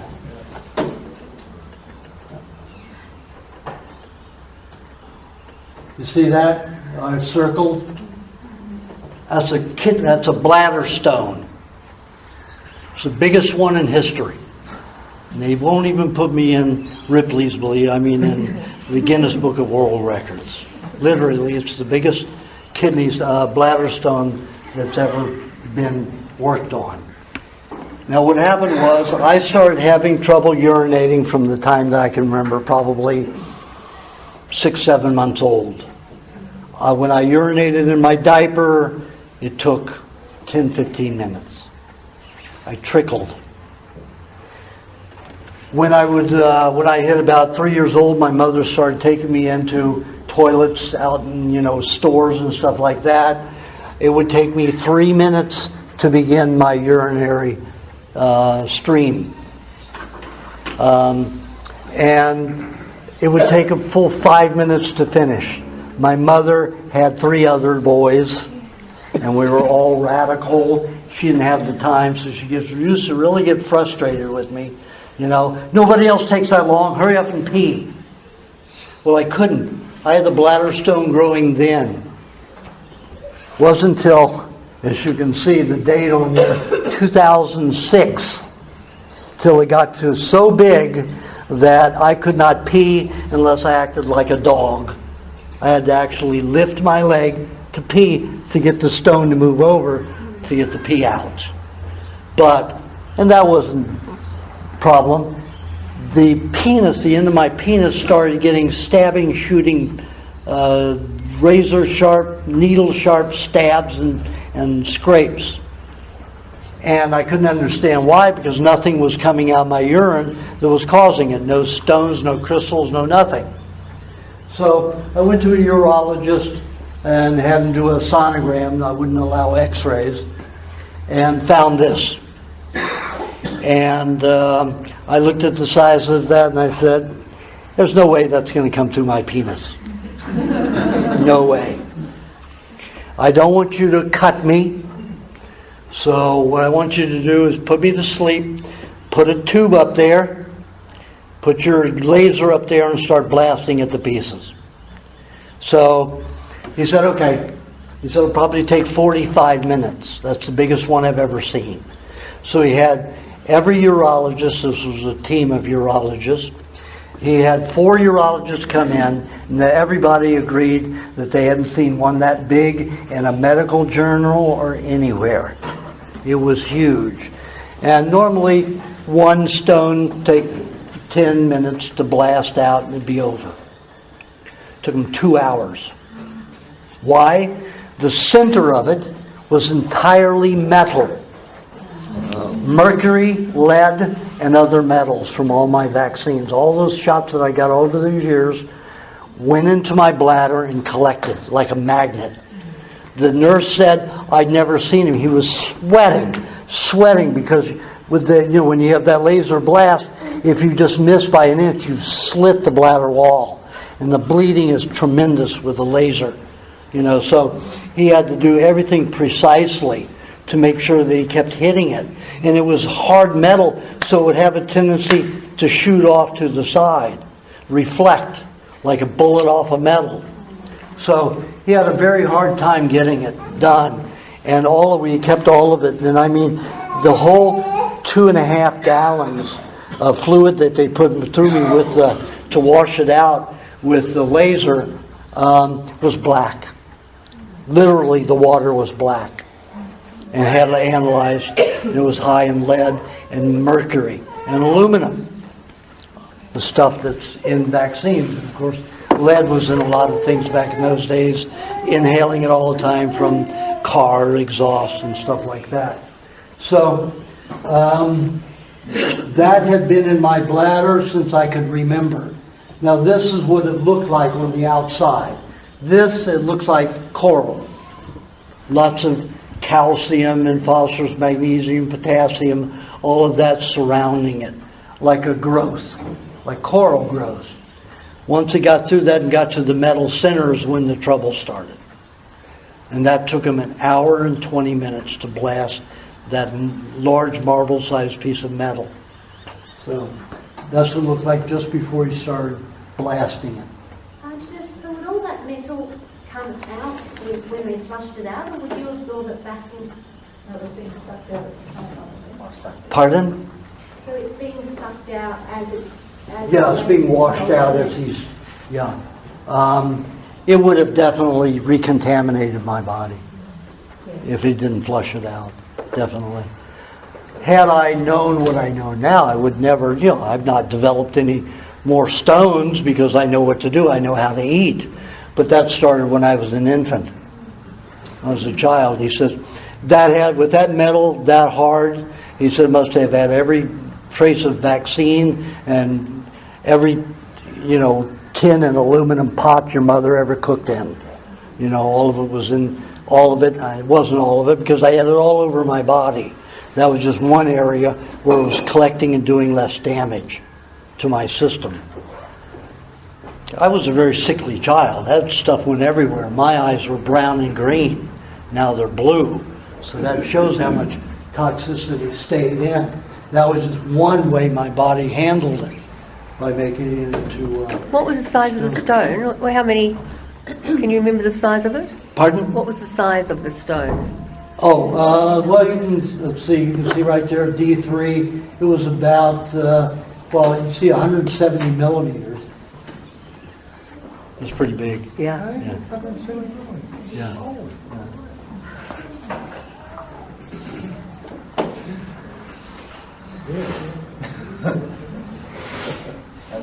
That was the whole, everything all together. It's like you have a square mile or a square meter. It was quite a lot. So, and I mean, it took up, even though that was my bladder was swollen with fluid to be able to see what was in there so it wouldn't collapse on it. So that was my bladder with probably a liter and a half of fluid.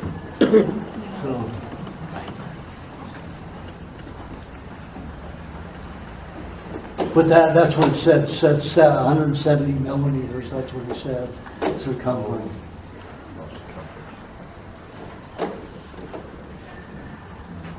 Now this is a case of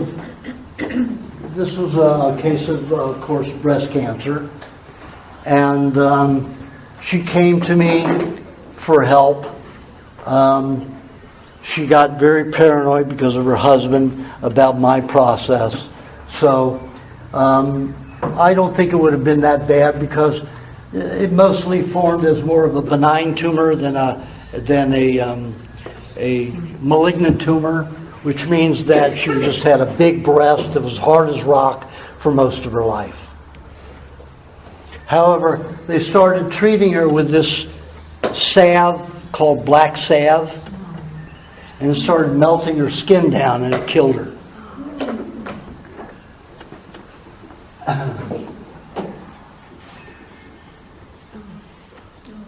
You see what it started doing? It's putting that salve on it. So, at least she let me document it. But a lot of people do find relief with the back cell. Yeah, but, then it goes somewhere else. Seals it off in that one place and then goes somewhere else, usually. Now, this is a woman who took a lot of sulfur-based antibiotics for kidney and bladder infections all through her childhood. And it came right through her skin. She was about, 38 years old here, I think. And it came through her skin and made a huge burn in her back. Actually put holes in her back.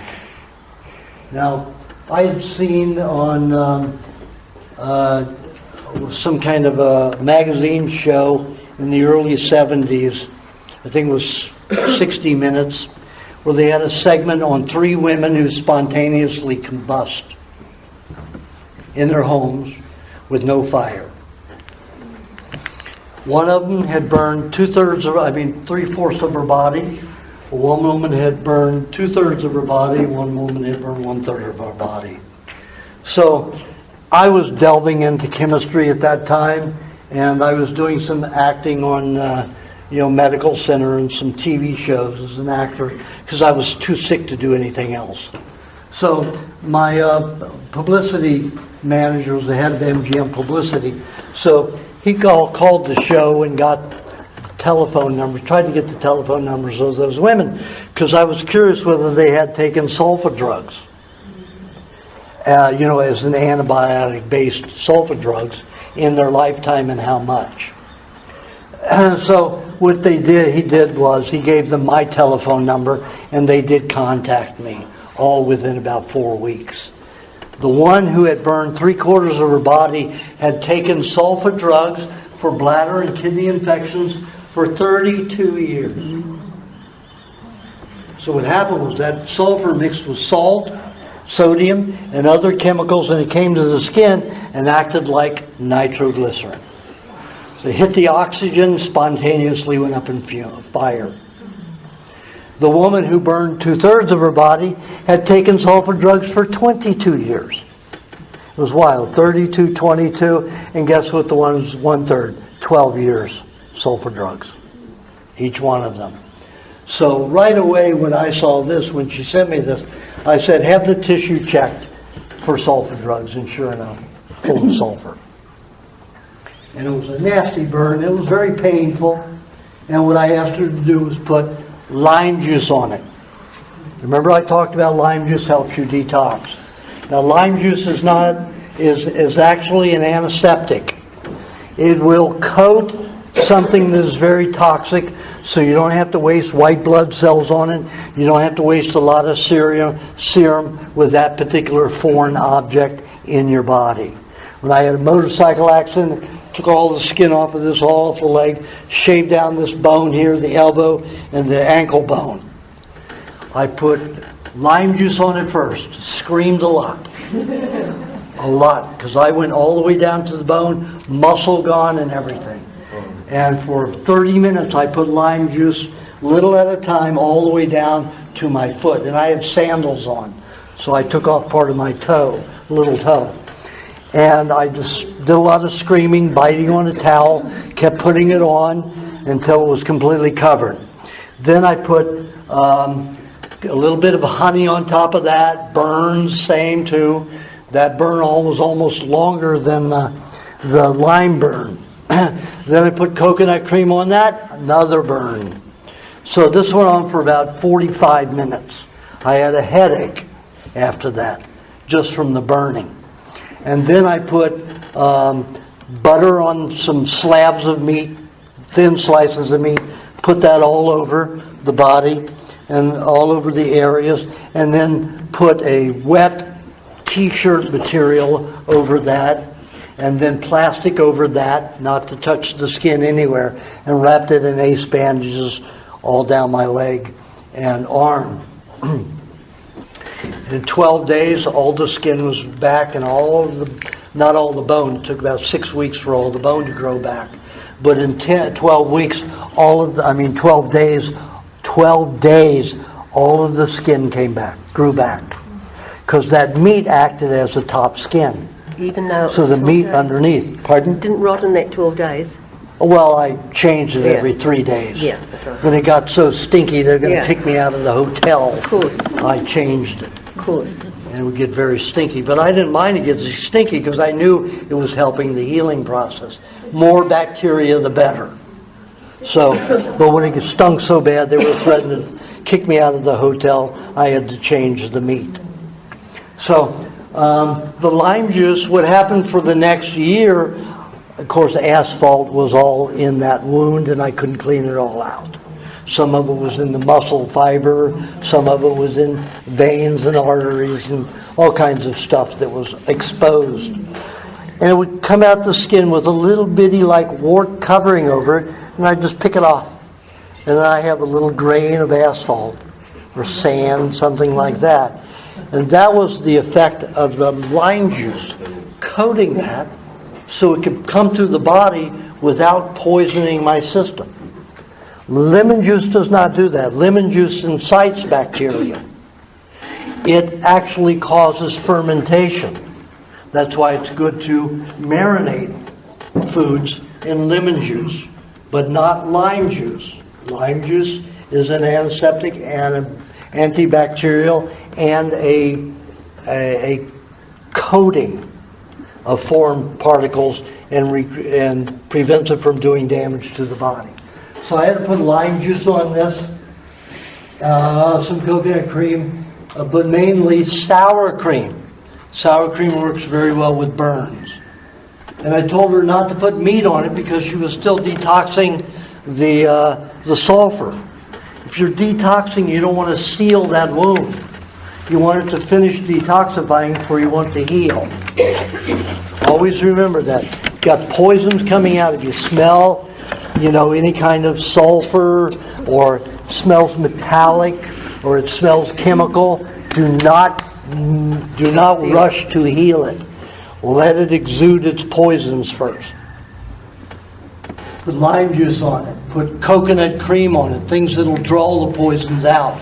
Clay with coconut cream on it so the clay doesn't dry. You don't want to dry something like that out.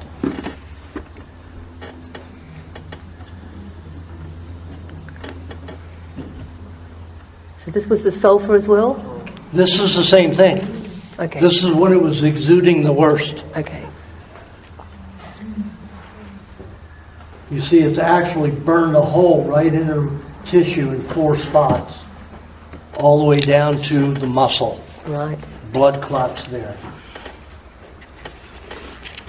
And it was very painful for her. She has 3 children to take care of. But she, went through it almost every other day with me, sent me pictures, and that says it's healing there. Now, I saw her about, 9 months ago. She has some scarring there, definitely some scarring, but it's no worse than my scar here. So does MSM cause that as well? Pardon? Taking people who take what is it? That sulfur thing that they all take, organic That's sulfur. bad. That would add to it. That's what I mean. That would cause that too? Yes, that could cause that too. Yeah. Now, this is a little autistic girl. She lives on Antigua Island, and I've got some patients in Antigua. When they brought her to me, 9 years old, this was her entire life. I need a light on. That's all she did, 24 hours a day. Didn't sleep. One parent would stay up with her all night. The other one would stay up, with her. And the husband was a pharmacist in a chemical plant. And vaccines did this to her. This is after a year on the diet. Drinking. She's still not talking. It damaged the brain that badly, that part of the brain. But she's entirely functional. You don't have to hold her up. She can feed herself, do everything but talk. It's pretty amazing. Right. They sent me that for Christmas that year. First year after. That was about 13 months on the diet.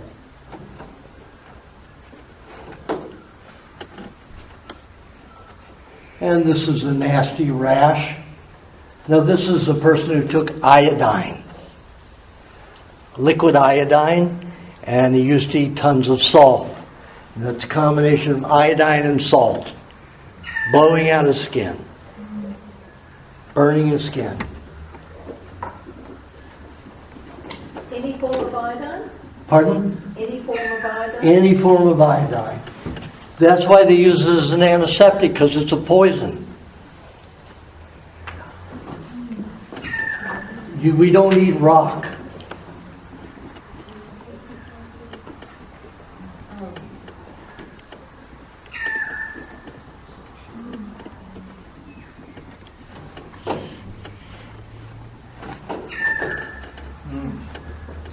Now this is a New Zealander with breast cancer. I said, NG, you're only going to lose that breast. And this was after 3 years. We finally got it to dissolve. Finally got it to leave the skin. And she went home to New Zealand. Now see, the breast is almost gone, but we're at the end of it. She goes home to celebrate her family panics because they see that, and they take her to the hospital. They have it removed. She's dead 9 weeks later. We went through this for 7 years together.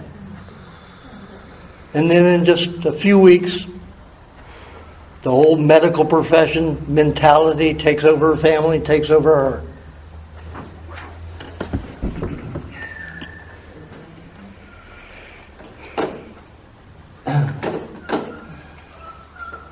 And I guess a lot of people have seen this.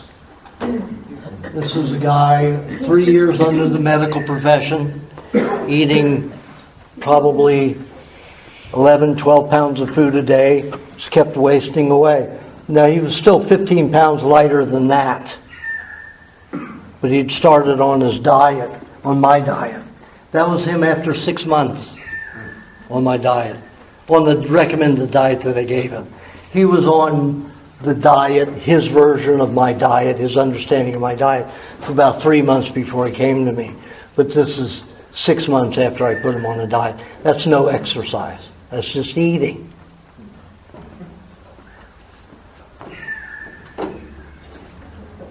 His cousin is the mayor of St. Louis. Of what? Mayor of St. Louis.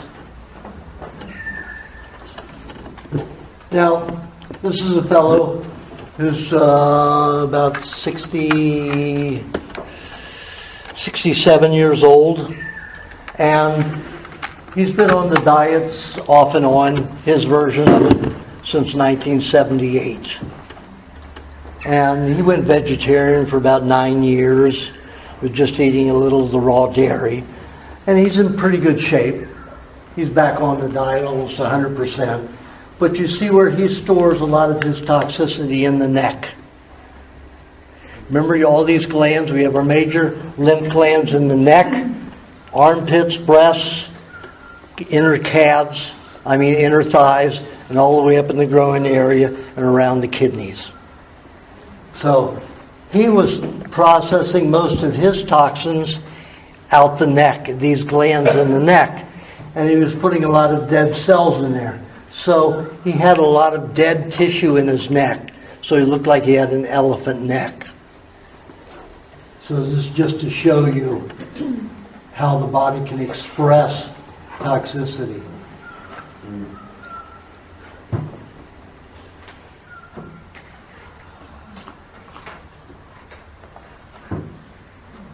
Now this, I had take a piece of pineapple one day and rub it on the neck. Next day, apple cider vinegar. The next day, coconut cream. And you can see the amount of dead cells in his neck reduced by 50% over a year. And that was only applying one of those once a day. And he didn't do it all the time. He probably did it 70% of the time. So you see how much it removed from the neck, all that dead cells and that toxicity.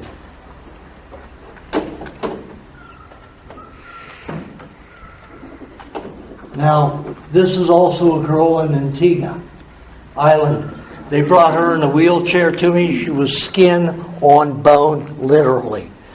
She, in the chair like this, all she could do was move her lips, and the sound was so light that you had to put your ear up against her mouth to hear what she was saying. They had to take her wheelchair over a, what do they call those little mounds over a doorway? Ramp. Pardon? A ramp. No. There's a little bump. What do they call those? It's called a threshold. Threshold. A little threshold mound, about the size of my hand. When she went over that, it took 3 minutes to get over that, and she cried and cried and cried. That's how sensitive to pain she was. What had happened to her, she was a sophomore in college. They lost her vaccine records, so they told her she had to get all the vaccines again. She had them all in one day. And you can see all that black. Her skin was blacker than that, all mercury, when they brought her to me. This was her about 9 months after she was on the diet. That's her eating custard right there. My custard with raw eggs and papaya and stuff like that. When she was in the room with me, I couldn't talk with her. She could barely look and see me. And I got her mother and aunt, both of them take care of her. Take the kefir that I made from my own expectoration, which I talk about. If you want bacteria that's right for you, you put about a tablespoon of your saliva in a liter of milk and let that bacteria, your bacteria, digest it and make it into a kefir. So I gave her my kefir from my spit. She ate half a cup of it. And that was the most she had been able to eat in 2 years. And then she ate a half a cup of it, then she ate a whole cup of it, and ate a cup and a half. She smiled. Her mother said she smiled for the first time in 3 years after that. So then the change came. She's actually able to feed herself. She's able to talk. She doesn't walk much because her legs just never rebuilt right. And she can't get all the food. She eats the diet about 30% only. Still has that progress on only 30%. She lives in Antigua where there are no cows, no farms, so they have to buy food and ship it from the mainland, United States. So that doesn't happen very often. So she does the best she can. And that's pretty good.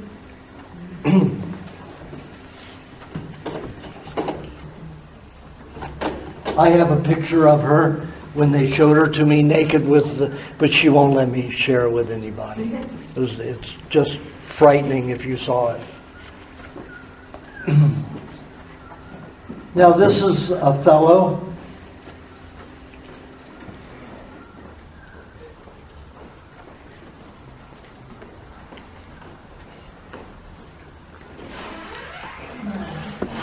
See that tumor in his face?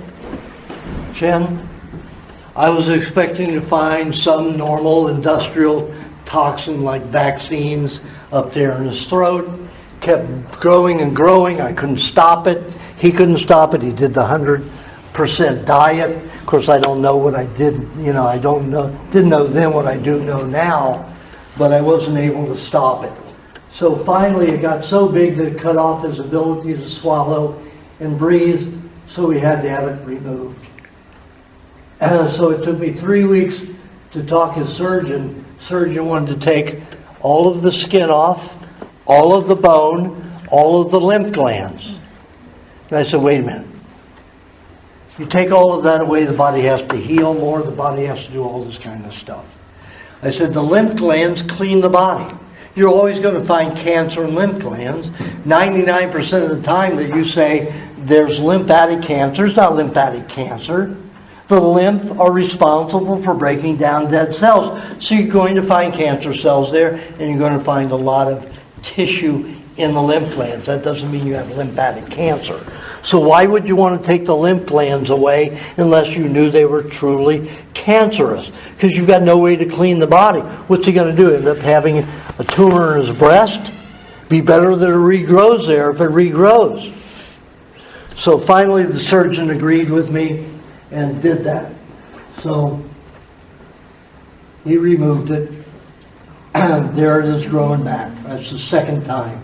And you see the scar where it had been removed. See how it grew back? Breaking every vessel because of that surgery. But no choice. You see the scar there. And it started breaking through. Now I had I'll show you the actual tumor. There it is. Cut out. They did cut out a little bit of the skin, which I didn't want him to do, but he did it. There's scraped the skin away completely. Now you look at that and you say, oh, that's pretty bad. You've got lots of fat cells in there binding with poisons. What are those poisons? Had it analyzed and it came back with kerosene and minerals. Where do you get kerosene and minerals? Supplements. He took 80 supplements a day for 60 years. Supplements are all made toxically. I don't care who produces them. Standard process, it doesn't matter. When you take a food and you extract something with it, how do you get it into a form that you can extract elements from it? You have to get it into a liquid. There are only two ways the laboratories do that. Hexane, which is a gasoline derivative, and kerosene. So how many of you would soak your food in kerosene for 72 hours until it became a liquid, rinse it for 2 minutes and eat it? Nobody? Every time you take a supplement, that's what you're taking. That's from a food. All the other supplements are just chemical garbage anyway. Vitamin D, they take not even food oil, not even vegetable oil. They'll take mineral oil, they'll hydrogenate, make it into plastic, and expose it to radioactive isotopes. Well, the sun makes vitamin D by putting radiation in the fat in your skin. That's how you make vitamin D. So if we take oil and expose it to radioactive material, we've got vitamin D. 99% of all the vitamin D is made that way. It's not even vitamin D.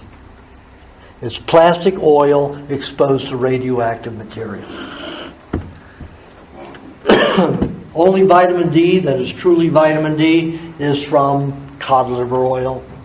And that'll be toxic if it isn't green pastures. I help them formulate a way to do it, and all they do is they let the fish rot, rotten fish, and then they let that's of the liver, and then they let the oil rise, and it's fermented, it burns, it tastes nasty, it stinks. It's good. But that's what's good. It is. They couldn't sell it, so they started putting oil flavors in it. Yeah, I don't get that. So that's supposed to be where you're supposed to get concentrated vitamin D. Just eat butter. Go out in the sun. You get plenty of vitamin D. You've got more vitamin D in 3 ounces of meat than you will get from the sun in 20 minutes. So we get lots of vitamin D, unless you cook the meat and you destroy the vitamin D. So supplements are very bad. So All what that happened to rock the you tumor? couldn't digest built into a tumor. All those minerals. Did that guy die? Yes. Well, the second time he grew back, the surgeon would not remove just that, wanted to remove his whole face. So the guy went for chemotherapy and he was dead in 3 weeks. 3 weeks of chemotherapy. Of course, I know now what I would do differently to help it, because I didn't understand it. I thought it was something, I didn't know it was kerosene and minerals. I would know what to do now, but I didn't know then. This is the one with the sty. It took about 2 weeks for that to go away. And I've had her put lime juice on it and pineapple.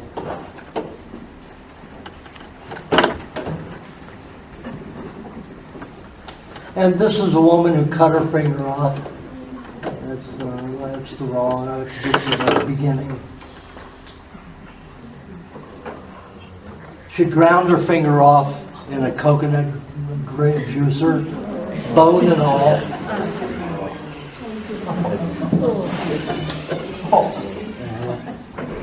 And what I did was I told her to put lime juice on it, the honey, coconut cream, butter on the meat, wrap it, finger grew back. This is 8 months later, and you can just barely see any. You got a sneak preview of you watching it grow back. There's when it was first done. See the bone, even the bone marrow there, ground away. That's it after about 10 months, grow back. There it is after about 5 months, still deformed. Now it isn't. You see it growing back. It grew back. Did she leave the meat on all that time, or just for a period of time at the start? Well, I had her put it on all the time, up until the finger was stable.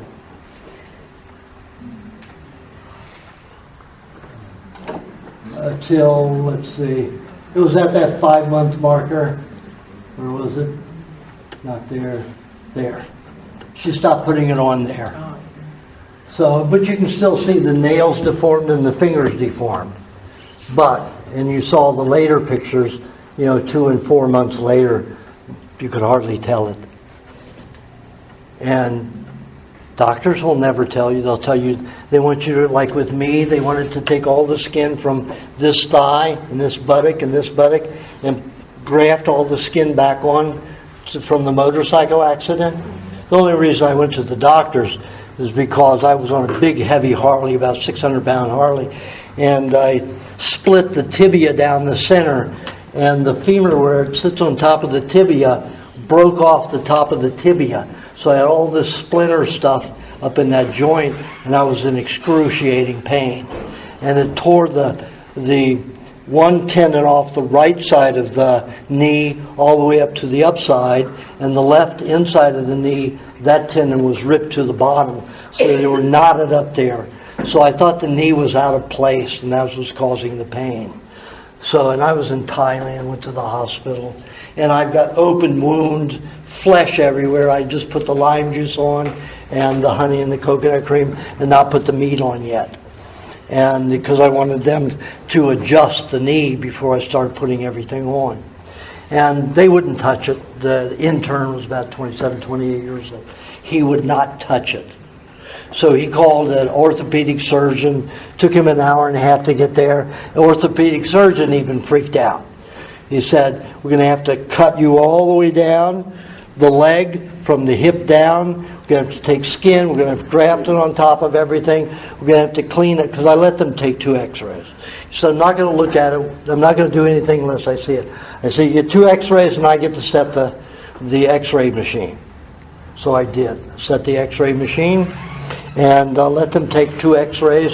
And you can see the split right down the entire tibia from the knee to the ankle, spread open in the bottom, in the back. They wanted to put that back together, put 8 to 10 pins in that, and clean out, cut everything down, open up the knee, clean out the knee. And I'd seen people who've been through that kind of accident, because a lot of motorcycle riders in Asia, and there's a lot of accidents like that. And I've seen the surgeries. They've lost 2 or 3 inches of that leg from it, and there are people that go around like this. I didn't want to walk like that. So I said, I just wanted to make sure that the knee was in place. X-ray showed the knee was in place. I was just to have those splinters in that knee and that joint, and plus the 2 tendons torn to both sides, and that's what was knotted up. So I went back to the hotel and put that stuff on again with the meat on top. And every day I talked to a woman. She was a Thai, a U.S. citizen who was a Thai who owned the hotel. Talked to her into putting more chlorine in the swimming pool for 5 days. So I got into the pool every day, even with my bandages on and the raw meat. And I walked, in the deep end where I wasn't putting really a lot of pressure on the leg. And we just walk around for an hour. After 5 days, a lot of algae grew in. She said, I'm putting the chlorine back in. I said, okay. So I walked across the street to the ocean in all my crutches, and every day I walked a mile in the ocean, just high enough where I was so buoyant that I was just moving the leg. Not putting any pressure on, just moving it. So I did that every day for 6.5 weeks. And I was running and walking 6.5 weeks. When I was with those people in Antigua, I ran 1/4 mile, and that was only 4 months after the accident. They said I would never walk again, much less dance again, if I didn't have those bone fragments removed from the knee. Shows how much they... Oh, and I said, I'm on a good diet. And he goes... And then I said, just give me your card. I'll be back in 6 weeks if my leg starts to fall off and rot. And he handed me that, and he just knew he was going to see me again. He didn't see me again.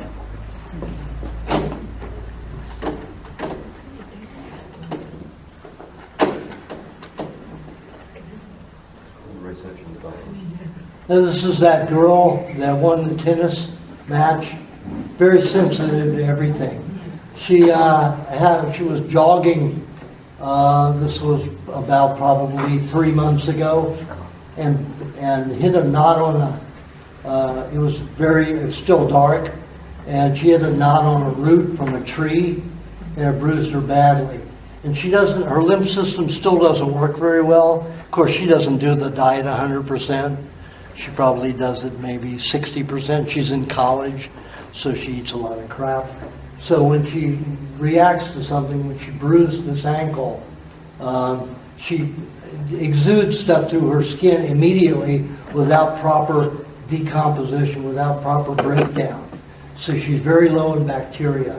She's a child, she got a ton of antibiotics.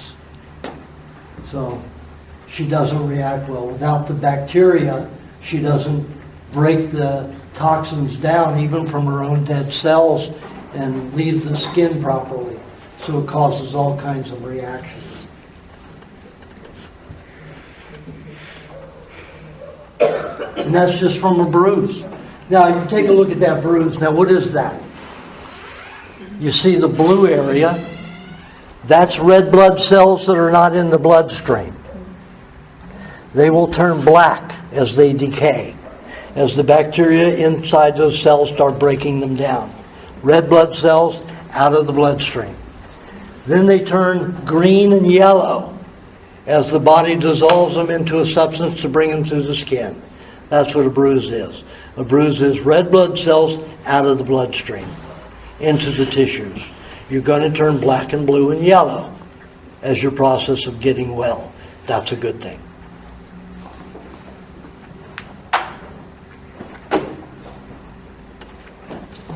Now, remember I talked about supplements. Now, this is vitamin C in food. This is, and that's even with the kerosene all dissolved, okay? Then this is making it into a pill form. Used to be nice little spongy balls, loaded with kerosene though. And this is when they make it into a supplement for you to consume. Anything like vitamin C at all? No. It's crystal stuff. Poisons the body. It's ascorbic acid, basically. With kerosene. Lots of kerosene. Vitamin B1, the same way. Look at how it is in a form when they get it into a pill form. Nothing like true vitamin B1.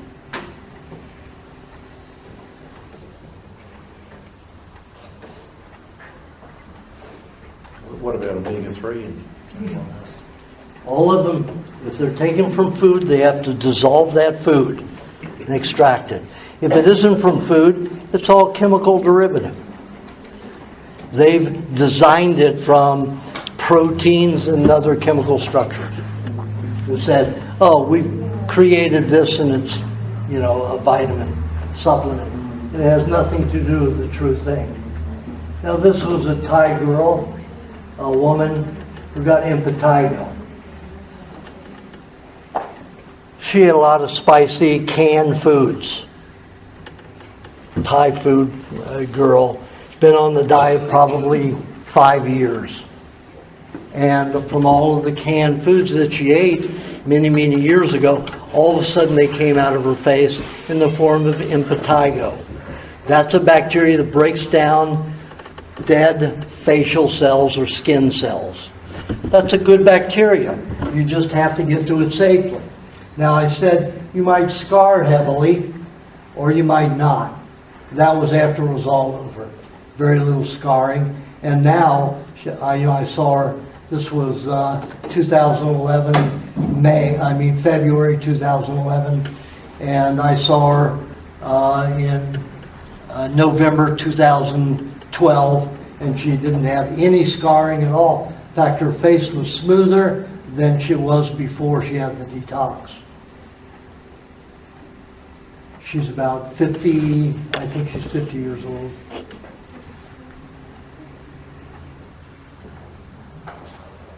Exuding all that stuff.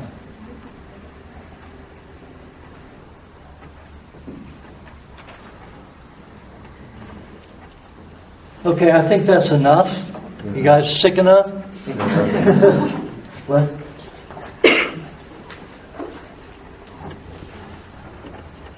No, that's for them to... Oh, I'm going to give them a dietary plan, yes. Okay, let's turn on the lights, please.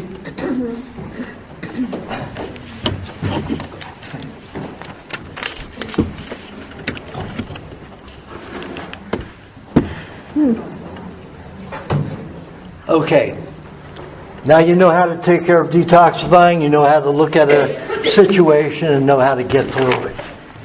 Never panic about anything. You don't have to go to a doctor and harm yourself.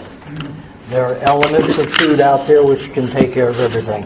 Like Hippocrates said, and like I said to that so-called journalist out there, you know, Hippocrates said, let food be your medicine, medicine be your food. And it can heal anything and everything. Your doctors don't want healing. They don't make money when you're healthy. So, I'm going to give you a diet now. My suggested diet, which is an average diet for anybody to eat. Now, depending upon the toxicity, if I don't see you to see your irises and to see the extent of the toxicity in your body, I don't know how much how much cheese you should eat. So I'm not going to recommend that. I'm just going to tell you a basic diet, and then you, on your own feeling, or come to me, and I'll tell you what I suggest in particulars for you. But I'm going to give you a basic one right now. Wake in the morning with the poison to eat 1.5 to 2 tablespoons, even 3 tablespoons of cheese. Teaspoon to, or a half a teaspoon to a whole tablespoon of butter, so you don't get too dry.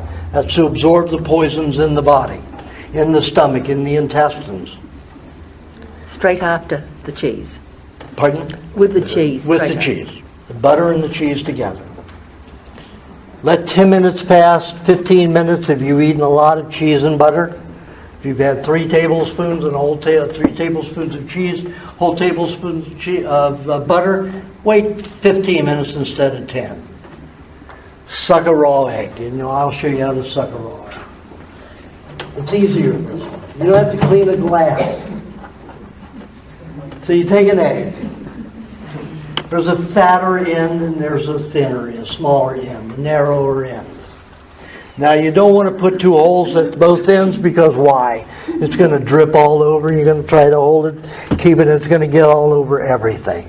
Your clothes, your floor, your table, wherever you are.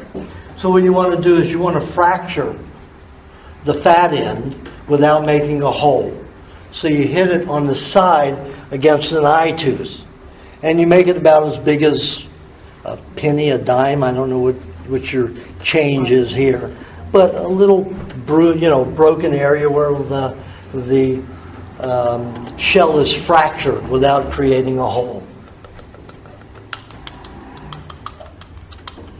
So, you see that fracture? Everybody see that?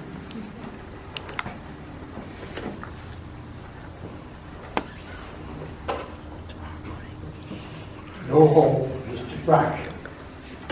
Now you've got a membrane inside here. You've got a membrane inside there which holds the yolk and the white.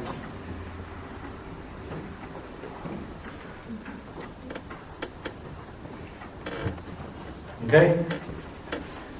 Then you want to put a hole at the thinner end. So you put it down on the eye tooth, that canine, and you make a little happy smile. Now I got a little happy smile face in there with a hole in it. Now, eating the egg white is best to eat first.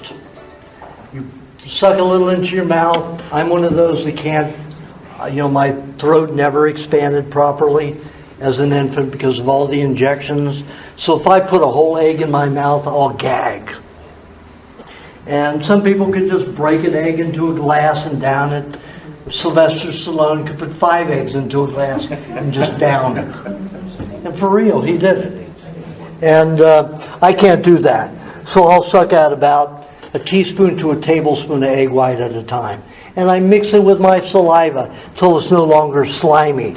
And the egg white just tastes like slightly salty water. Tastes like a little, like less salty ocean water.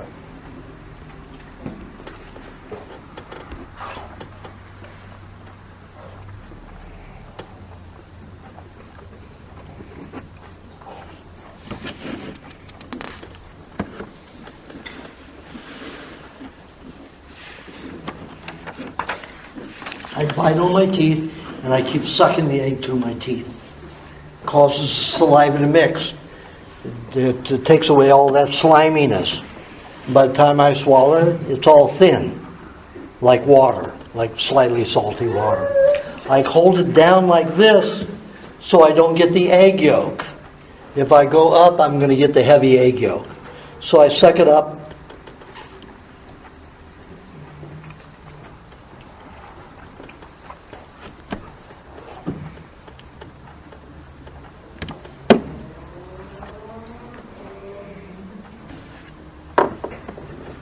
I really like the taste of them. I'm so used to them.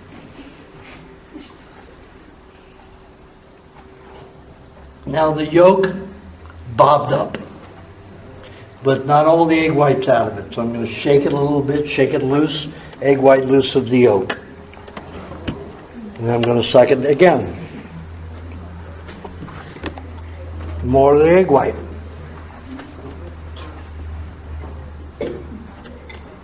And I'm down to the egg yolk, upside down and down.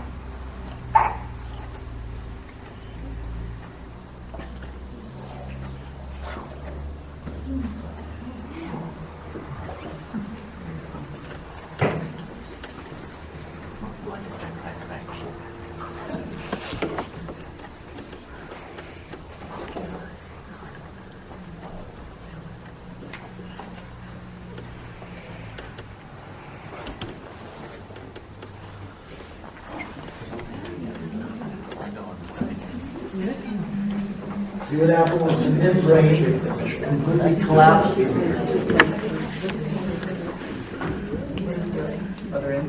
It's down, it's all the way here, it's collapsed, completely collapsed. The membrane completely collapsed.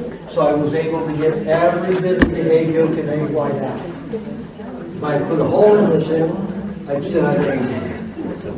Because, you see those plastic things in baby bottles, and as they collapse, as the milk comes out, it's the same principle, only not plastic.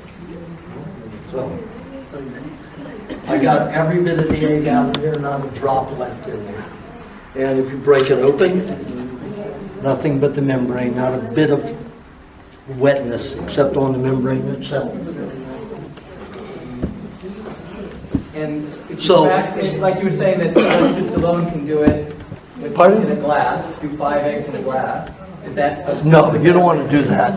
Best to break 1 egg at a time, drink the egg whites, and then take the egg yolk. Egg white will digest very quickly and feed the liver. The liver, when it gets the protein, will make better bile to digest all the nutrients in the egg yolk. If you have it all together, it takes maybe 45 minutes to an hour to digest 1 egg properly. If you do it this way, 27 to 30 minutes.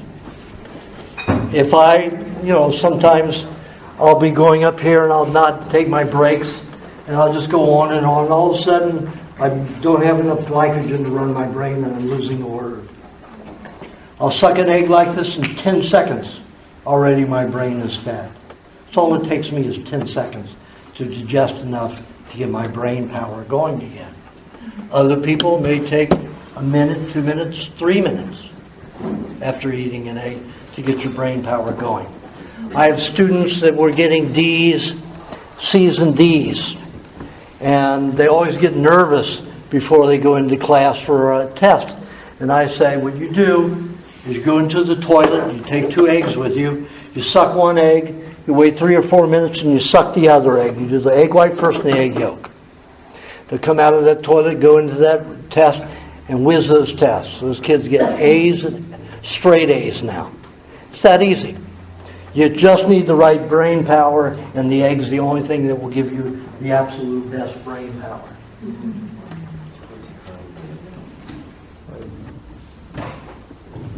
What if you eat the membrane? Is that bad? Pardon? If you eat the membrane, is that bad? It's fine. It's good I for do you. it most of the time. It's good. Listen, I got to chew it and I've got to talk. And we're getting late.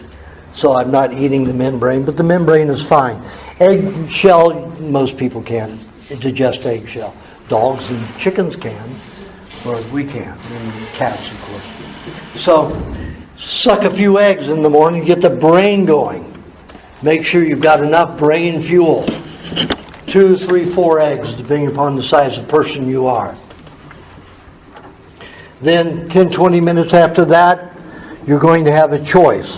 If you're a highly toxic person, low energy, and you feel blah and dirty inside, have a vegetable juice.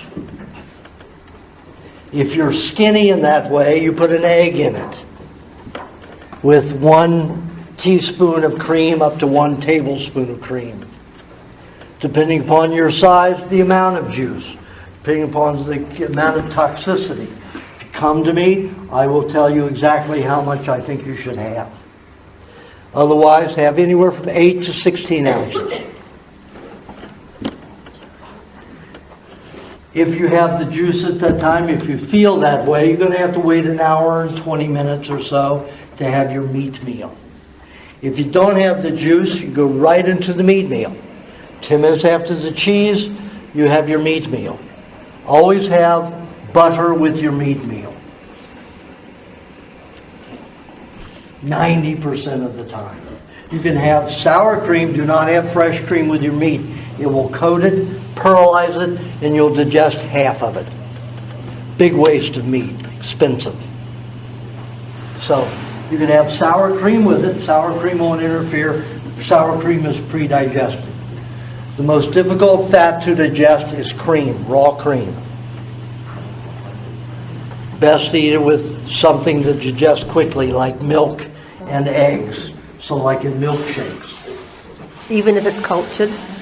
Pardon? Even if it's cultured? No, and I soured? say if it's cultured, it's different. Sour cream is cultured. Yes. Okay? So sour cream can be eaten with meat, but you don't want to have it more than, let's say, 5 meat meals a week if you're eating 14 meat meals a week, 2 meat meals a day. So after you have the meat, wait 25 minutes, have a little cube of cheese.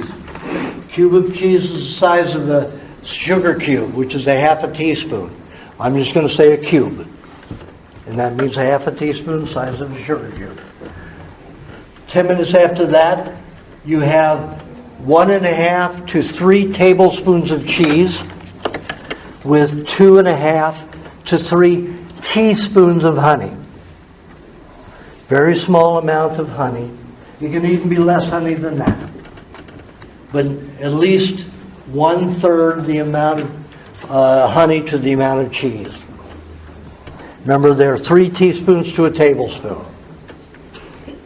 So no more honey than 1 teaspoon of honey per tablespoon of cheese. I usually eat half that. Now that cheese, when you're eating with honey, remember, like I said, if you eat honey with cheese, you're going to digest it. But that's a huge mineral supplement. Do you know how many minerals are in a tablespoon of cheese? All the minerals that are in a 1.5 cups of milk.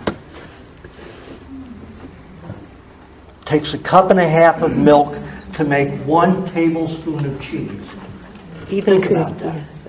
Of hard, dry cheese. But we're not having hard, dry Compressed. cheese. Pardon? We don't have hard, dry cheese here. We have curd cheese mainly. Yeah. Well, the best thing to do is, to make a cheese like cottage cheese and let it get very, very dry. And you can press it yourself if you want.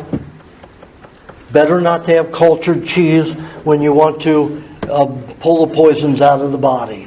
The honey will take care of the predigestion that you would normally do with culture. You do not want to digest that cheese that you're taking through to pull out the poisons. But when you have the cheese with the honey, that you want to digest.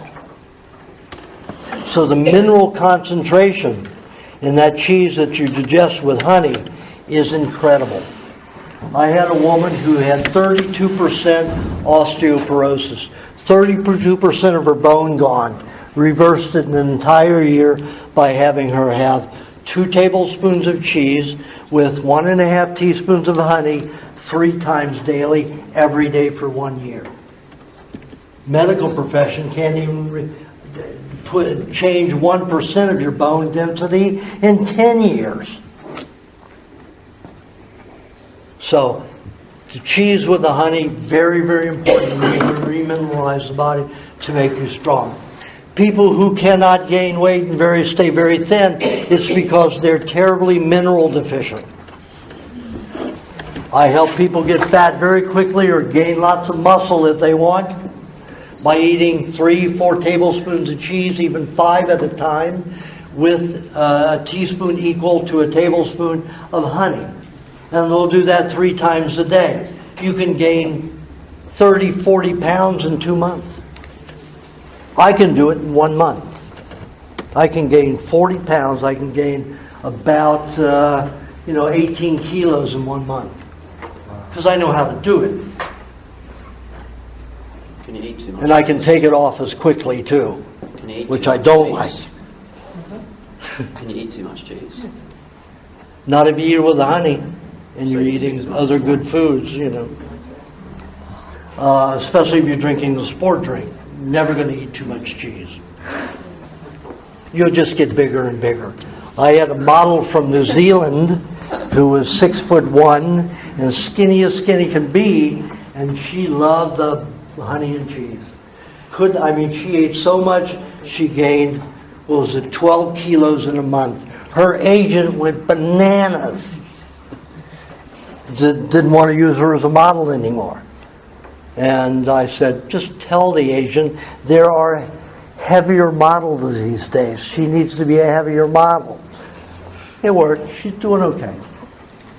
So you can gain a tremendous amount of weight. It's usually mineral deficiency because you don't have enough minerals to build the muscle, even if you eat the meat. But it will go very quickly if you do. Bodybuilders, they ask me, how can I gain muscle mass fast? You eat a whole moisturizing lubrication formula, which is on page 146 of the recipe book. You eat one of those with a pound of meat twice daily, and then lots of cheese and honey 25-30 minutes after that meat meal. I had one fellow who was skinny all the way up to 61 years old, always wanted to be a bodybuilder, but would get sick 2 or 3 weeks after working out. All the time got sick, stayed skinny. In 1 year, he put 4 inches on his arms and 6 inches on his chest, worked out for 1 year, hasn't worked out in 8 years, and maintains all of it. What's great about this diet, because the diet you don't have to exercise to maintain the good physical muscles that you can build if you want. So, the meat meal needs to be with butter, then the cheese, and then the cheese and honey afterwards. And then for the next, let's say you haven't had the vegetable juice, then go 2-3 hours having cheese, whatever your cycle might be, whatever you think it might be, every 15 minutes, every 20 minutes, every 30 minutes, every 45 minutes, every hour. And then you sip the sport formula or milk or milkshake in between. If you're thin, you have allergies, you need milkshake. You need to build the mucus. If you're thin, you need to build the body. So milkshake is the thing to eat, not milk. We've got extra cream in it, you've got the eggs, you've got the honey. Extra nutrients in there, dense, very dense. So you have your vegetable juice at that time. Of course, you have that teaspoon of cheese. 10 minutes after that, you have your vegetable juice. Then you go back into that cycle again. Whatever it is, you sip those drinks and eat that cheese for another hour or two. Then you come to your fruit meal in the afternoon. It could be anywhere from 11 to 2:30. Your fruit meal should be whatever fruit that I tell you in the recipe book applies to your symptoms. I mean, and we want to live in the remedy section. You've got an ailment, and it tells you to eat a certain kind of fruit. That's the fruit you should eat. I talked about the berries, detoxing metal out of the body. You could take it from that approach and eat berries. Got a spinal problem? Eat papaya. Eat custard.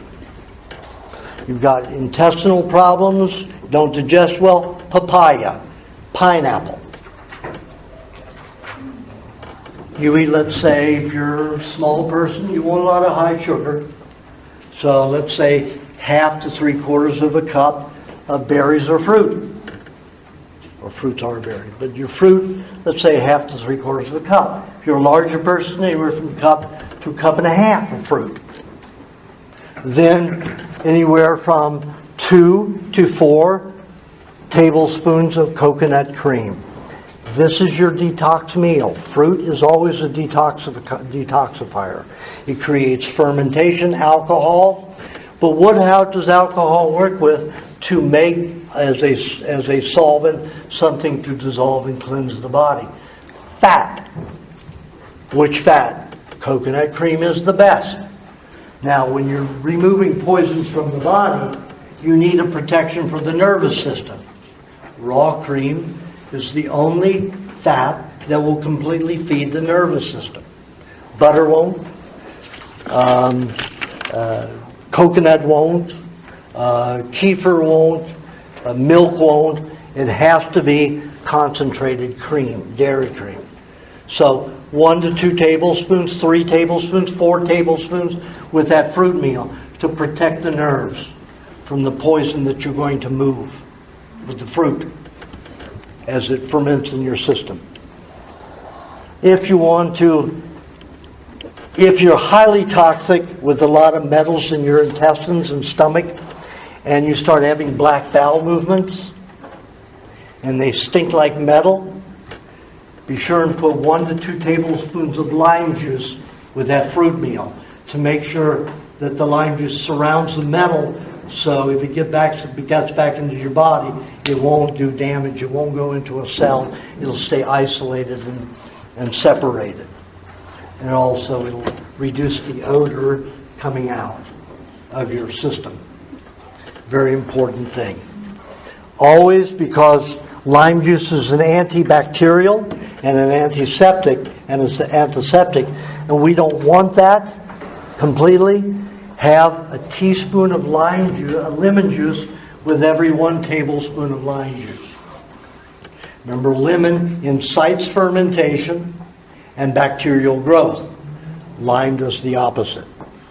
Wouldn't they just cancel each other out? Pardon? Wouldn't they just cancel each other out? No. No, I haven't found that. They complement. Your body uses one in one way and the other in the other way. Okay. So it can do both. I was afraid of that when I first started doing the experiments, but it all never worked out badly. So it's good. So the lemon is for what? The lemon is to incite bacterial growth, fermentation. If you have a certain problem. Pardon? If you have a certain problem. If you have no digestive bacteria and you've got lots of metal poisoning in your body, you need the lime juice to surround those poisons. Even if let's say your mother was a heavy Windex user. Windex is the most toxic home product there is. And people are inhaling that. The lime juice will surround those molecules and keep them from doing more damage. And they do heavy damage. Windex probably causes about probably 1 million cancers a year. So use vinegar and water clean your windows. Sure, will leave a film, but it'll be a happy film, not a cancerous film. And don't use newspaper to clean it. Because what's in newspaper? You've got a chemical dryer made from soy, which is highly toxic. If I get near a newspaper that's fresh, I will sneeze and get a headache. So I have to let newsprint dry for a couple of days outside before I can get near it. Of course, I don't read those anymore. I do everything online, so I don't have to worry about those chemicals. So after you have your fruit meal, then and if you have a lot of toxins in your body, eat a little cheese with that meal. Eat a little cheese with your meat, just to make sure the poisons dump into your food, even a little bit. You'll have something there to absorb it. And you don't have to have a lot of cheese with that. Then after your fruit meal, you go back into the routine of eating the cheese as frequently as you need it, with sipping either the sport or sipping all, the sport formula, the milk, or the milkshake. And you do that for 4 or 5 hours. Then you're up somewhere, as you get up at 6:30, 7 o'clock in the morning, this will be about 4 or 5 in the afternoon. So, if you've had the vegetable juice before your meat meal, you're going to go about 3 to 4 hours up to your fruit meal. And then beyond your fruit meal, the same up into the evening. When you have you could have another vegetable juice if you feel you need it. If you don't, then you just go right into your second meat meal. Again, butter with it, and the butter can be in a sauce that you like better than just having butter with your meat. And like I said, there's many sauces in the recipe book. And then after that, again, 25 minutes, you have a piece or 1 cube or 2 cubes of cheese, depending upon how toxic you might feel. 10 minutes after that, your cheese and honey again. Then in the evening, you go back to your cheese, whatever cycle it is, however many minutes, and you're sipping again until you go to sleep. In the middle of the night, do not go through the night without eating. After 5 hours, the protein level in your blood completely bottoms out. So what happens if you don't eat? Red blood cells become cannibalistic, and they eat each other. If you sleep 8 to 10 hours without eating, you'll lose 2 to 4 tablespoons of red blood cells. You will wake with anemia. You wake in the morning and you say, God, I don't feel like I slept. That's anemia. Coffee is no remedy. Theobromine, chocolate is no remedy. Caffeine is no remedy. None of those drugs are a remedy for anemia. Eating is a remedy for anemia. So, you wake in the night, you eat, let's say, an egg and a couple of ounces of milk, or you have a little bit of milkshake, like a half a cup, at your bedside. Drink that.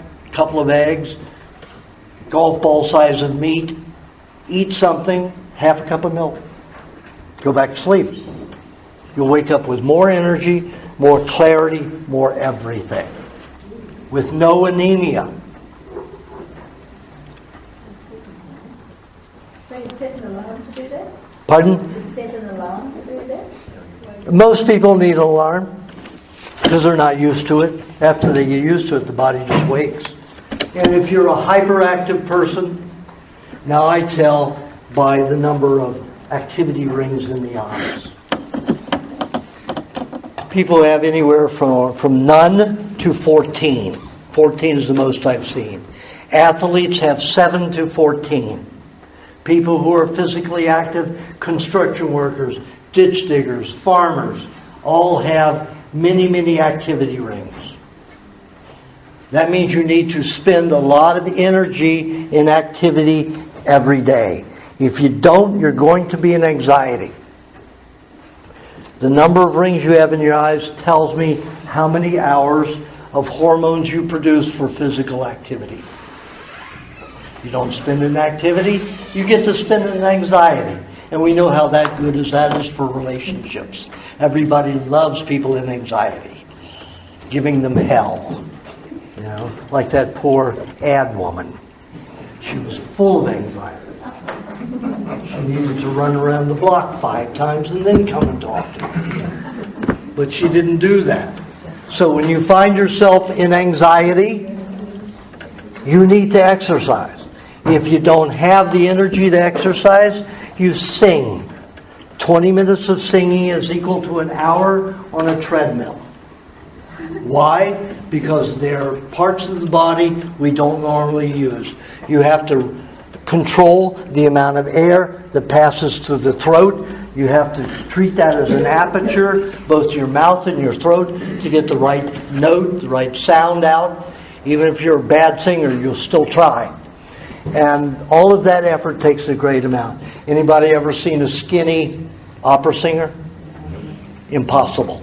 They need tremendous amounts of fat to belt that. I mean, you can be Mick Jagger and have a microphone and do it. And that poor guy eats 8 meals a day. But he's so active physically, while he sings, he can't put on a pound or a kilo. So, singing is a way out of your anxiety if you don't have the energy to physically do something else. If you're a bad singer, pass out earplugs. Or find a closet. But you'll see after 10 minutes of singing, you're just all of a sudden very relaxed and exhausted. Unless you're a natural singer and know how to do it. And you're used to breathing that way. Most people are not. 10 minutes of singing and they want to fall asleep. Especially if you're doing it without music. If you have music, sometimes music will drive people on to be awake and alert. But if you're trying to sing on your own, you're going to be very exhausted very quickly. And that's a good thing. Remember, if you're depressed, it is a bacterial or fat deficiency in the colon. It's nothing to do with anxiety. They don't cross over. So you stick some good fat up your butt or eat some high meter eggs. And that'll resolve that. Okay, let's get to Q&A. Yeah. Yes? Going back to salt, so how are the sea animals different that they're able to handle the seafood and that we're eating the seafood? She asked about salt. Why can the sea creatures eat salt? Because they were created that way. So that doesn't affect us. I mean, obviously it doesn't. If we eat, you mean a salty sea creature? Yeah. They filter it out. Okay. You don't find a lot of sodium concentration in them. Okay. They filter it. Even your oysters and clams, they filter it out. Even in the liquid that's inside them, they've already filtered that. It's very salty tasting, not because it's high in sodium, because it's high in a lot of minerals. Questions? Yeah, I've got a couple. When you talk about eggs, are you referring to chicken eggs or are there other eggs that are... Any egg is fine. I don't care if it's a turtle egg, but you'll get arrested if you eat a turtle egg.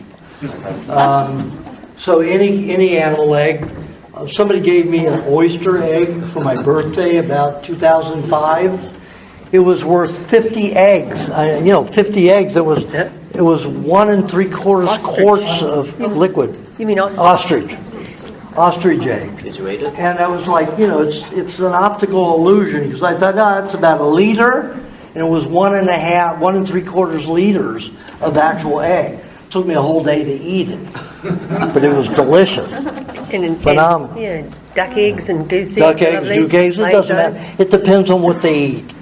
And remember, your chickens are scavengers. They're carnivores. They're rotten meat eaters. They're bug eaters. They love rotten meat.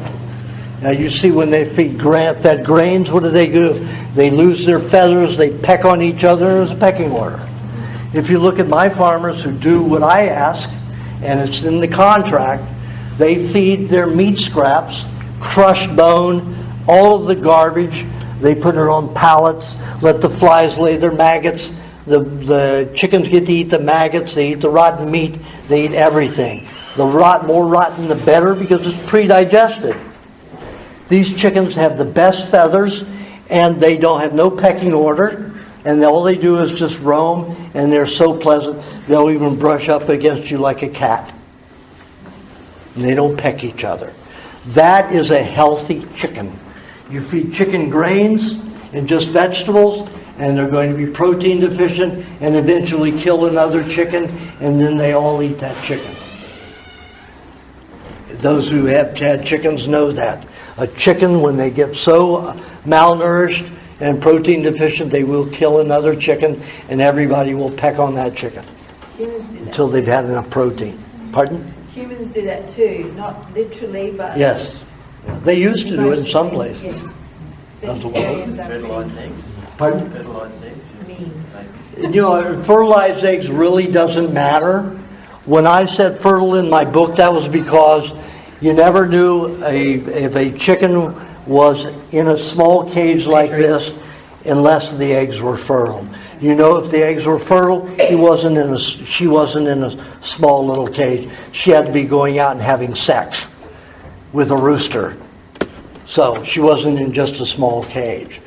Now they have what is called free range, and these are called free range eggs. Free range is supposed to mean out in a farm, out in the pasture. Doesn't really mean that. Pastured eggs means that. Free range just means they're not in a small cage. So they can be in a big cage this big and call this free range. And it's a lie, but that's the way the government lets them lie. When they're pastured, they're actually out in the pasture in a field. Okay? Any other questions? Yeah, I've got a couple more. Well, give me one more and then I'll go to other people. Yeah, okay. What's your thoughts about managing pH, and is this diet more acidic food? Well, we are an acidic system. Remember I went through the hydrochloric acid, the bile, it's all acidic. We are acidic people. I have 5.5 on my blood, my urine, and my feces, and my saliva. Doctor, when I did the doctor show, you know, what was his name? Taylor? Or what was his name? Oh, the good-looking tall doctor who towers way over me. He said, "Oh, if you had 5.5 blood, you'd be dead." Yes. So after the show, I showed him my 5.5 test that was done at Washington University Medical School in St. Louis. And, you know, I said, "You don't know anything. You're just told a lot of bullshit, and you believe it, and you've probably never been in a laboratory in your life. You know absolutely nothing. You should never say anything about anything anymore until you actually have wisdom." And so what did he do? He went on the Phil show and talked about me and how dangerous my diet was. And the Dr. Phil show. He goes on a doctor show, Dr. Phil show, to talk about my diet and how dangerous it is. How do you get away with that? Is that Dr. Oz? Yeah, it's amazing what these people can get away with. So, anyway, that answers your question, right? It doesn't matter. The pH of the body will take care of it. If you feel over-acidic, you have the vegetable juice. Okay, some people say that cancer only exists in a low oxygen and high acid environment. So look at all, 98 out of 100 people reverse their cancers on my diet. So is that true? It's bullshit. It's absolute bullshit. And when I had cancer and I tried that alkalizing garbage, I was in pain all the time and sick all the time. So don't listen to that garbage. That's theoretical crap that doesn't have any reality. A lot of those people who do those alkalinizing diets, they have a reversal rate 20 to 35% only. 98 out of 100 on this diet reverse their cancers.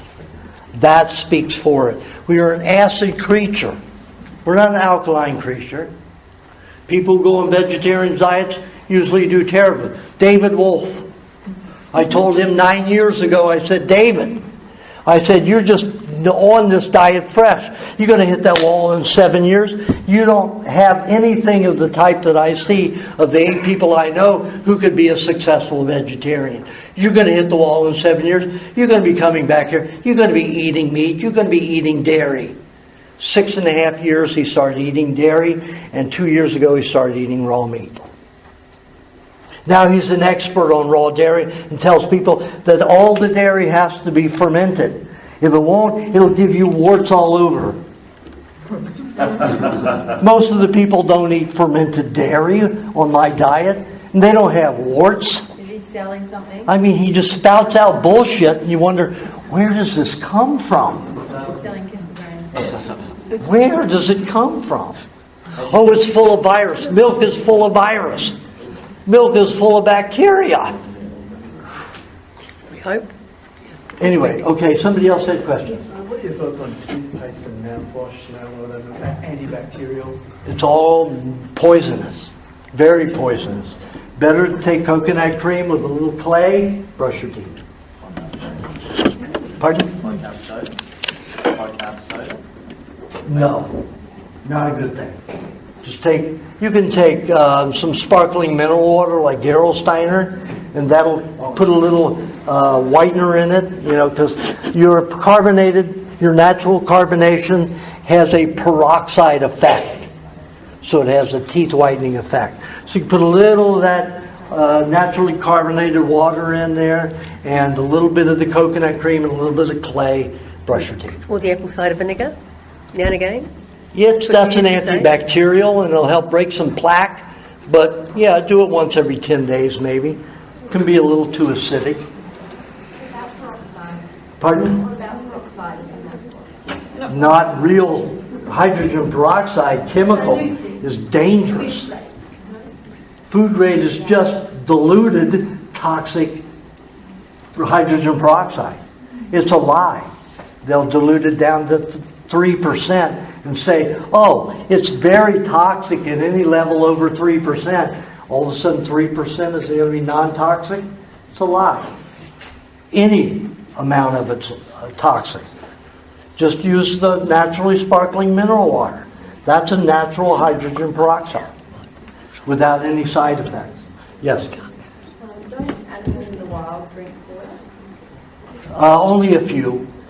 A lot of the animals who drink eat a lot of dried food. Grain, birds eat a lot. Cows, if they're fed, hay, they'll drink more water.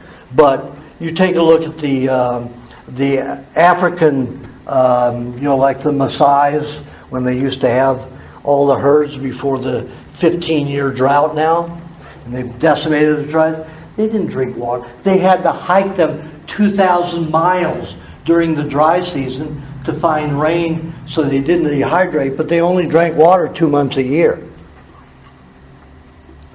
Camels and elephants drink water like birds regularly.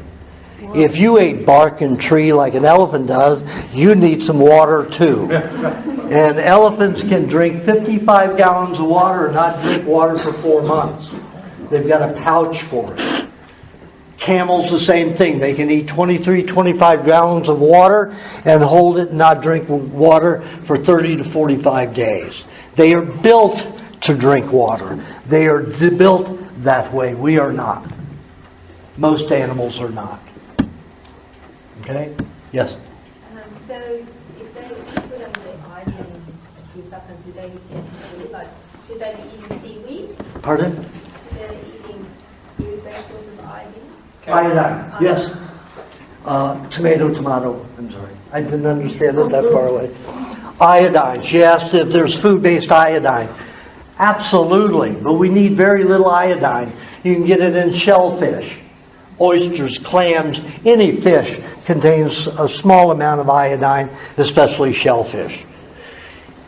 And shellfish that eat, they say, oh, it's a bottom feeder. It eats fish shit.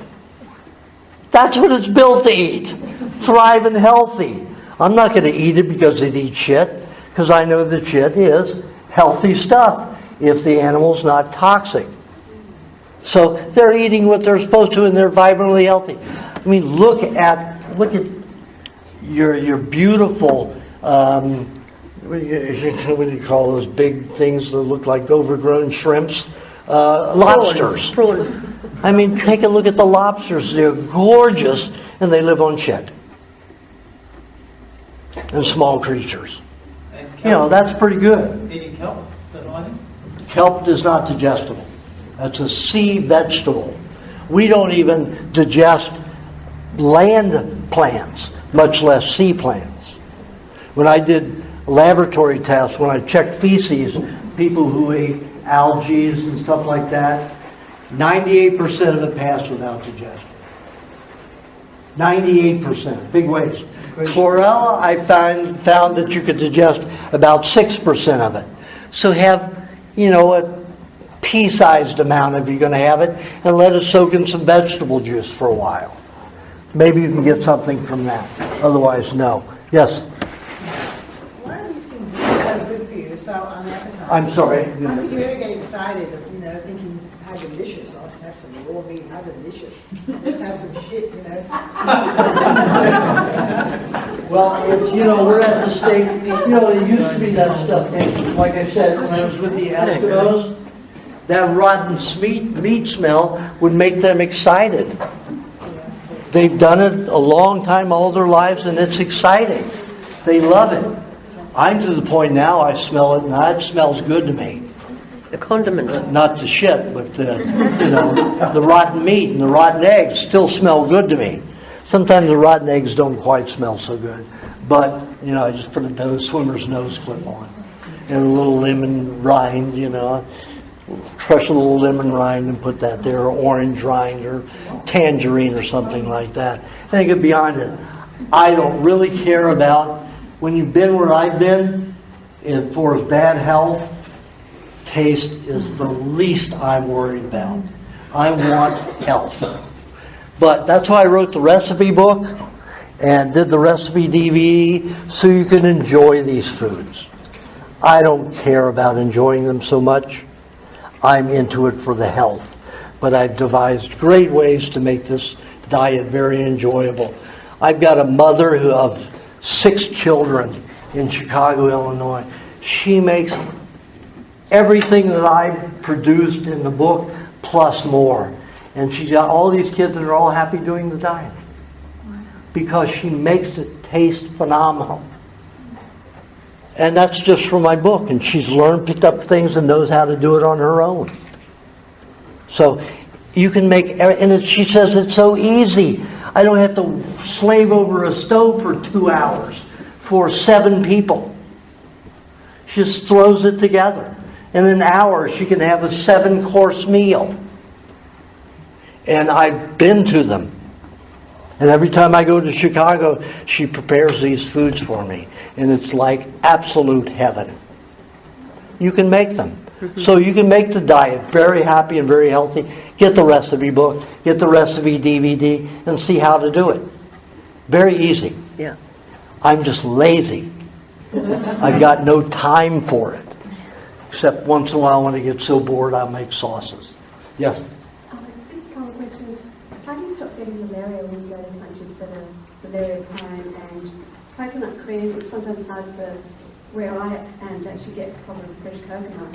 Okay. Can you get coconut cream from cans? Probably not. Malaria is a falsehood. Right. Malaria is a parasite in red blood cells. We give malaria to mosquitoes. They don't give malaria to us. That is absolute garbage. Really?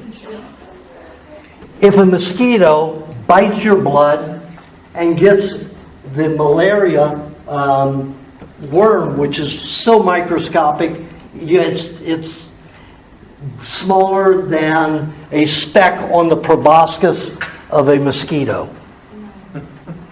The malaria is a red blood, is a animal cell cleanser. It's a parasite that cleans the insides of red blood cells.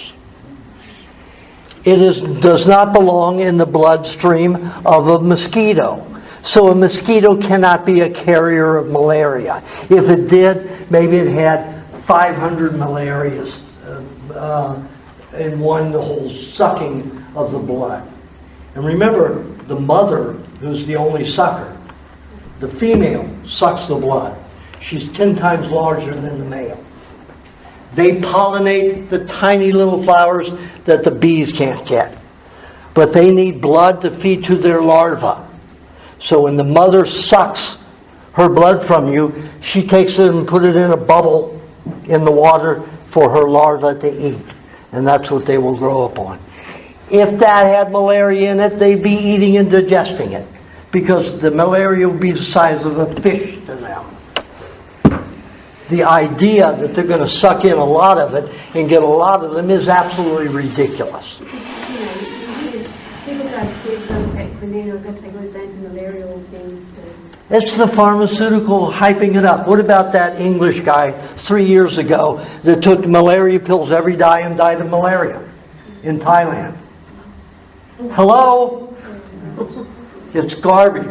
It's nonsense. It is a pharmaceutical drug plot to make money. So does that mean that's dengue fever, river fever and all of that? All of that's bullcrap. They're swine flu, they're blaming pigs. How can you have swine flu unless you're a pig? How can you have bird flu unless you're a bird? Get real. Common sense. But people can get very sick, can't they? I knew a guy who had dengue and malaria, went to the Trail, and he got really sick. How do you know he was sick with what they said? I don't know. That's what I mean. People buy this shit, and they keep like this poor girl out here that was, the ad woman. She was spouting out the same stuff, and she kept asking me the same question 15 times. And I answered it in a dozen different ways. I said, how do you know that's true? That's just what you're told. Same way the pharmaceuticals telling the doctors what is so. Nobody investigates it. I did. I investigated. I worked on it in a laboratory. All of these things. And it's all crap. People are getting sick from medications mainly. They get the heavy chemicals from foods. Look at all soda pop. Soda pop is all chemical. You can't digest that. You can't assimilate that into your cells. Some of that, a great deal of it is going to store and cause problems in your body. That builds up enough, what are you going to have? You're going to have a terrible sickness. You're going to have a blood disease where your body needs malaria to clean the red blood cells. Is that what happens in third world countries when they all get malaria? They're not getting malaria. That's crap. They're poisoning the people. It's like all the AIDS in Africa. Where did that come from? It came from the U.S. government, and the British government gave 126 million smallpox-infested vaccines with AIDS contamination. Really? Documented by 4 doctors. Yeah. Leonard Horowitz was one of them.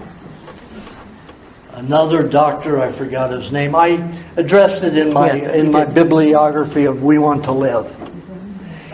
AIDS was manufactured at UCLA in 1961 as a way to incite cancer laboratory animals so they could study cancer. That information went right to the War Department. War Department decided they were going to practice on undesirables. So they found out, what are the undesirables? What can we do? Well, they found that mainly homosexuals in 4 major cities were getting hepatitis because of the heavy drug use. So, in the drug use, they decided, okay, we'll go to New York City, Houston, Los Angeles, San Francisco, and we'll put the contamination that causes AIDS in the hepatitis vaccine, hepatitis B. So that created a whole epidemic. So 90% of the people who were getting the hepatitis B vaccine were homosexuals. That's why 10% who got it were not homosexual. So they gave that 126 million doses of that contaminated smallpox vaccine to all those African countries. And there's a book on it. Yeah. Oh, yeah. Okay, we're going to have to end this. One more question. Yeah, you wanted Two more. to ask Pardon? you were going to share the recipe for making the cheese, the hard cheese, that you Oh, purchase it? if you want, well, I don't have a direct recipe. You can go online and find lots of recipes to make it. But when I was making cheese for myself, all I would do is take a gallon of milk. I'd put 3 to 4 drops of either lemon juice for fermentation or vinegar, raw apple cider vinegar. And that I used that as my starter. It would cause the curds and whey to happen maybe a day earlier. Then I poured that. I made a sock out of some material, the jersey material, like a t-shirt, out of an organic t-shirt, sewed the sleeves shut, cut them off, and then sewed the bottom of it so I had a big sock. Poured that mixture into there, let the bowl underneath to catch the whey, so you can have it as a sport formula. Tied that off and hung it with the bowl under it for about a day and a half. Gets very dry. If you wanted cottage cheese, you'd let it strain for about maybe 3 or 4 hours. If you want to make a harder cheese to help remove poisons out of the body, you let it hang for a day and a half. Then it will be dry enough. Okay? And then you can just press it or leave it in chunky form. It's up to you. Okay. Yes? In Australia, our soil is deficient in zinc. Pardon? In Australia, we have soils deficient in zinc. What's the best way for us to get... You don't need much zinc. You need zinc when you're more poisoned. Zinc helps get rid of copper and some other things. So if you're not eating a lot of copper and you're not eating cooked foods with high copper in it, you don't need much zinc. But if you need... But there's zinc in every zucchini. Right. And oysters? Summer squash is loaded with zinc. For some reason. Yes? I give plasma. Am I at risk at all? You have what? I give plasma. Blood plasma. Is there any risk there associated? Out of the poor person receiving it. No. Does the body regenerate fast enough? Well, is there... it takes, if you're giving a pint of blood at a time, it will take you about 60 days to reproduce enough red and white blood cells to gain that back. It's up to you if you want to spend your nutrients doing that. We've got to get going now. Yeah. It will be helpful for the person receiving I it. was flying with you. No more questions. Plasma is even greater completion. No more questions. I was just concerned about blood coming with the meltdown, and it's like I was doing He asked about Fukushima and the radiation contamination. Certainly it's affecting mostly the United States. It's not even affecting Japan as much as the United States because the wind current blows from Fukushima, which is on the edge and the top, right over to the United States. We have 2,000 times now the concentration of radioactive material. I do not eat fish from America anymore. I eat it when I come to, go to Philippines. I'll eat it all day long. That's about all I'll eat because I know it's clean there. What about other foods that are from the U.S.? Pardon? What about other foods that are from the U.S.? A lot of it can be contaminated. So I spend as least time possible in the United States now. Yeah. We've got 12 people doing So that's going to take my mini consults. There are 13 people. 12. If anyone needs to go, there are some gaps. We're doing some mini consults at my place on Monday. If anyone can't stay, we gather on Monday. We have got 12 to do, which is 10 minutes each. We can all do our maths. Yeah, 6 to 10 minutes, depending upon the person. And we've got some mums with babies who need to go. So if people who are maybe booked in first, so we're going to have to end the Q&A. We could do more than that at the end of this. People are still. Well, it's going to take 2 hours to do 12 people. Yeah, but if we don't have all 12, then. Yeah. Okay. If some people want to come on Monday, terrific. Okay. All right, any more questions then? Yep. One of my clients, their wife died of swine flu, so are you saying they're actually making up that disease? No, it's not swine flu. A flu, when you have a virus, you have a chemical detox. You're so contaminated that you can't use bacteria, parasites, or fungus to clean dead tissue out of your body. So your body makes solvents, each cell makes a solvent to dissolve the surrounding dead cells to be able to get rid of it. That's a flu. It's not a swine flu. Hang on, please. We've got people who are desperate to get this done. If you've got questions at the end when people have gone, we can do the last question. I said one more. Yeah. Well, you've got to stop saying one more. She just had a detoxification. All right. Okay, but she died. So what would you do if someone else had this? I've never done that. Well, she died of what? Medical? Yeah, they gave her antibiotics and killed her. That's it. Okay. So, otherwise, we just go on your diet. Yeah. Thank you. You're welcome. Thanks, everyone. Okay. Thank you. Do you want them at the front on the chair? Yes, I need it under one of these lights. This is fine, right here. Anybody who wants? Okay. What is your name? Joe. Hi, Joe. All right. Red blood cells are very good. White blood cells are pretty good. Left ovary, there's not much of it there. The left adrenal gland is in pretty good shape. The left side of the pancreas is okay. The left thyroid is good. Parathyroid fair. Tonsil area very, very poor. The right ovary in pretty good shape. A little protein deficient.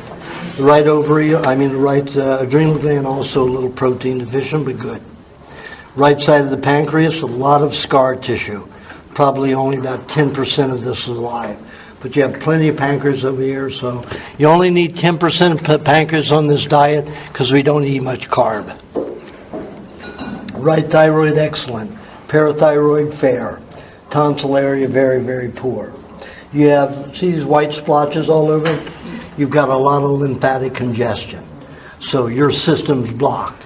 Your vacuum bags are full. You need the hot baths. Some people can sleep with hot water bottles. I did that when I didn't have a tub. I would sleep with one hot water bottle between my calves, one between my thighs, one at each hip, one under each arm, and one at one side of the head. And I covered with a down quilt. I put 3 beach towels under me to catch the sweat. One time I didn't. I turned my mattress moldy, and it never gets unmoldy. It stinks forever. It was a brand new, custom-made bed. Ruined it. Okay, you've got a lot of metals in the brain. Now what I'm reading here is inside the cells. What you see in the irises is outside the cells. So this is a little bit more important because the inside of the cell is what produces most of our energy. So I'm going to suggest that you have mostly dark berries and the pineapple, like for your fruit meal, half a cup of pineapple, a half a cup of berries, mostly dark berries. And then coconut cream with it and stuff like that. If you have it with the coconut cream and you dilute it, it'll be different. Okay? But without it, you're not going to move as fast. If you still do the hot baths and don't do the fruit, you're still going to move faster. Can you handle tomatoes as a fruit? Then you have more of the sport formula. You can do the same thing because you have the coconut cream in it, you have the vinegar, you have a little bit of pineapple in it. You know, you have 2 ounces of pineapple in a whole liter. You're not going to taste much pineapple. Do the berries have to be organic? Berries always have to be organic. So if you can't get them organic in season, get frozen organic berries. Fruit can be frozen, nothing else can.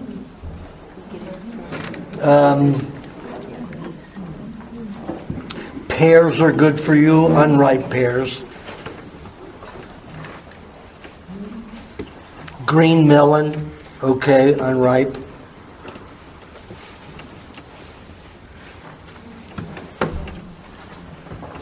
You do very well on milk. You don't need as much meat as most people because you have a high acidic system, higher than normal. But still, I would eat some meat to regenerate some cells. Vegetable juice,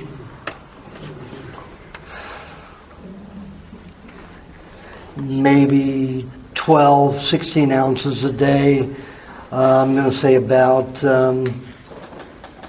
25% carrot, 30% celery, 25% cucumber puree, 10%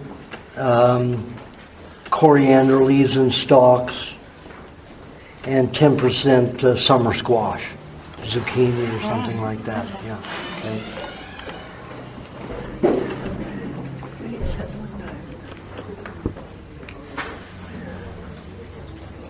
And you need to move about. You need to dance or something. You've got a high energy level in the bottom of your body. That's good for dancing, some kind of movement, some kind of art form. Okay? Make you happier.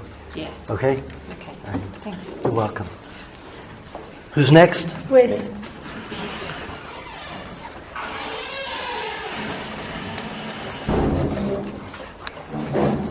We need to move this real fast, so get ready. Who's ever next? What's your name? Wes. Wes? Yeah. Hi, Wes. Hi. Relax. Woo, you perspire nicely. Relax. Relax. Okay. Red blood cells are pretty good. You've got a lot of aluminium in your blood, though. That is a little bit difficult for concentration. Raspberries and strawberries are good to help control that, with coconut cream and some dairy cream and cheese. A lot of metal throughout the body. Did you work with aluminum? Metals at all? Did your mother cook with a lot of aluminum? Pots and pans? Yeah, so you just absorbed it like crazy. It's like you didn't throw off one molecule of it. Heavy metals all over in every part of your body. Lymphatic congestion most everywhere, so you need those hot baths.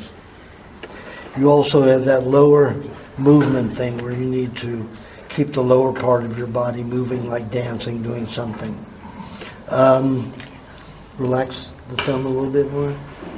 The left testicle is about 20% scar tissue, but okay. Left adrenal gland is in pretty good shape. Left side of the pancreas is heavily scarred, probably about 25% alive. Left thyroid's pretty good. Parathyroid's okay. Tonsil area is very poor. The right testy, a lot of protein deficiency. Right adrenal gland, okay, a little mushy, too much water. Right side of the pancreas, way too much water. So you're storing a lot of water on the right side of your body. Excess water that's water, not good water, like from milk and food that's not cooked. The right side of your pancreas is probably still about 40% alive. That's plenty. Right thyroid is very good. Parathyroid very good. Tonsil area fair.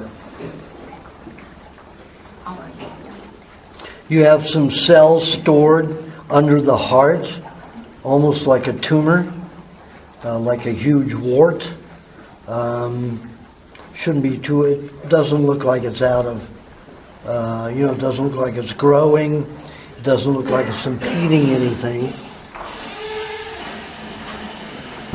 You smoke? No. Did you smoke? Yes.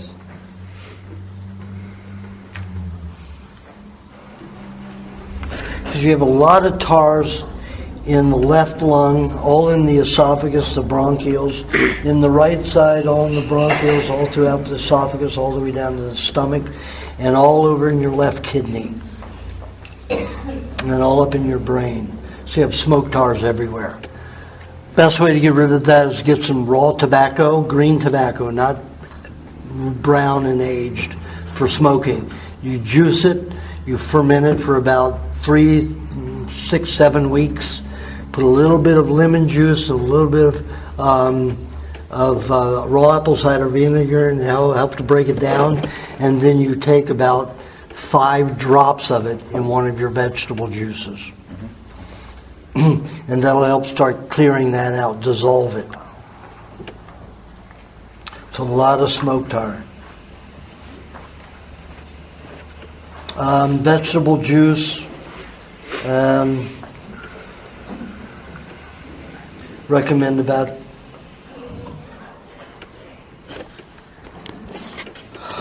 25% celery, 10% spinach, 15% coriander leaves and stalks, about 20% cucumber puree, and the rest carrot.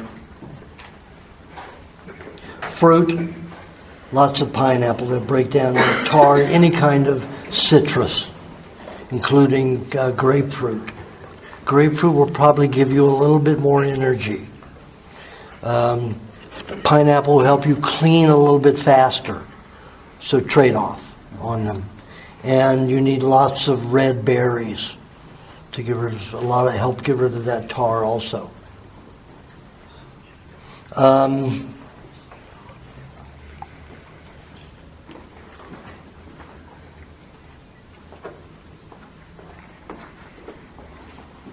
We need those hot baths. Hot tub. Thanks. You're welcome. Oh, Camille's up. That's you, Camille. Sorry. Get ready, get up here. I don't care if you are my farmer. This is the golden boy. Lecture. Okay. You also have a lot of metal, especially aluminum, in your blood. Especially the blood in your brain. Ton of aluminum in your brain. Also lead, mercury, cadmium.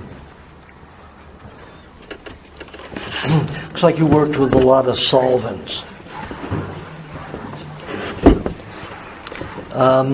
You have some poor circulation in your torso. You need hot water bottles, under your arms, at your hips, at nighttime to get that moving. Also is affecting the left kidney. Poor circulation. But that's only in about a third of the kidney, but still it needs help. You have pretty good fat everywhere. The white blood cells are good. Red blood cells are still functional, but they're highly contaminated, especially on the left side of your body. Pears, good for you. Carrot juice, good for you.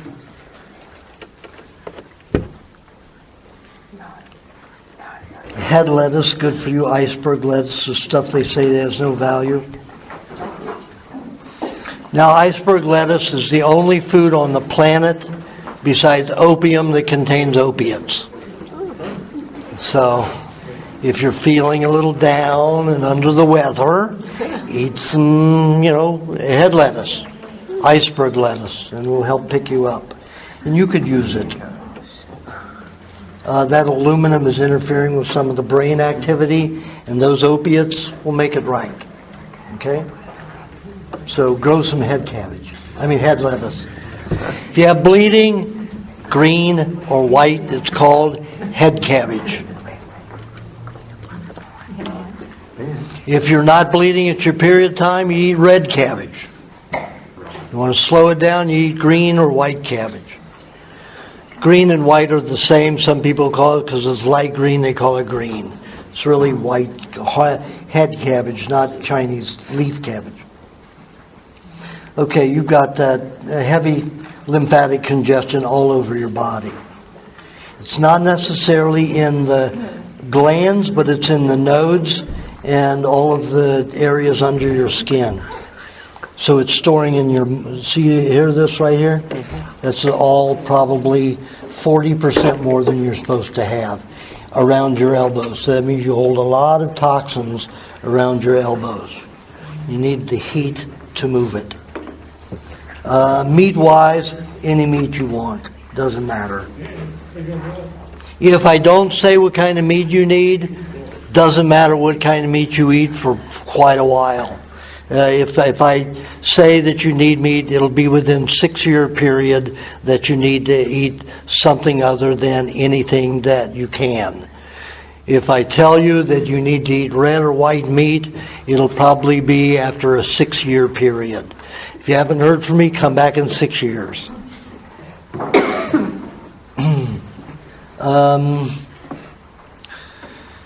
Pineapple is going to help your congested lymphatics also. You need to have more red berries than dark berries, but you do need some dark berries.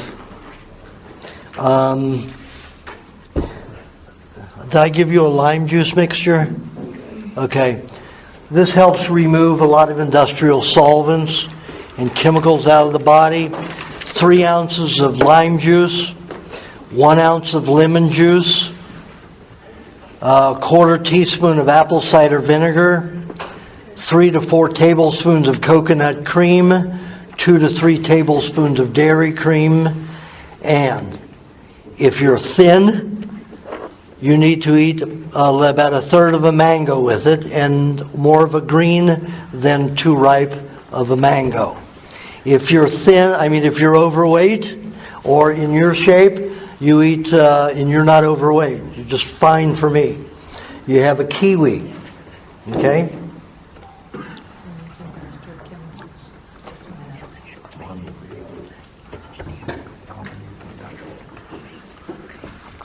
And lots of milk. I wonder where you get that. Thank you. You're welcome. Okay, Rowan. Next, quick.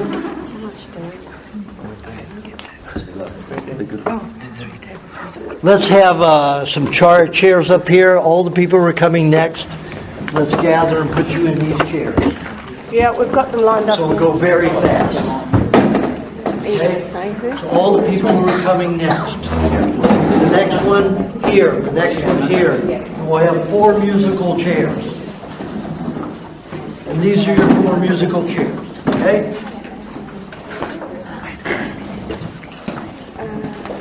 Okay, Rowan. Let me see both. Just say. Let me have both of them. Okay? And just let them go limp now. Okay. Red blood cells are okay. They're probably operating at about 25% lower than they should. So I'd like you to have cheese with all of your red meat and butter. Sour cream would be okay, but I would like you to have mostly butter. The left testy is in good shape. Left adrenal gland is in pretty good shape. Some scar tissue there, but okay. Left side of the pancreas is about 60% scar tissue, still 40% is good. The left thyroid is fair, parathyroid poor, tonsil area very poor on the left side. The right testy is in pretty good shape, also some scarring here, about 10%. The right adrenal gland is in pretty good shape, a little cold, so you're mineral deficient, so you need to eat that cheese and honey together. Anybody that's cold needs to eat lots of cheese and honey together until they warm. May only take a week. I've had people just eat once cheese and then honey, like the New Zealand model. She was always cold because she was skinny. 10 minutes after she ate about a 1/5 of a kilo of cheese with honey in one sitting, she was never cold again. Of course, she never stopped eating the cheese and honey. The right side of the pancreas is in okay shape. You've got some congestion in it. Feels like lymphatic congestion. So you need to put a hot water bottle, on this left side over here at night, at least 3 nights a week. See all this white splotching everywhere? Yep. Lymphatic congestion. Your lymph glands, your nose, and your system is very jammed. You need those hot baths 90 minutes a day. And if to make that first 90 minutes in your sleep, nobody drowns in there. I've never heard of anybody drowning unless they had a heart attack. So you're not going to drown unless you have a heart attack in a hot tub, even if you go to sleep. And I've fallen asleep over 1,000 times, and only one time did I suck some air in, but it woke me up pretty quickly. So I didn't drown. Fruit-wise, you need lots of pineapple to help remove those toxins, and all the berries will help. And papaya will be helpful for your intestines. Now you have smoke tars all over the place. Mm-hmm. Were you a smoker? Yeah. And so you need to do the same thing if you want to remove those tars. Those tars don't come out easily. So you need the raw green tobacco juiced, fermented, few drops of that, 5-7 drops in at least a minimum of a 12-ounce vegetable juice. Vegetable juice I'm going to recommend would be about 35% carrot, about 25% celery, and 25% cucumber puree, and the rest coriander leaves and stalks.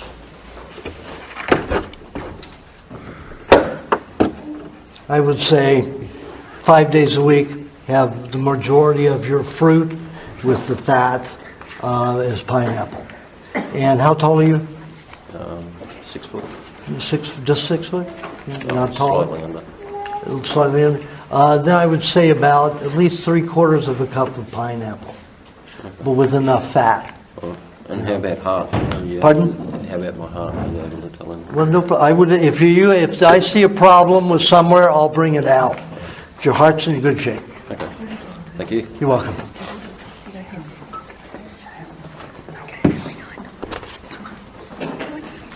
Hi. Okay. It's amazing. I'm seeing people with pretty good red blood cells here, you know. I usually don't find, in America I don't find that. Everybody's got pretty good red blood cells. But you do have a lot of aluminum on the left side of your body, in that blood that's manufactured on that side. You have some on your left, but not the concentration on that you do on your right. You have also a lot of lead, a lot of mercury, some cadmium. You also have smoke tars in your chest. Were you around a smoker? My father, probably when I was very young. Yeah.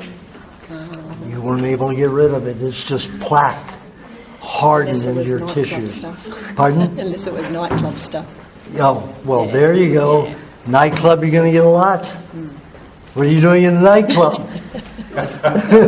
When I was younger. Yeah. So, I mean, that's a lot of it. It's just plaque.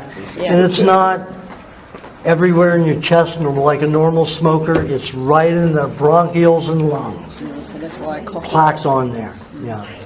And the vinegar in the sport formula also, you could have a tablespoon of vinegar with about 3 ounces to 4 ounces of milk once every other day, somewhere around 6 o'clock.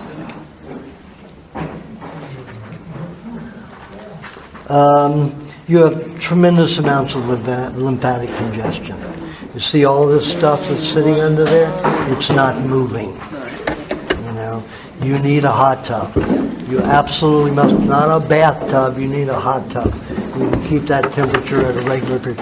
If you get heat prostration in a bathtub or a hot tub, you take a bowl of cold water with ice cubes floating in it and a wash rag. You take the wash rag, get it so it isn't so dripping wet, put it on top of your head, immerse your hand, your fists, not tight, open. Put your hands through your wrist in that cold water for exactly 2 minutes. No more, no less. That will chill your bone all the way up to your brain, and you won't want to get out of that hot water. But you can be so bad that you cannot stand one more second in that hot water. Once you do that, everything will change. The brain does not like to be hot. The body loves to be hot. And putting those bones here in the water and that cold rag on top of your head will chill your brain so fast that you will want to stay in the hot water. So be sure and do that. You need to remain in that hot tub, that hot water.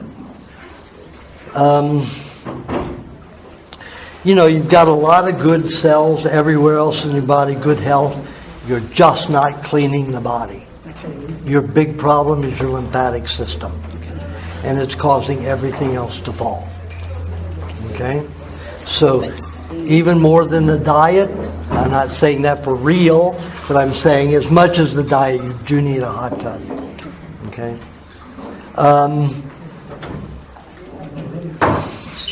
Vegetable juice, have a third celery, a third. We'll make it 30% celery, 30% cucumber puree, and 30% carrot, and then 10% zucchini. I would just want you to stay away from the heavy metal movement with the coriander leaves and stalks until you get that stuff moving. You don't need to get metal under there and cause MS or lupus, because that would happen. If you start moving that metal to detox and it's not moving out of the body. Fruits, pears, citrus.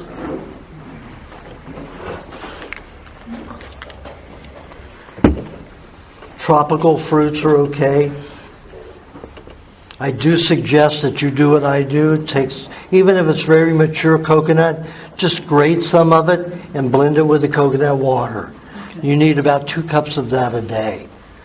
And your milk, once you get the lymph system moving a little bit better, the milk will be more important then. But until that gets moving, I'd like you to have 2 cups of that and 2 cups of milk a day. Okay?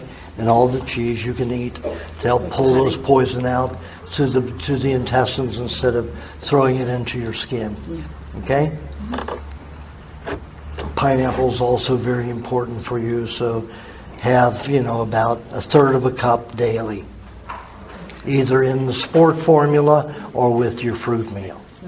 And you need about 2.5 tablespoons of coconut cream with your fruit meal and about 1.5 tablespoons of raw cream minimum. I don't care if you get very fat. Okay? He might, but he can't talk. Okay, thank you. How you going? I'm good, Tim. How about you? Let your hands relax. Okay. Red blood cells are very good, except for it looks like you have some kind of bone block on the left side of your body from about here down to your bottom ribs. Could be you have some bone cancer. And remember, bone cancer is any kind of cancer, just dead cells you're not dissolving. You eat the sport formula with vinegar in it, pineapple, you eat pineapple, you're going to dissolve those cells. Cancer is nothing to worry about. It's a good thing. It stores your dead cells that you can't dissolve until you can dissolve them. And if you go on a shit diet and eat donuts and soda, you're going to not reverse that, and you're not going to dissolve those dead cells. So eat things that take care of it. A lot of lymphatic congestion everywhere, so you need that hot tub a lot. We're going to have a lot of fun. Yes. Yeah. But take your cold water with you, because you're one person that will get heat prostration. Anybody that's overweight has a difficult time staying in that water with that bowl of cold water with lots of ice cubes floating in it. Okay, vegetable juice.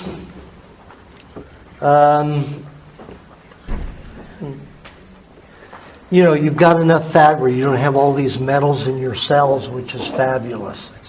You do have them on the outside. I can see it in your eyes. But you don't have a lot of metal poisoning except in the right side of your brain. So you're a metalhead. But not anymore. You're less than most people. You've got the weight again. Every time I see people who are nice and overweight, there's so much less toxicity that is interfering with functionality.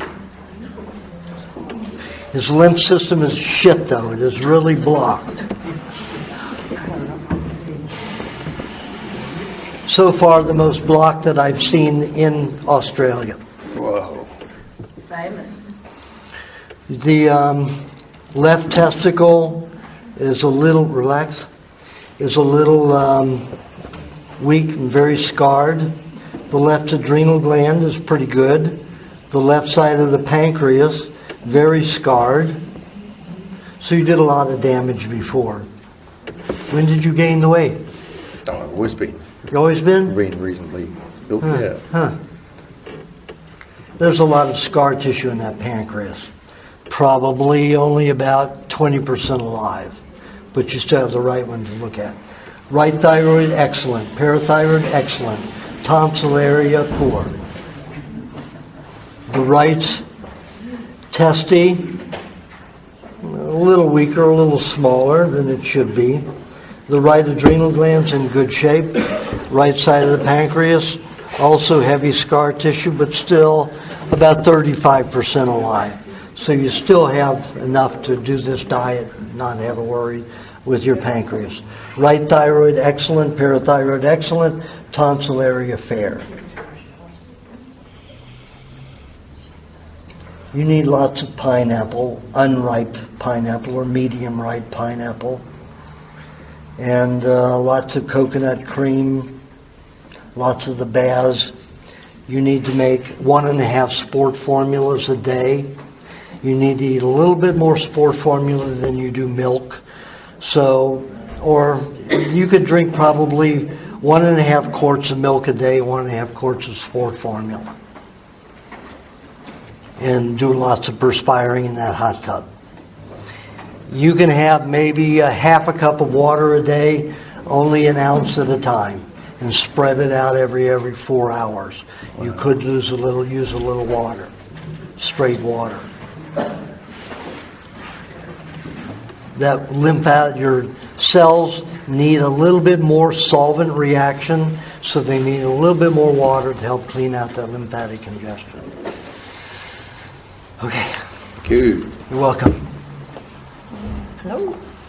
Hi, Wendy. Ooh, cold somebody. Uh-oh.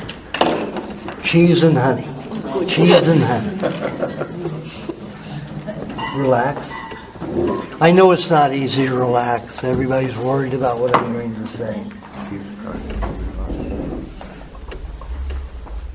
If I walk up and walk away, then you're in trouble. Relax the thumb. The left ovary is barely there. The left adrenal gland is also very, very small. The right side of the pancreas somewhat scarred, but okay.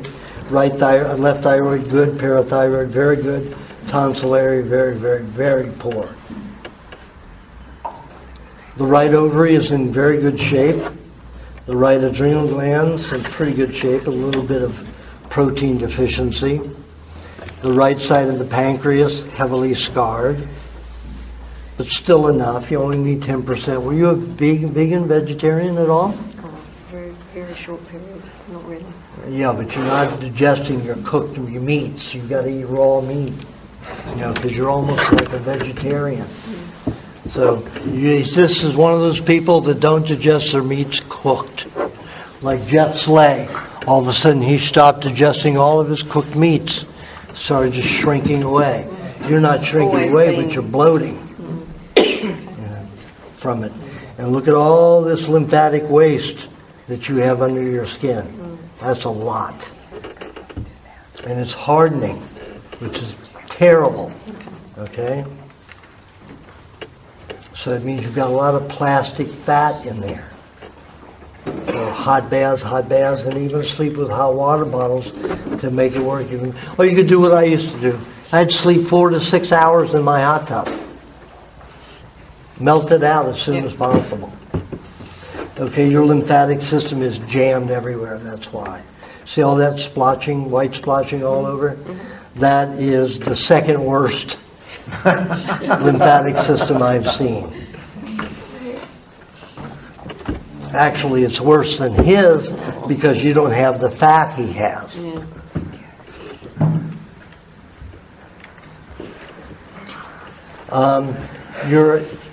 You must have been on a fat-free diet a long time, because your intestines are like beef jerky. Yeah, Very dry. Well, not intentionally. I would just eat whatever I wanted. And it wasn't much fat. It wasn't. You didn't get into ice cream and some of those good things? Yeah, I've always eaten butter and what have you. But Real butter? Yeah. Not well, assimilating not at raw all. until recently, but butter. Okay, then you've got a heavy digestive problem. It's so white, the whole hand, I can't tell that it's different from the intestines. Okay. But your intestines must really be impaired. Rotten stuff, aged milk, kefir, but not cultured unless it's your own saliva. Okay. You need really the bacteria from the milk, not some cow's stomach. Yeah. Okay? You need the bacteria that's in the milk and the bacteria from you. All right? Leave your meat out at least 12 hours before you eat it. I mean, I leave mine out for a couple of days, and it always, I have so much energy. I sleep 3.5 hours a day minimum. I mean maximum usually. Last night I slept 4 hours. Wow, that was amazing. It's probably because I didn't get much sleep the day before because of all that salt. But I got better sleep last night. You need about a half a cup of pineapple every 6 days a week. On the 7th day, I want you to have a custard. 2 days a week, I want you to have that. Have you had the papaya and the eggs and the banana? I mean, and the butter and the honey.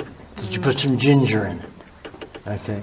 Takes a little bit of ginger root and grate that in there. It'll even propose a little peristalsis and also make it taste better for you. Probably don't digest the butter very well. So the ginger will also help digestion of the butter. Probably do better with meat and butter together. But you need it for your intestines because they're drying out like beef jerky. That means you're not going to absorb much food. Okay. So I'd like you to live on maybe one meat meal a day only. Lots of eggs. Okay. 14, 16 eggs a day. Yep. You need to pull yourself back into health quickly. Yeah. Okay. Wow. Vegetable juice, about 30% carrot, 30% celery, 30% cucumber puree, and you need the coriander leaves and stalks. Okay. And I would like you to have one of your eggs and that vegetable juice with only 1.5 teaspoons of cream. 12 ounces maximum. When it's cold, only 8 ounces. And that's all in a day. Okay. Okay? Cool. Thank you. You're welcome. My hands are gone cold. You need some cheese and honey. Ooh, very cold. Yep. Okay. You have metal poisonings all over. Did you grow up on a farm or? No, measured. I've got amalgam. Oh. How many? Let me see. 4 or 5. 1, 2, 3, 4, 5, 6, 7. So you have 7. That's all. And they're huge. Huge. So you need to get those removed as soon as possible. You saw the video. One filling was giving out 1,000 times the toxic dose for an hour. I mean, it was for a whole day, but you were getting it in an hour. So you've got 6 of them. Red blood cells are withstanding it, though. Good red blood cells. Very low fat, very low red white blood cell count. It's another reason you're cold. Very low in fat. Very low in minerals. Your intestines are even more turning into beef jerkies than the last person. So they're all drying out and hardening. Once you do that, you stop absorbing food. So you need to start diluting it. eggs, milkshakes, pineapple in your milkshakes, even though it may not taste so good. Grate a little ginger in it. A lot of people don't like the taste of milkshakes made with pineapple for some reason. For some people, it makes it taste like vomit. But it helps digestion.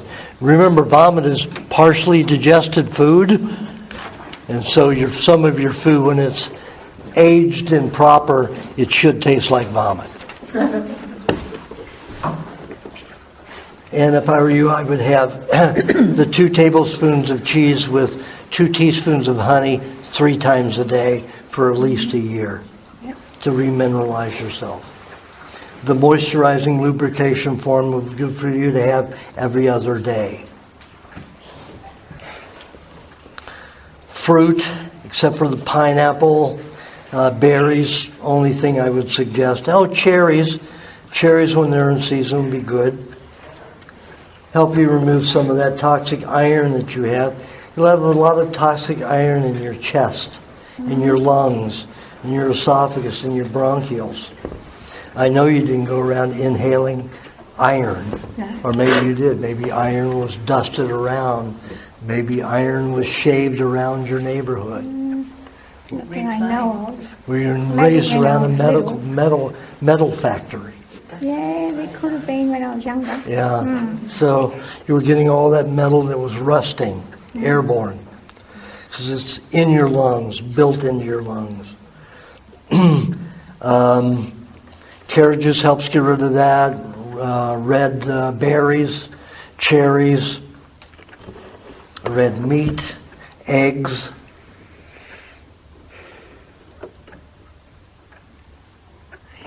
Ginger. Yeah, I have that every Pardon? day, ginger. Okay. And smoothies. Well, pineapple you need for your lymphatic system.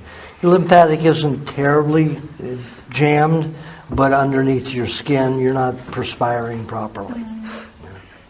So you need the hot baths to get that going.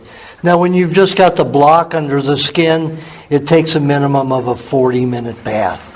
When your lymph glands and nodes are jammed in the lymph system, you need 90 minutes minimum.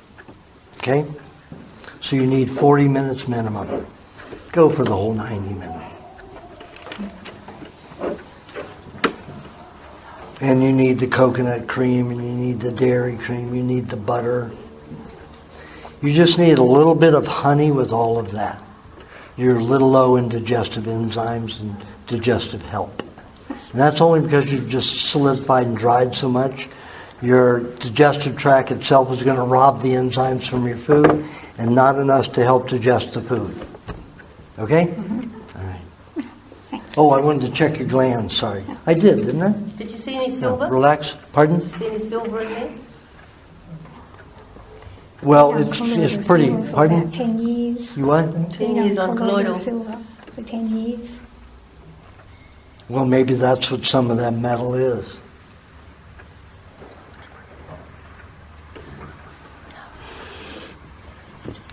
Well, I would say you're handling it better than most people inside the cell. I'd have to see your eyes to see how you're doing with it. If your eyes are supposed to be blue and they're very steel gray, you're storing it on the outside of your cells rather than the inside. Now, not everybody does badly with colloidal silver. I've known 3 people that did okay with it and didn't harm. But I've known hundreds of people that had very bad reactions from long-term colloidal silver. Colloidal silver means that minerals, metals are reduced to ultra microscopic form that enter a cell easily and can contaminate the cell. You just haven't absorbed that much in your cells. Maybe you're not really having colloidal silver because you're not getting it into your cells as much as I would expect. And you have a lot of bile all in the lower area here, which can cause irritation, might cause some vaginal burning, some yeast infections, itching, dryness. Do you like the moisturizing formula, the lube formula? I haven't Have you tried it? used it, no, just the Okay. smoothies and that. Well, it's on page 146 of the recipe book. Yeah. It's the butter, the lemon juice, the honey, and the egg together. Tastes like lemon meringue. Yeah. Okay? It would be helpful Yeah. to get those intestines moistened again. Okay. Okay? Thanks. All right, you're welcome. Sorry, stood on your toe. It's a good way to start, isn't it? As long as it's my shoe and not my foot. Relax. Just go limp. Now, this gentleman, you see how thin he is, has a hard time relaxing because he has very little fat to absorb any acids in his body, and we're acidic. If he were with the Maasai tribe, he'd be fine because they'd work him to death, and then he wouldn't be in tension. But he has a very difficult time relaxing, tension all throughout his body. That is what is a problem, the biggest problem with no fat in the body.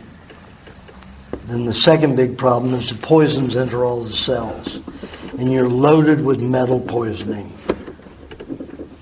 Some very intensely. Looks like you're going to get a lot of earaches with that left ear when you start cleaning. Your intestines are also turning into beef jerky. More side the left than the right. Lymphatic congestion is medium.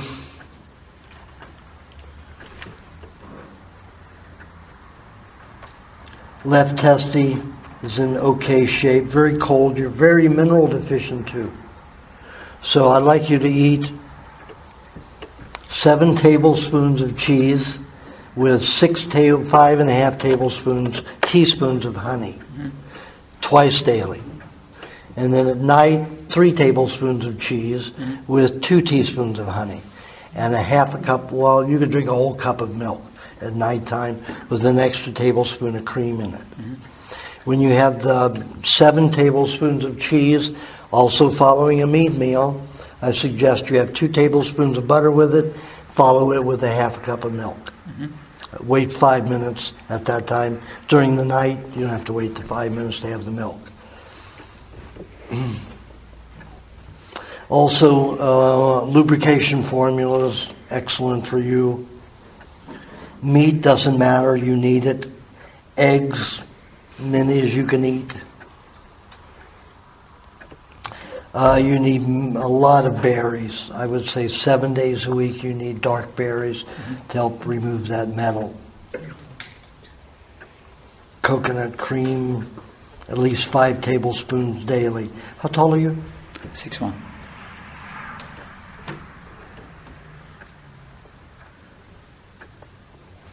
And remember, if you pate your meat, you get to eat less because you can digest and absorb all of it. And it takes a lot of the load off the intestines. And you have so much dryness in your intestines, I suggest you pate all of your meat.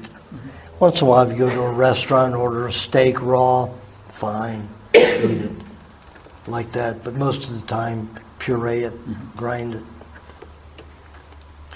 The only place that you have a lot of good fat is along your left side of your back. Right side of your back, not enough. Why you decided to put it there, I don't know. And also your adrenal glands are pretty good. Everywhere else you're very, very deficient in fat. I'd like you to have milkshakes instead of milk, except when you have it after your cheese. That's straight milk. I'd like you to make maybe 1.5 quarts or 1.5 liters of milkshake a day. So per liter you could do, depending upon the size of eggs, 6 to 7 eggs. Cup of raw milk, preferably if it's aged a little bit. At least, let's say, 12 hours out of the refrigerator, preferably a day and a half out of the refrigerator. Have 2 tablespoons of honey, and take a little bit of fresh ginger root and grate enough just to have the taste. Don't make it strong. I don't want you having diarrhea or passing the food through too fast. And then put about 3 to 4 ounces of cream in that. Okay? And then make 1.5 of those per day. Vegetable juice, not wild about you having vegetable juice for a while. Whether you eat cucumbers, eat tomatoes. You could have the sport formula instead of juice. Yep. Don't want you to have too much vinegar until you maybe have 1 tablespoon of vinegar. Don't want you cleaning out too fast because you don't have any fat to bind with. You start pulling fats out of your body, and the only place you have to afford it is your brain and back, left side of your back. And then you weaken your back and you'll be more stiff back there and have more of a problem. So lots of moisturizing lubrication formulas. Yep. All right. Okay? Thank you. You're very welcome. Hi, Marie. Okay. See how clean and see how less gray there is and green in these hands? Because it's all in the fat. The poisons are in the fat. She does have some metal poisoning in the brain, mostly mercury. She has some TARS. You've been around a smoker? I smoked about 20 years ago. There you go. Still in your system. Not as bad as if you still were smoking. I can see it almost looks like secondhand smoke now, but it's still there. Your lymphatic congestion is everywhere. Lymphatic glands, lymphatic nodes, lymphatic passages, veins, even under your skin, nothing's moving.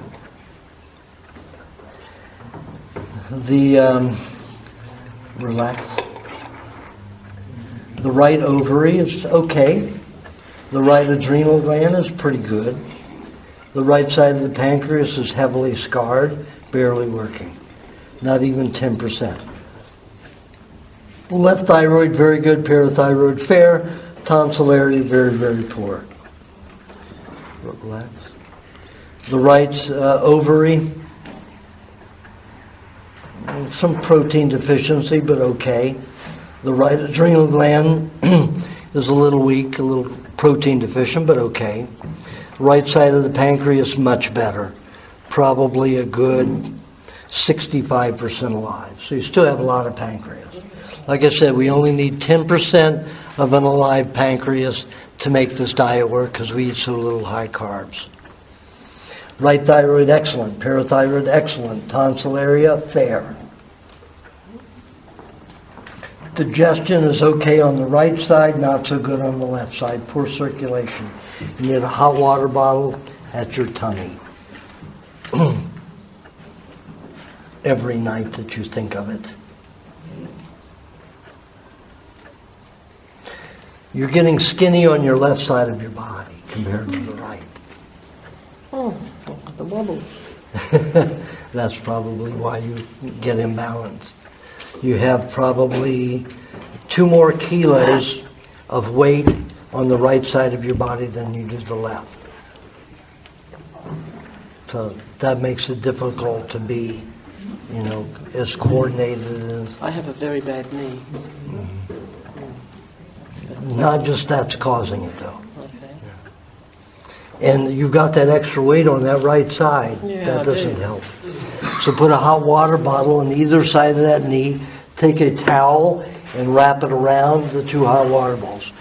Make sure you put your hot water bottles inside a pillowcase. Wrap the extra material around so you don't burn yourself. Never over 140 degrees Fahrenheit. Put it on both sides of your knee. Wrap a towel around it so it doesn't leave your knee all night. You wrap a towel around it, plus inside the pillowcases, it'll stay warm for 6-7 hours. Stay above body temperature for 6-7 hours. If you don't put the towel around it, it's going to cool in 4 to 5 hours. Okay? You need lots of pineapple. And you need lots of coconut cream if you want to clean fast. Melons are wonderful for you, especially with whipped cream and dairy cream. You mean watermelon? Any melon.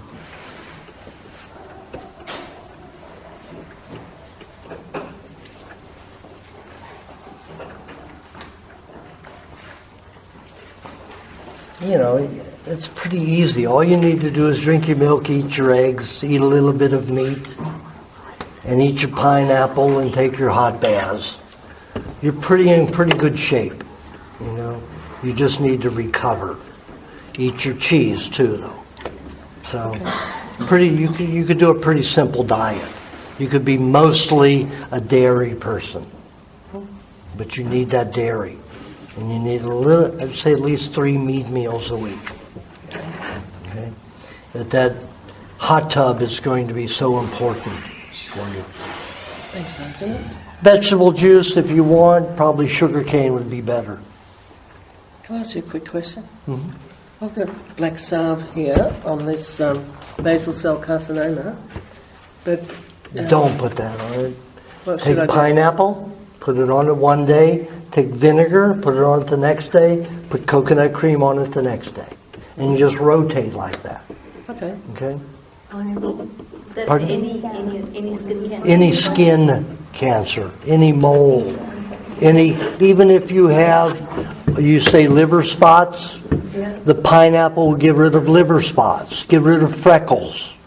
Remember that freckles and liver spots are all contaminated glandular cells that have left the inside of the body, and they're not completely dead, so they can still act as skin, but they don't create, if they're liver tissue, that doesn't create bile anymore. If it's pancreas, there's no enzyme reaction, there's no insulin production, so the body just throws them out on the skin. You can reverse that pigmentation just by putting pineapple on it every couple of days. Don't put so much pineapple on it you burn your skin. And it will burn your skin if you put too much. Okay? And it's lightly. When you put it on, just take the little piece of pineapple, rub it on, let it dry. That's it. Once a day the pineapple, the next day, once a day the apple cider vinegar, and once a day, one day the coconut cream. If it starts burning, then put coconut cream on it. That means the pineapple and the apple cider vinegar are working too fast. They're working like cancer cells would do to dissolve the dead cells. Will that go underneath scar tissue? Because I had it there a couple of years ago. And put the black salve on it and scar it over it? Yeah. So it'll help eat the scar tissue away. Okay. It'll help actually remove scar tissue. So will papaya, putting papaya juice on.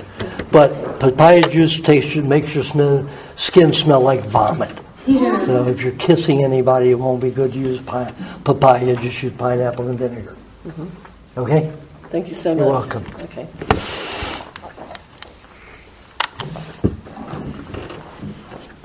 Hi, Ellen. Okay. Let your hands go limp. Okay. You're storing most of your poisons, metal poisons, all on the right side of your body. Red blood cells are fair on both sides, not good on both sides. White blood cells are excellent on your left side, poor on your right side. You need a lot of fat. You don't need any raw cream. You need sour cream. You're not digesting raw cream. You need to make sure all of your milk is aged and made into kefir. All of your cream in your milk is soured. I don't like starters for you because you're not even using your own bacteria right now. I need you to use the bacteria from the milk, not from a cow. Cow's bacteria helps them make alkalinizing cells for their intestinal tracts. Their intestinal tracts are alkaline. Ours are acid. So it counteracts a good digestive tract to use cultured dairy products, unless you culture them with your own spit or just the milk itself, its own bacteria. And it will. All of that kefir was in 2 days. Of course, I had my farmer not refrigerate the milk at all. It was warm, never chilled. So it goes into kefir faster. I put it on wood floor, wood tables. It goes faster.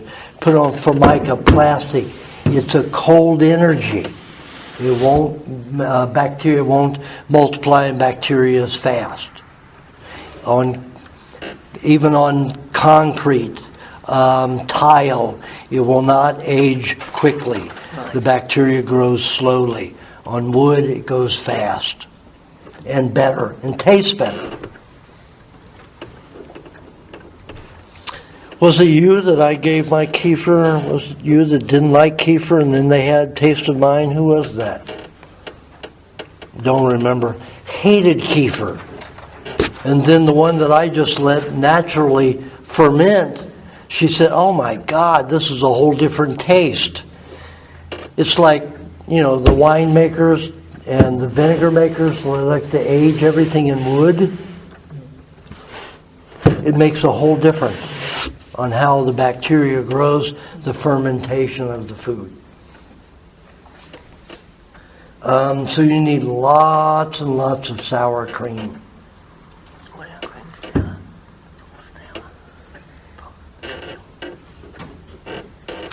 I'd like you to eat a cup of sour cream a day. And I'd like you to have about 10 to 12 eggs a day. And you could have that in a milkshake. And you put sour cream in your milkshake. And if you make the milkshake with kefir, your own, naturally made kefir, even better. You're just so bacterially deficient right now. Is that why she's not digesting her fats? She's not digesting much of anything. No.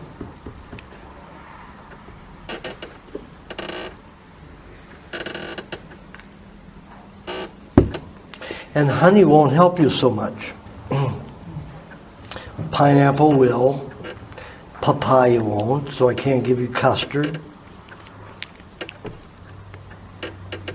I like you to stay on mainly eggs and your dairy and your meats and make sure they're all patéed, all liquefied. But I want you to concentrate on a cup of sour cream daily and a quart of milkshake. You don't have to have all the sour cream in the milkshake. You need a cup of the sour cream daily. Have some with your meat meal. Some just spoon it out as you like, because sour cream's pretty tasty. And then maybe 4 ounces in your milkshake. 5 to 6 eggs in that milkshake, depending upon the size of eggs. 1 tablespoon of honey only. A little bit of ginger to help move peristalsis, but not much ginger because you could end up with diarrhea. So you couldn't eat honey? Pardon? I think she said she can't eat honey. Yeah, but he just said I couldn't have I know. Not much honey. So she doesn't. She said she can't eat honey much. Yeah. I said only a little bit, 1 tablespoon, yeah. But she hasn't been able to eat honey. Yeah. Confirm what I said there. Yeah, but you need to, when you have it, you need it with heavy cream and eggs. And it's only 1 tablespoon. Yeah. Okay, the left ovary is barely there. The left adrenal gland is also so you're eating your own body. The left side of the pancreas is okay. Some scar tissue there. Left thyroid, excellent. Parathyroid, excellent. Tonsils, pretty good. Relax. The right ovary is okay.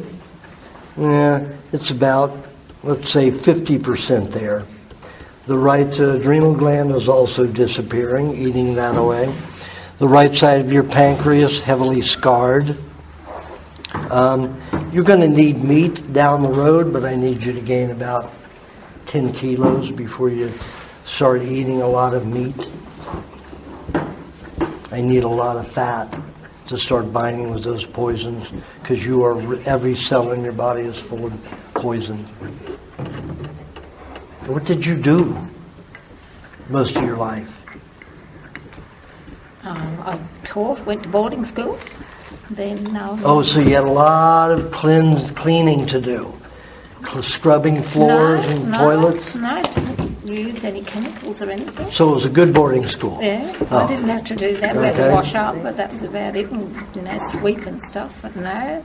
Not all like Clorox and chlorine and No, Windex around? no. I hated Windex. Couldn't use it. It gave me a headache, so I didn't use that. And then, no, they weren't teaching. Before you went to a boarding school, where were you? Out in the country. And around pesticides and... Yeah, well, I don't know. I didn't know. Yeah. It's just that, yeah. It looks like you were around aerial spraying pesticides. I don't think they did that back then, did they? Yeah, they did. They've done it since 1926. And when were you born? In Wellington, New South No, Wales. what year? 1949. Well... They did tons of aerial spraying in New Zealand. Pardon? They did tons of aerial spraying in New Zealand all the time. Yeah. Had a reading before from you last time. Yeah. A full reading. Yeah. But she had more weight then. Yeah, I was. Yeah. You got sick last Now all the poisons are going into the cells.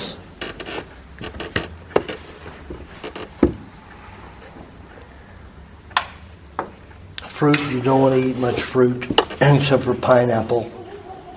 Make sure you eat it with enough fat.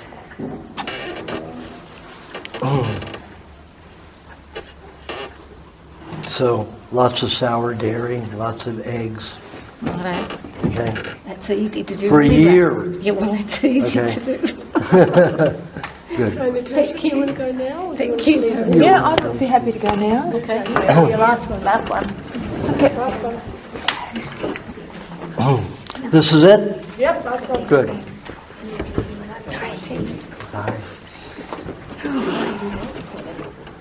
Okay. You need cheese and honey. A little cold here.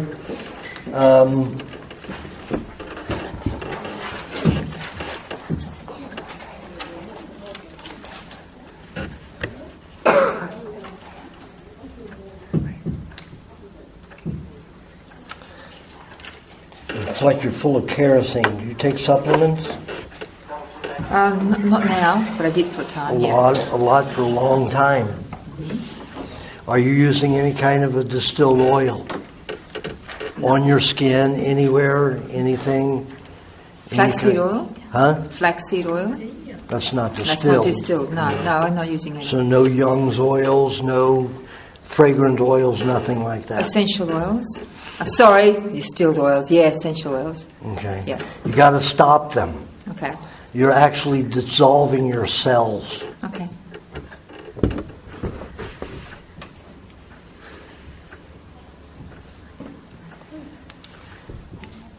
Usually I only see this in people who've been long-term vegetarians and using lots of distilled oils. Mm-hmm. So your tissues are just dissolving and melting away. Means you don't have many cells alive. I was vegetarian for 10 years, and then I stopped. And I spent 2 years in Mount Isa, so it's very toxic. Where? Mount Isa, mining. Oh, yeah. Mm-hmm. Okay. Early. Well, you need to get on a heavy egg and dairy and cheese diet. Yeah. Not so much meat. Yep. You need meat every day, but not 2 meals a day. Mm. You need lots of something in there absorbing those, the kerosene that you have and gasoline, the hexane you have in your body, and those distilled oils, essential oils. Cheese, just dairy and eggs and some meat. I wouldn't even go for fruit. Yeah, I find that too chilling. Yeah. Makes me cold. Tomatoes are okay. They're acidic. Maybe an orange once every 2-3 weeks would be okay. Just make sure you have it with cheese and some other fat, either avocado. And avocado would help this condition also, help your liver. Your liver is very lumpy. Yep. I've had problems with that since I was a teenager. So, I was born in China, Mhm. so I had all the injections to come out to Australia. Right. Okay, and I also spent some time on a cotton farm, about 6 months, and also I did a working holiday, and about 3 months in a cotton gin. So that's a lot of processing and a lot of chemicals. Yeah. And I felt the difference after that. Okay, so you've got all those poisons inside. I'd like you to eat cheese at least every 20 minutes. Yep, It's a little that's that piece. hard cheese. Yep. Okay, and eat a bunch of cheese in the morning, and you need a lot of minerals to replace, so you need 2.5 tablespoons of cheese with 2.5 teaspoons. You need enough honey. You need the help with honey, and you can handle it. So you need 2.5 teaspoons of honey with 2.5 tablespoons of cheese, 3 times a day. So that's the healthy cheese, the nutritional cheese with the honey? Yes. Okay, because I'm no good with honey on its own, so I'm going to have to start. You on mash small it with amounts. the cheese. Small amounts, yeah. No, sugar. I'm crappy with it. As soon as I get any kind of sugar, even honey sugar, I've been really dreadful. So with this, it should make But a when you difference. mix it with the Yeah. cheese, it's going to be entirely Okay. different. Yeah. It's going to react in the cheese. Yeah. If you add honey and milk and something like that, you're going to have problems. Yes, I do. Okay. But honey mixed with cheese and a little butter is not going to be an issue. And if you want to buffer it quickly, you could mix, let's say, 1 tablespoon of honey with a teaspoon of butter, and then take a lot of the cheese, have it at room temperature, very warm, it gets melty, mix all that together, and then cool it and chill it again. So it's already mixed. The honey will never be an issue. Okay? In that form. And I suggest that you eat cheese, eat about a quarter of a teaspoon of cheese before every egg. Put it in your mouth, dissolve it, take it down, then start eating your egg. Either sucking it or putting it into a glass So it's and the sucking hard the cheese, egg not white even first. waiting the 10-15 minutes. Pardon? It's the hard cheese you're talking about? Yeah, you can make it like I said. And still wait 10-15 minutes and then the egg? Absolutely, Yeah. yeah. Gotcha. No, for when you're having the egg, I want you to do it 10 minutes before you start eating your eggs, but I also want you to have a little cheese immediately before you start eating the egg. Okay. Okay? You just have too many very toxic poisons. Mm. I was a smoker for a while. I started smoking at 13. I gave it up about 15 years ago. But you were one of those people that used that tar as a fat. Mm-hmm. There are very few people that can turn that tar into a fat and utilize it beautifully. There are very few people that can do it. You are one of those because you don't have the tar anywhere except in your gallbladder. Okay, cool. And it's no big issue there. Mm-hmm. Okay? Maybe a tiny bit in your esophagus, right where the bronchial meets the esophagus, but that's no big deal. Okay? Thank you. You're welcome. When you talk about the hard cheese, what do you think of the molten gold, which is a slightly matured and, it has changed in some way? Do you call that a hard cheese? The what? The molten gold that we had sliced here today. No, it's cultured, so it's pre-digested, so you're going to redigest your poisons. So it's no good having that. Well, it's good having it to help build, not to help detoxify. So when would you take that? There's no place That's for where you have your honey and cheese together. that. With that? Yeah. You could have it with the honey? Yeah, and that'll be Not on a separate. that'll be very fast and good. Okay. I'm just trying to clear it again. To rebuild, sure. to rebuild So with the your honey, bones. you can have the camembert, molten gold, but when you're having it on its own, you have the curd harder cheese that we've yes. dried out even more Yes. to make it firmer and Yes. stronger, because it's really quite a moist one otherwise. I was putting it on tea towels. When we get that curd, tipping it onto tea towels and then just leaving it out with another tea towel on top to dry it for a day at least. And then I got it down to half or third of the size. Well, if you just let it hang. I know, but you have to hang it for 4 days. I did to get it dry, 4 days. not one. That's too warm here. Too humid, you see. Yeah. It was 4 days it took me to get it dried enough. And then I had to keep the flies out, so you have to have a sort of a netting Right. So there are ways of doing it, but I just want to explain that that's not as quick. Well, you can go through what I used to do when I was making it in Thailand. I'd go through and squeeze it. Yes, you can do that. Yeah, You I know, agree. and I would squeeze it several times a day. Yeah. I still made mine in a day and a half. So that recipe you gave us, a day and a half, if we It's keep squeezing it, yeah. Good stuff. Squeeze I it. could If say you've that. got a moist house, yeah. If you've got high humidity, Is the molten gold, is that definitely cultured? yes. Yes. Yeah. That's why I asked the question, is I actually talked to Camille and he said he's not making it. And Cheese definitely yeah. isn't. His curd cheese definitely No, no. He said he doesn't make it. He doesn't. He Doesn't may look at culture it. it. No, he cultures everything. So he doesn't Oh. make the hard cheese at all. So I had a good talk to Camille, and then I spoke to Aajonus and said, bring it up in the question and answers. Yeah, so I can give the recipe to everyone. But the curd is cultured because he's making it... He said it's cultured. She said No, I mean the ordinary curd is cultured as well. Pardon? The regular curd is cultured as well. Yes, Yes. of course it is, because he's making cheese. Yeah, he doesn't have the hard cheese at all. Yeah. So he doesn't have any uncultured. No. Right. So we need to make that Correct. ourselves. Yeah. And it should go faster if you put a few drops of either vinegar or lemon in it. Taste, you know, whether you like the cheese a little more tart, put the vinegar in it. If you like it a little more sweet or salty, then put the lemon juice in it. You know, the few drops. You're not putting enough to make a big diet change or a big taste change, except that you're going to create different bacteria to break it down. And I love that you spoke about salt. You know, all the natural therapies all my life was saying salt, you know, animus, salt this, salt that, and my body couldn't stand it. Yeah. And, you know, we've got this culture now that people are taking salt for minerals. And they're hurting themselves. They're getting rheumatism's getting worse, and I'm just seeing it around there arguing because it's the culture again. It's what's popular. How about Epsom salt in the bath? Epsom salt's good. In the bath, I say it in the book. Put milk, you know, if you're in municipal water, you put milk, you put the raw apple cider vinegar, and you put either sea salt or Epsom salt in that water. I've got a question, another one, was very very important. All our water is heavily fluoridated and chlorinated, and sometimes chlorine is stronger than it is in a swimming pool. So if we're soaking in that... I know. Well, you put milk? Her house. You put in milk Turn it on, I smell that chlorine out, instantly. Okay. Milk, coconut, if you haven't got coconut cream, and no one makes coconut cream, so I have to tell them to add coconut oil a bit. So I say add a teaspoon of coconut oil because you've not got coconut cream.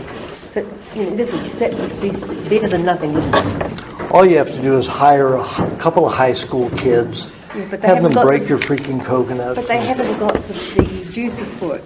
They haven't got the...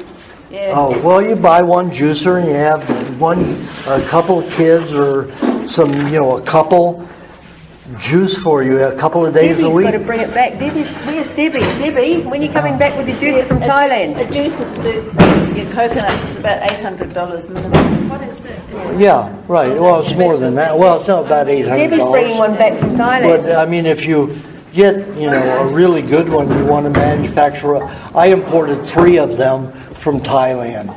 To ship here would be less expensive because you're not that far from Thailand. Debbie? But it's about 4,000, but you can do 5 gallons an hour. And you can do a lot. And I also have a connection with that could send you reasonably priced coconuts organic from Thailand to here. Really? I just have to set you up. Could you? Yeah. Well, how much would that all cost, do you think? What? Well, if you buy that juicer, it will cost around $4,000. And that's not bad because you can do just 5 gallons an hour. And you also get a smaller machine which, you know, grinds the coconut down and then you put it through the shaft and it juices it. And it looks like anybody see a Champion juicer? Yes. Yeah. Well, it looks like a steel Champion juicer. It's about this long, about this high, and it's wonderful. What about irradiation? Anything that comes into Australia gets irradiated, doesn't it? Not necessarily. Not necessarily? You send it UPS and FedEx, very little gets scanned. Okay. You send it to the postal system, about 50% gets scanned. If it goes UPS and FedEx, put food on it, something like that, perishable, then you have to worry about customs. Yes, you do. But they won't scan it. Okay. But only about 2% of anything passes through FedEx and UPS gets scanned. Can you do the frontal dive feeding tube? Pardon? Can you do the frontal dive feeding tube? Yeah, absolutely. Like long term?